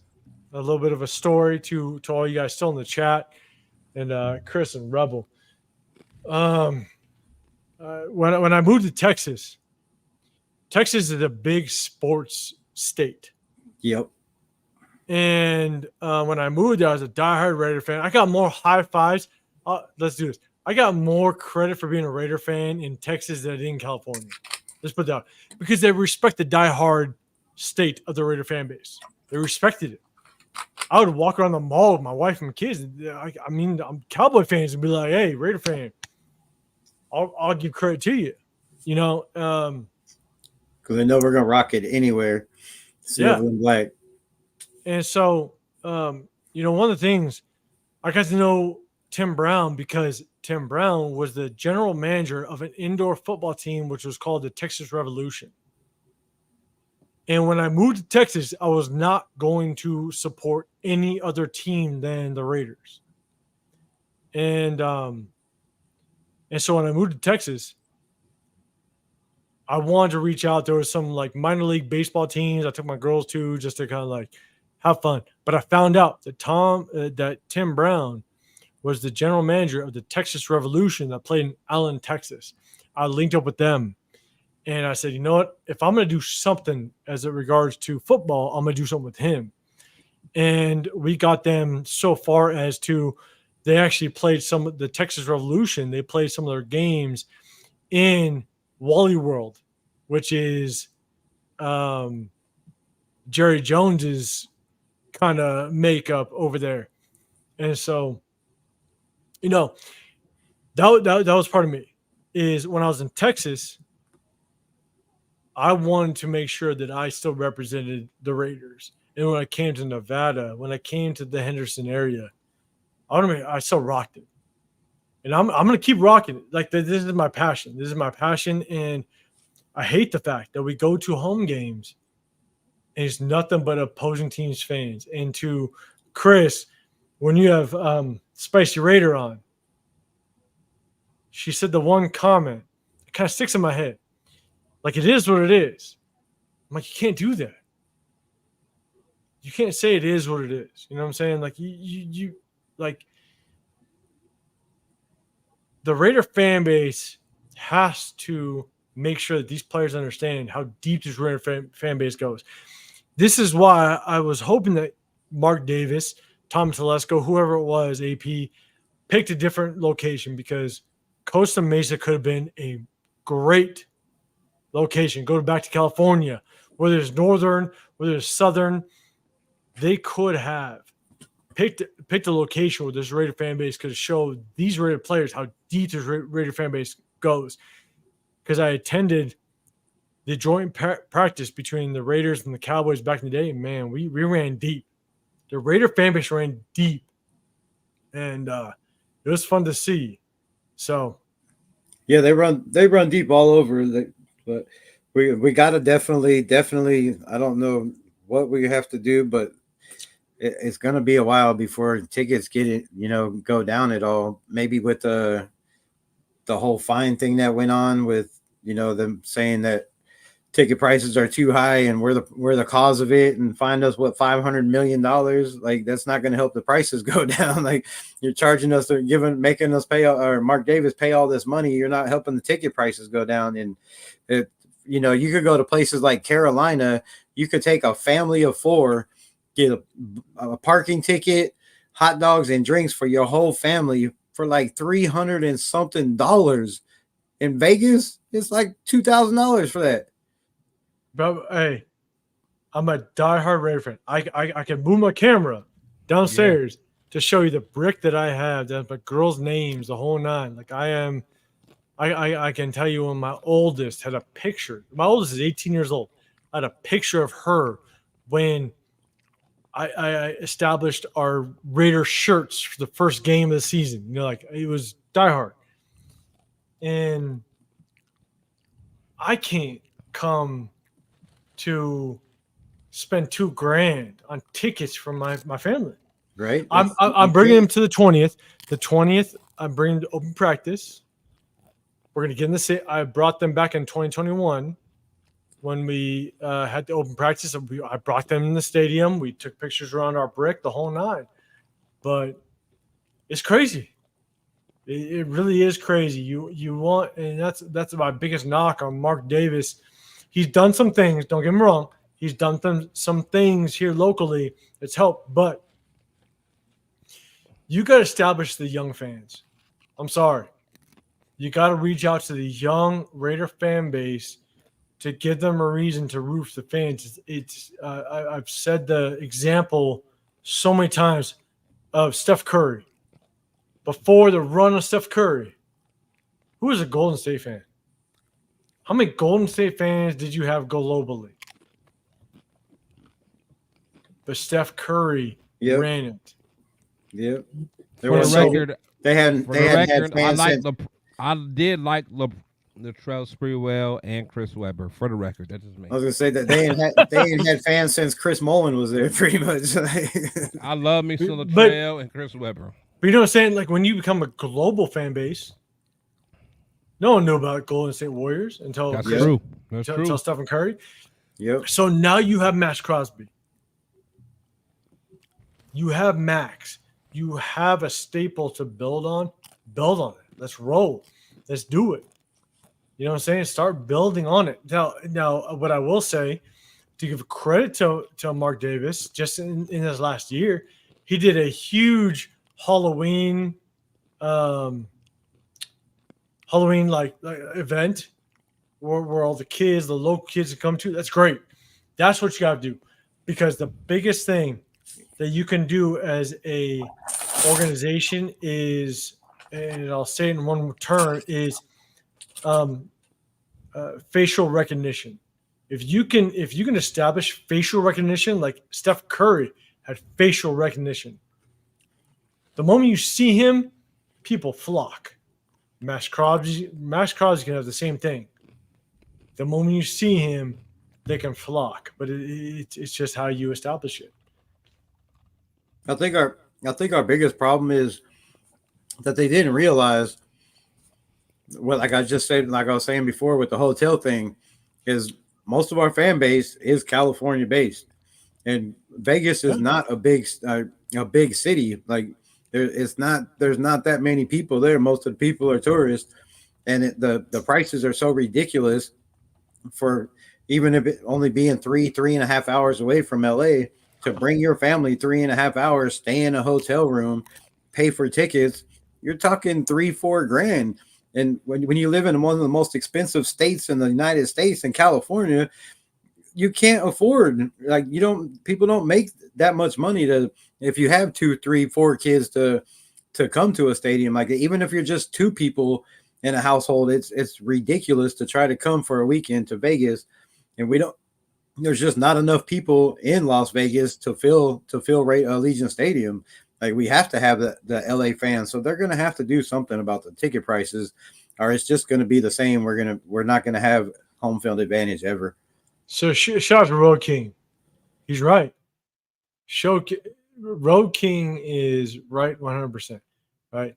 He wants to come into Vegas. It's crazy. It's crazy. I live here. I live in Henderson. I could see Allegiant Stadium out my master bedroom window. It's crazy. I'm as diehard as a kid, but the price to attend a game is crazy. You know what I'm saying? But at the same time, I think there's things that we can do. There's definitely we can win. Obviously, winning cures all. We've talked about it before, but yeah, but that's not going to put money in people's pockets that can't afford it. Like, that's the main thing. Is if you can't afford the tickets, no matter how much we win, if people can't afford to go there, it's not going to help us. That's why you see so many Raider fans in all our away games, because it's so much cheaper to go to an away game and support your team than it is to go to Allegiant Stadium. 100%. That's where Mark Davis, I think, made the misstep. So if he can actually extend, that's where when I think someone in the comment asked, how do you fix it? I think that you allow the casinos, just the casinos, to have their take. Do your thing. But the other people that are just buying for investment purposes, scratch their ass off. Scratch them off. Attend the game ourselves as Raider fans. You know what I'm saying? That's how I feel. Like somebody said, what's Mark Davis supposed to do? Go to San Antonio? Well, at least in San Antonio, there's more people than Las Vegas. And you got Houston, and you got, Austin and Dallas. Texas is a big ass state. They're gonna fill the stands in San Antonio. MBZ, I'm not mad at that question, MBZ, because it makes sense. But as a fan, I wouldn't want, as a fan from Ohio, I wouldn't want to go to San Antonio for the games. Honestly, the thing is, like, I love Oakland because one of my best friends has season tickets in Oakland, row 1. Like, and I had such a great time. So therefore, I always have Oakland so dear to my heart. But if I can't go to Oakland, I'm sorry. I don't want to go to San Antonio. I am okay with going to Vegas. I've had the few times I don't went to games in Vegas, I've had a blast. And I know 805, we talk about Spicy, because Spicy's real, like, so pro she's Oakland. Good. Hey, she had an event locally here just like 3 days ago. Yeah, for the I wish I would have known about it. I would have showed it just to give support. I wish I had known about it, but I didn't see it. And the thing is, and I love her to death. That's my sis. But it's like, I just think that, like, because I'm not from Oakland, so like I don't have that same viewpoint that a lot of people have. I care about the Raiders first, and Raiders come before anything. So therefore, if the Raiders went to Timbuktu, Ohio, guess who will have a Timbuktu, Ohio Raiders jersey? Me, bro. You know what I'm saying? So it's like, I just don't like those fans that, like, only want to root for the Raiders and when they're in a certain city. It is what it is. But my thing is, I ain't gonna lie, I'm drunk. Shout out to all y'all. Shout out to Rebels. Shout out to 805. I don't know how much longer I got. I'm eating chips now, but I'm about to get some Jamaican food here soon. Yeah, you are. Hey, I love it. Honestly, I mean, look. But it's me. unauthentic, or this authentic me, man. Whoever wants to jump on and chew with us, we're good with. Let's do it. Let's go all night. Let's go. Rebel. Just keep the chat rolling. You know what I'm saying? As long as Rebel, because Rebel know how I can get. I'll do this for 5 hours. Okay. So yes, you can, Chris. It may not be good. It may not be good content, but I'll be here. Uber? Are you getting the Uber on Zimas? I had to do it. Nah.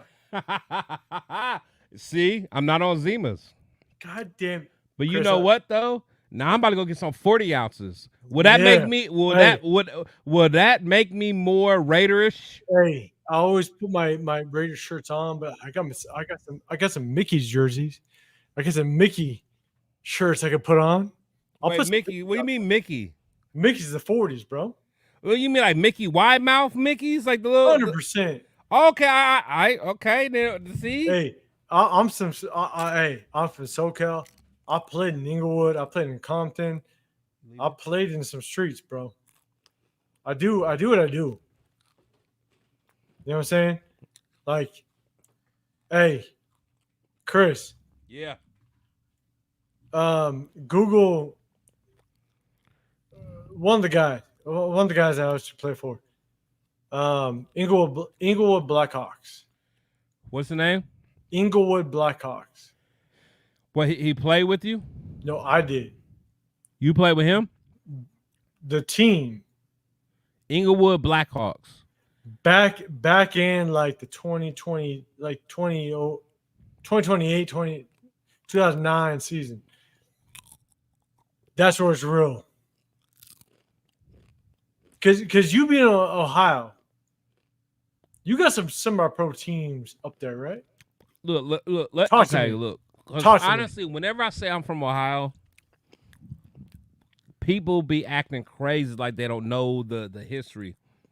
Now, there are only Texas and California are probably bigger football states than Ohio. Let's keep that real. Oh. Let's keep that real. Like, don't get it twisted. Don't get it twisted. Like honestly, if you're not from Texas or Florida, and then maybe California. California. Okay. But what I'm saying is, my point is, Ohio is like number 4. Like, don't get it twisted. We got ballers here, bro. We got ballers here. You see what Ohio State Buckeyes do, and they stay within Ohio. Yes. You guys got like cornbread, like you. Well, yeah, Ohio, Palin Hale, Iowa, Hay. Like, but it's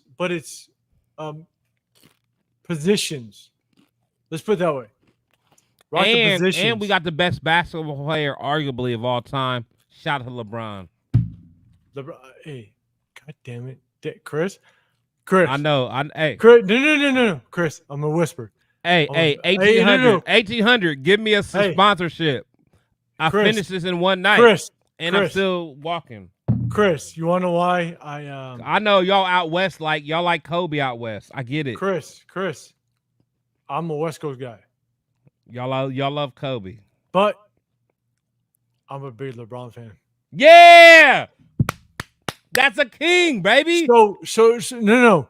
So when LeBron won the first championship, I lined up shots because it was a shot for every one of my buddies that was hating, doubted LeBron. Thank you. I'm telling you. Hey, ladies and gentlemen, y'all see Rebel learned. Rebel had to take a shit, and he got off and let the bosses talk. Don't get me in the LeBron conversation. So, damn it, Chris. Talk, see? Talk. See, so, it's y'all's fault for giving me, like, I could have hung out and chilled all day. Y'all wanted me on here. Now we're going to talk. I wasn't shitting. I was looking for my LeBron jersey, damn it. It's emptying, bro. It was on that line. I wish I had something for y'all. I wish I had something for myself. All y'all drinking. Chris, go get those Zimas. Getting that feel good I will vibes. get Zima, man. I honestly, I think I have some damn woodchucks. Not woodchucks. What's the other? I got those little ciders up there. I'm gonna drink them ciders next. Just do what you do. Man, okay. I mean, look, I don't want right, to get in I got- LeBron. Oh, Rebel. I got a What do you think? question. I don't want to get into basketball because that's gonna, man, we'll be here another Yeah. 4 hours. You What do know y'all we think, will. what do y'all think we at? Where y'all think we're at with the receiver core?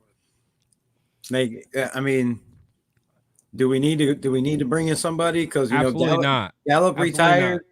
Who do we have depth? You think we have enough We depth? have there? everything we need. We have a top 2 wide receiver 1. We have a top 3 wide receiver 2.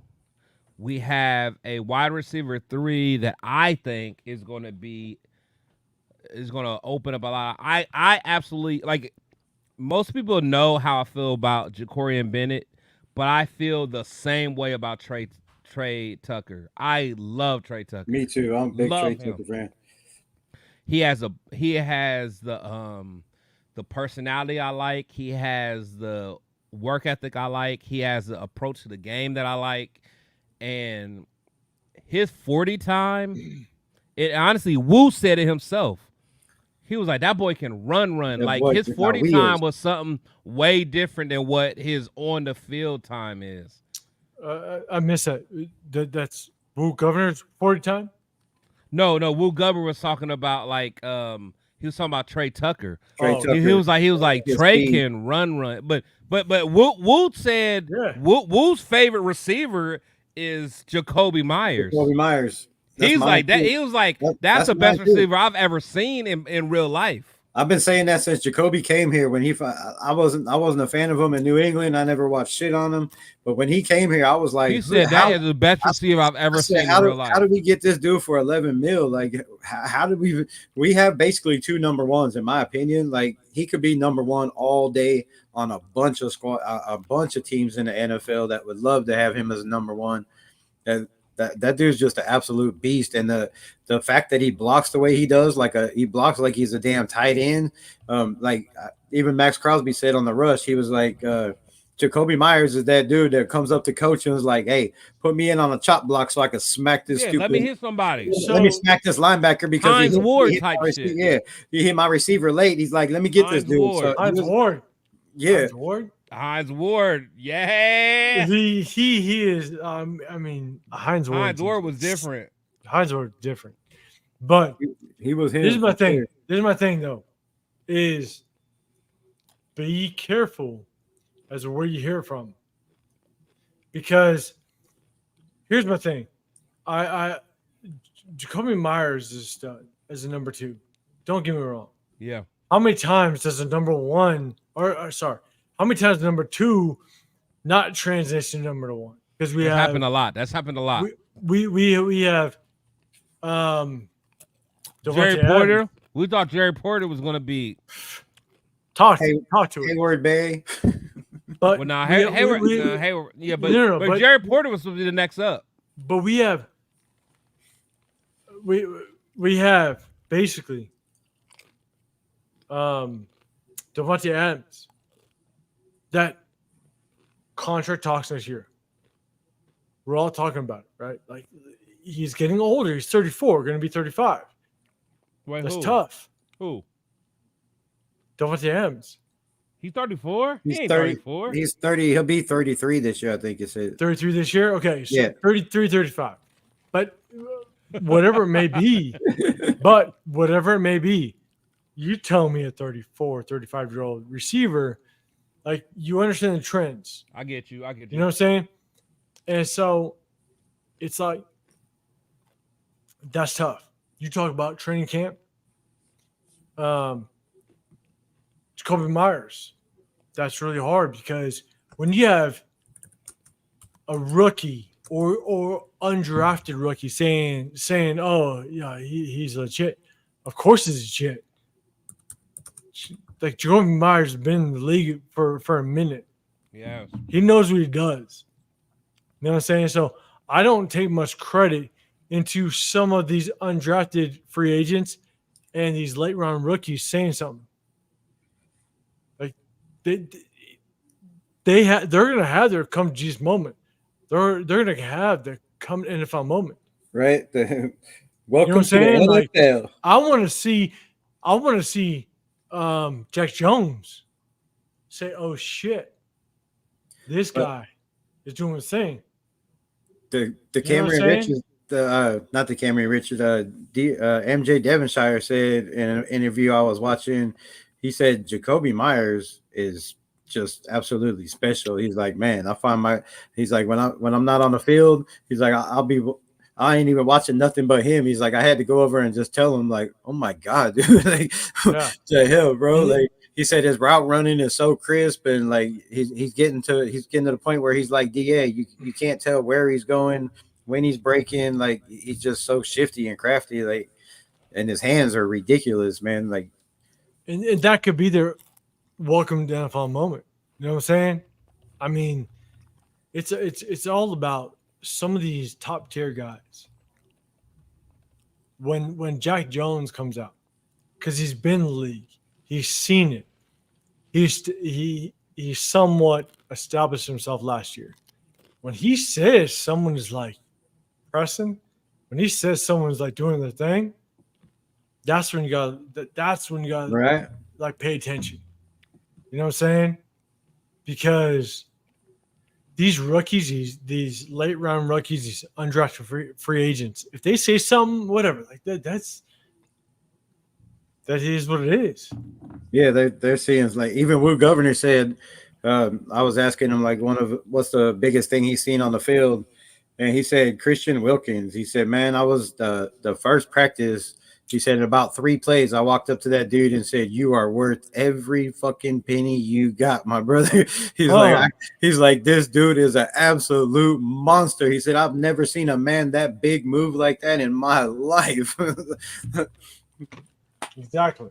You got rookies coming in that, you know, that's their aha moment is seeing how nimble and fast Christian Wilkins is. It just speaks volumes again to how bad this defensive line is going to be, how good this offense is going to be, like, with 2 number 1 receivers. And I keep saying, I don't know how y'all feel about it, but I keep saying Jacoby Myers is better in the slot. Like, I really like him better as the number 3. I mean, he can be a number 2, but he played better in the slot. If you go back and watch all his games, man. almost I feel lot. what you're saying. A lot of his yards was there, and then we could put Trey Tucker on the outside because he's got that speed to open it up.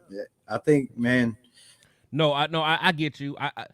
I get the thought process of it, because the reason you say it is because Jacoby is so like fluid in what he does. But the thing is, Trey can't play outside for real. Like, Trey is a true slot guy, and Jacoby is just so talented he could play both. Keep Jacoby outside, because a cornerback 2, majority of them can't guard Jacoby. But Trey Tucker, I don't think y'all realize, Trey Tucker is going to act a donkey this season. I don't see him being an inside guy though. Like, who, Jacoby? I mean, Trey Tucker. I don't see him being that slot receiver. Hey, he's so shots quick. fired. Shots fired. I don't see it because, you know, he's inside and he's not as strong as Jacoby to get that get off when you got linebackers on you or a lineman lining up over there. We got to think. Hey, chat. He's so fast. Like, we need that speed on the outside. We don't have speed. Devontae's not fast. Jacoby, like, they're get off and they're unguardable, but they're not quick. Like, we have to have speed on the outside. Go ahead. Hey, chat. Do you think Trey Tucker? Do you think Trey Tucker's playing more inside or outside? Let us know. Let's just throw that to chat. It's just inside. Everybody knows. No. Hold on. Chat. Let us know. All right, chat. Let us know. Let us know, chat. Inside or outside. What it is. This is why we got 805 in here, because he's good at getting the chat, and he's good at getting the chat involved. That's why he's here. I'm not good at that. He's good at that. But Rebel, let us know. Do you think? Yeah, I'm saying, like, we don't have any speed on this team with Devontae and Jacoby are out there. I mean, yeah, we have Brock Bowers now, but that's going to be in more 12 personnel. So when we're not in 12 personnel and we're having 3-4 wide receivers out there, I believe we need Jacoby in the slot and Trey you got to have a burner out there. You got to have that speedster, and him and Aiden O'Connell were getting that connection, or even Garner if they get that connection. I'm not gonna be biased for my boy Chris, but so like we need that speed, and Jacoby's that dude where he's gonna be able to get off his block. He's gonna be able to get open in the inside. He's a lot stronger than Trey Tucker, in my opinion. He's got that way more dog mentality than Tucker, I believe. As a youngster coming in here, I just think we need him on the outside, and with Trey. All the plays that I've watched, most of the film that I've watched is Jacoby's most of his big plays were when he was lined up in the slot. And I know we're going to have Bowers in there now and mixing that up. So, I mean, I really like him a lot better in the slot and let Trey Tucker cook on the outside, because that we have to open it up sometimes and air it out. And that's the dude to do it. And you can't just bring him in when we're going to air it out and let him be on the outside. Then you have to. You have to show teams and let them play out there, in my opinion. I feel that. Reb. I'm not mad at that at all, because I get your thought process. My only pushback is Trey. So Trey, not only he's faster than Jacoby, he's a lot quicker. And the beautiful thing about a slot receiver, and 805 will tell you, is like you can't get a clean. Like a lot of times you can't get a clean press. Yeah, you can't press him cleanly. You know what I'm saying? And that's the thing with him. It's like if you don't get your hands on Trey like at the beginning, you're toast. And that's the thing with him. It's like cause Trey, if he's in the slot, you can do just a quick speed motion. And, like, you can make sure that he's not touched. So if he's getting off the line clean, like, there's really nothing the defensive coordinator can do with that. And, again, I love Jacoby, because I think Jacoby is just like Tay. They're complete receivers where you could put them on the outside, you can put them inside. I just think Trey, he's not an outside guy. I think he's a guy that you need to just put in the middle, let him – if certain, because the thing is, when you got people in the inside, I mean, you can either have a safety guard them sometimes you'll have a corner guard them, sometimes you'll even have a linebacker guard them. But there is so much possibility for a matchup nightmare for Trey Tucker in the middle, and I think Gutsy can absolutely abuse a lot of teams with that. I believe so too. Shout out to the chat, man. Yeah. Shout out to the chat. Shout out to the chat. So bring Hunter back. Don't. That's why I was saying, because we need somebody to replace Hunter. Don't Jacoby's that dude. Don't do that, because I'll say this. When it comes to Luke Getsy and Trey Tucker, Jacoby Myers. Jacoby Myers you look at what he done. He's a possession receiver, so rock him on the second opposite of Devante Adams. But Trey Tucker is going to take the top off the defense. It's that simple. Yeah, don't overcomplicate it. You know what I'm saying? Like, Trey Tucker can take the top off the defense. And that's where we need him. In all 11 positions on the offense, everybody has their position. Everybody has their focus. And Trey Tucker knows his focus.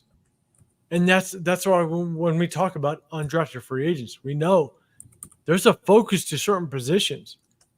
Tulu Griffin could be someone that can extend the defense. Yeah. Trey Tucker can like that kid. Extend the defense.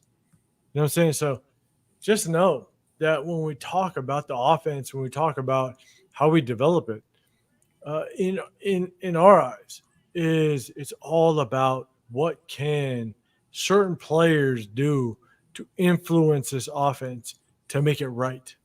So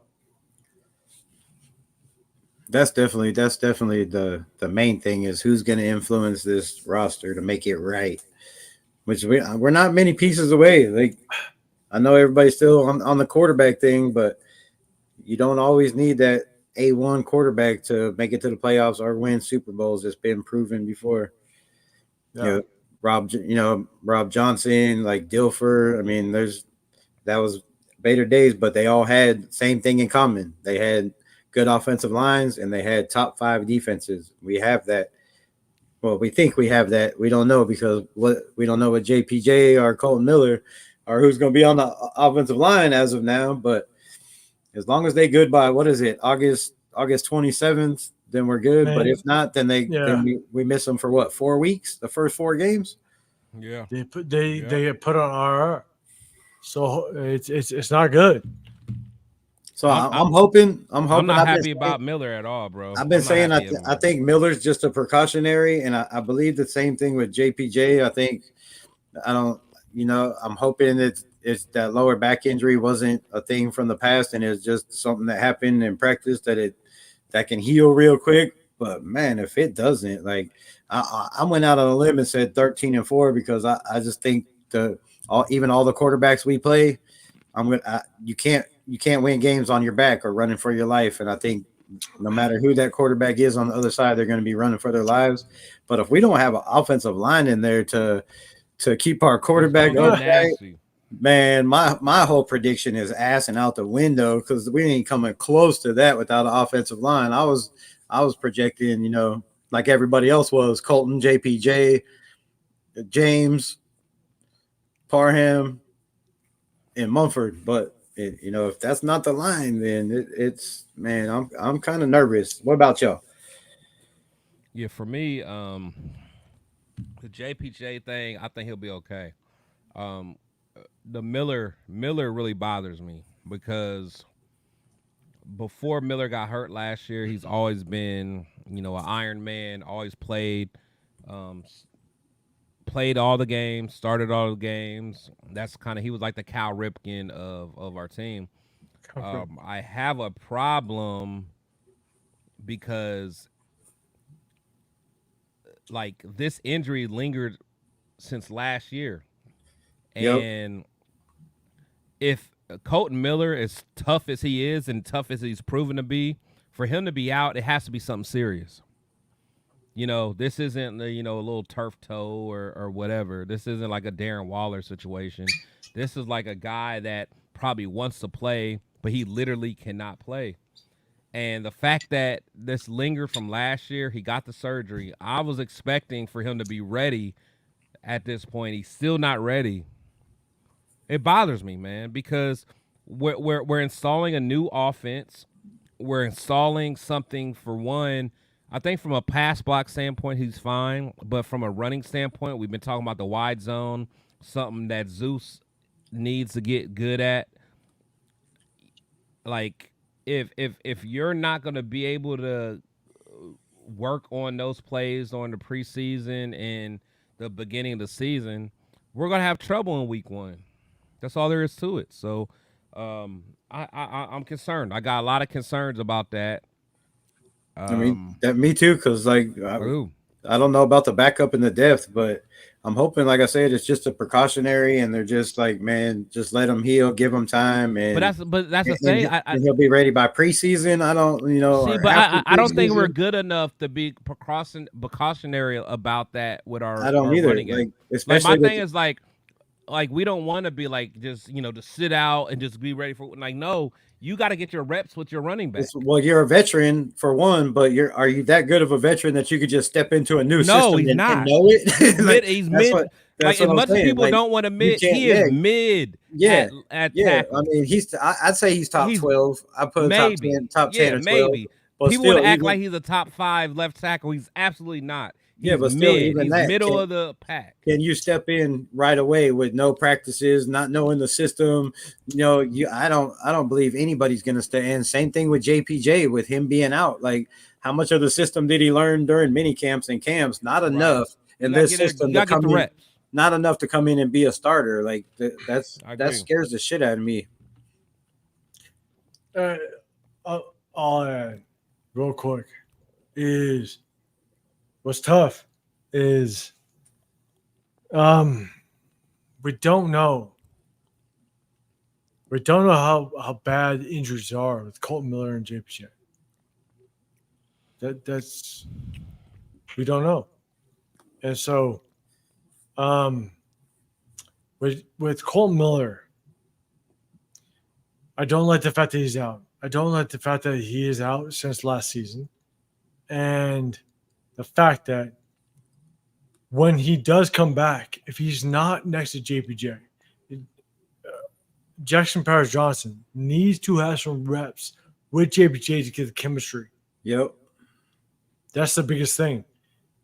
One of the things that a lot of people don't look at is the chemistry between players, and they have to build that chemistry.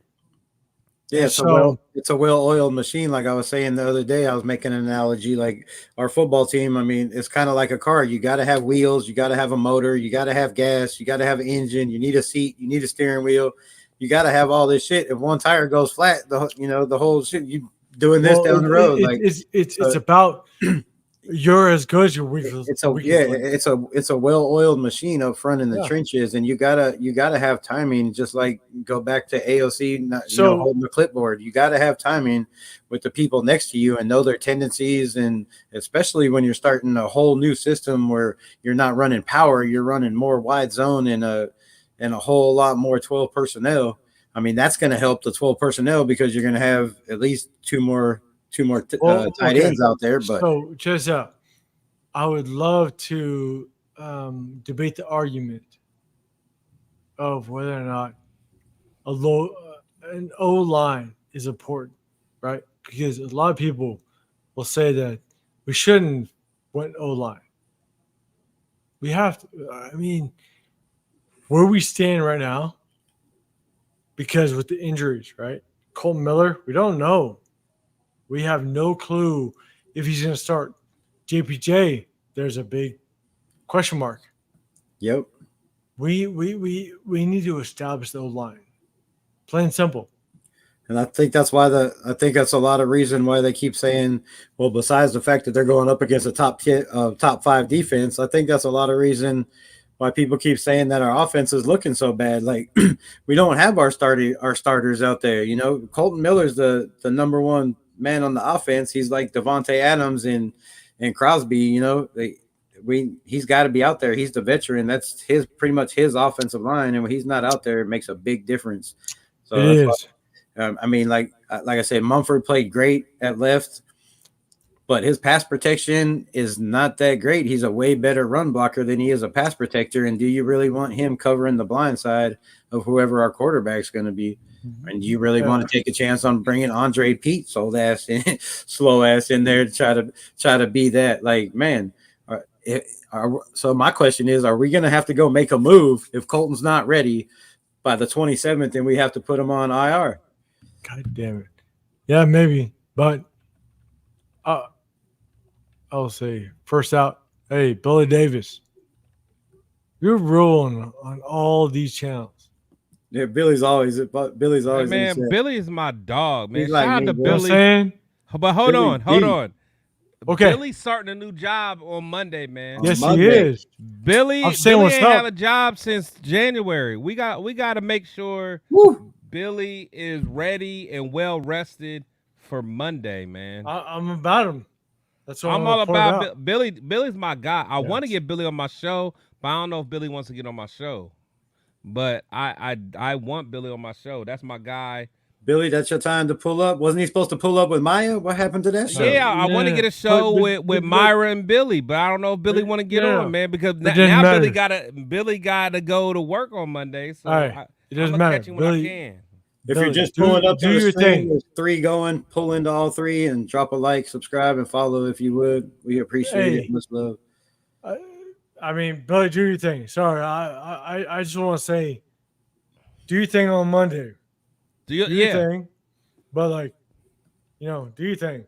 We love the support, Billy D. No, We love the support. Billy's going to go to work and be a good worker, and honestly, Do your thing. yeah, do your thing, Billy. Go out there and be honestly, Billy. Go out there and be a Brock Bowers, man. Be a Brock legendary. Bowers on day one, man. Like show your worth. Show your worth on day one. Show your day worth. Get your Brock Bowers on, Billy, baby. Ah, Hell yeah. Get your Brock Bowers on. Be the Brock Bowers of your of day one, man.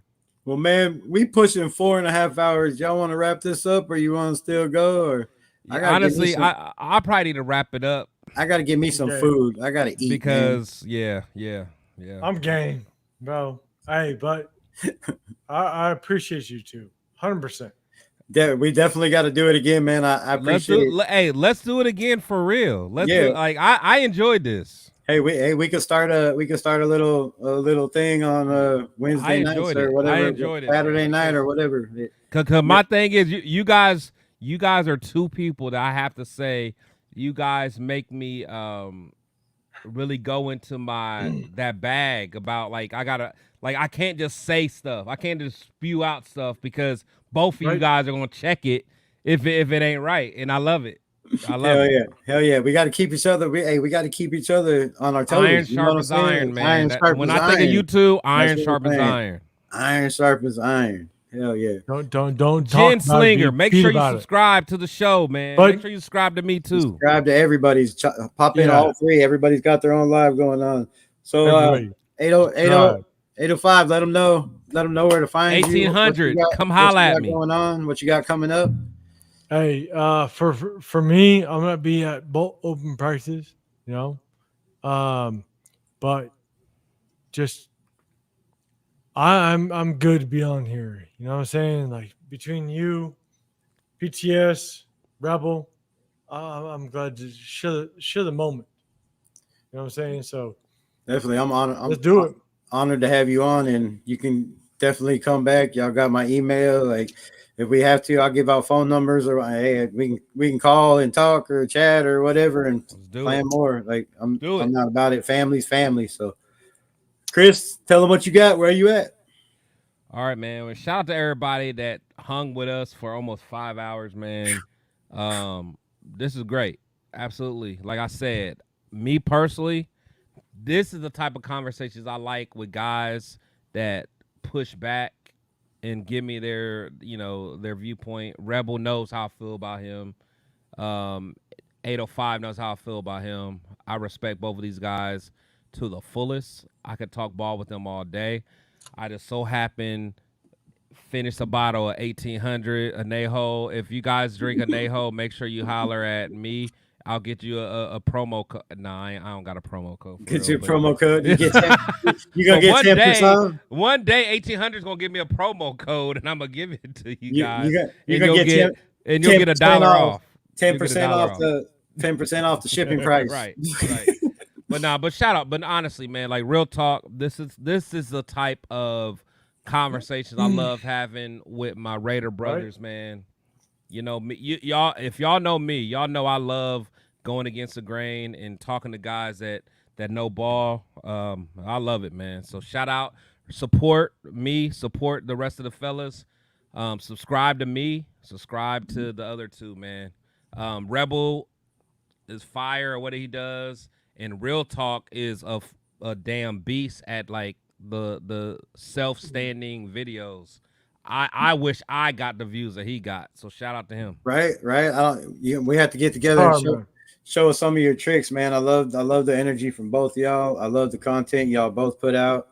I watch anytime I can, which pretty much is every time, all day long. That's all I do is watch Raider content. So, man, keep putting out the good work, and we're definitely gonna have to do this again. And who knows, maybe we'll make it a routine thing. And if y'all want, I can pull up on one of your channels next time, or however we want to do it, or we keep it on mine. It don't matter. But I appreciate y'all's time. It's been a great show. I definitely enjoyed the whole entire thing.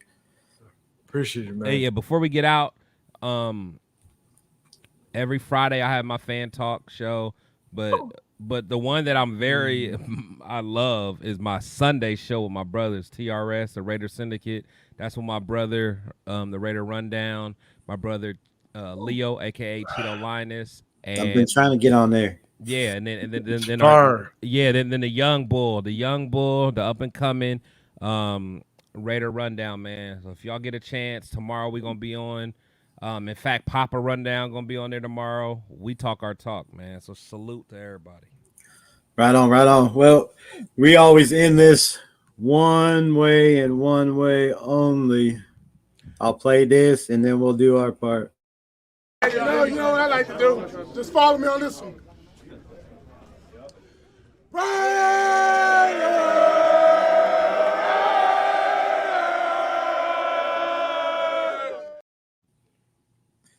All right, so on 3. 1, 2, 3. Raiders.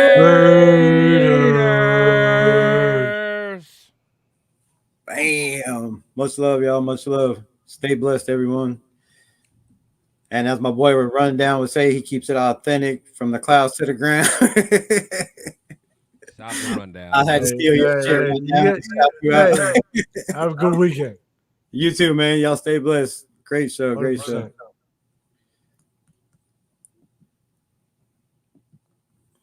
Hell yeah, that shit was fire.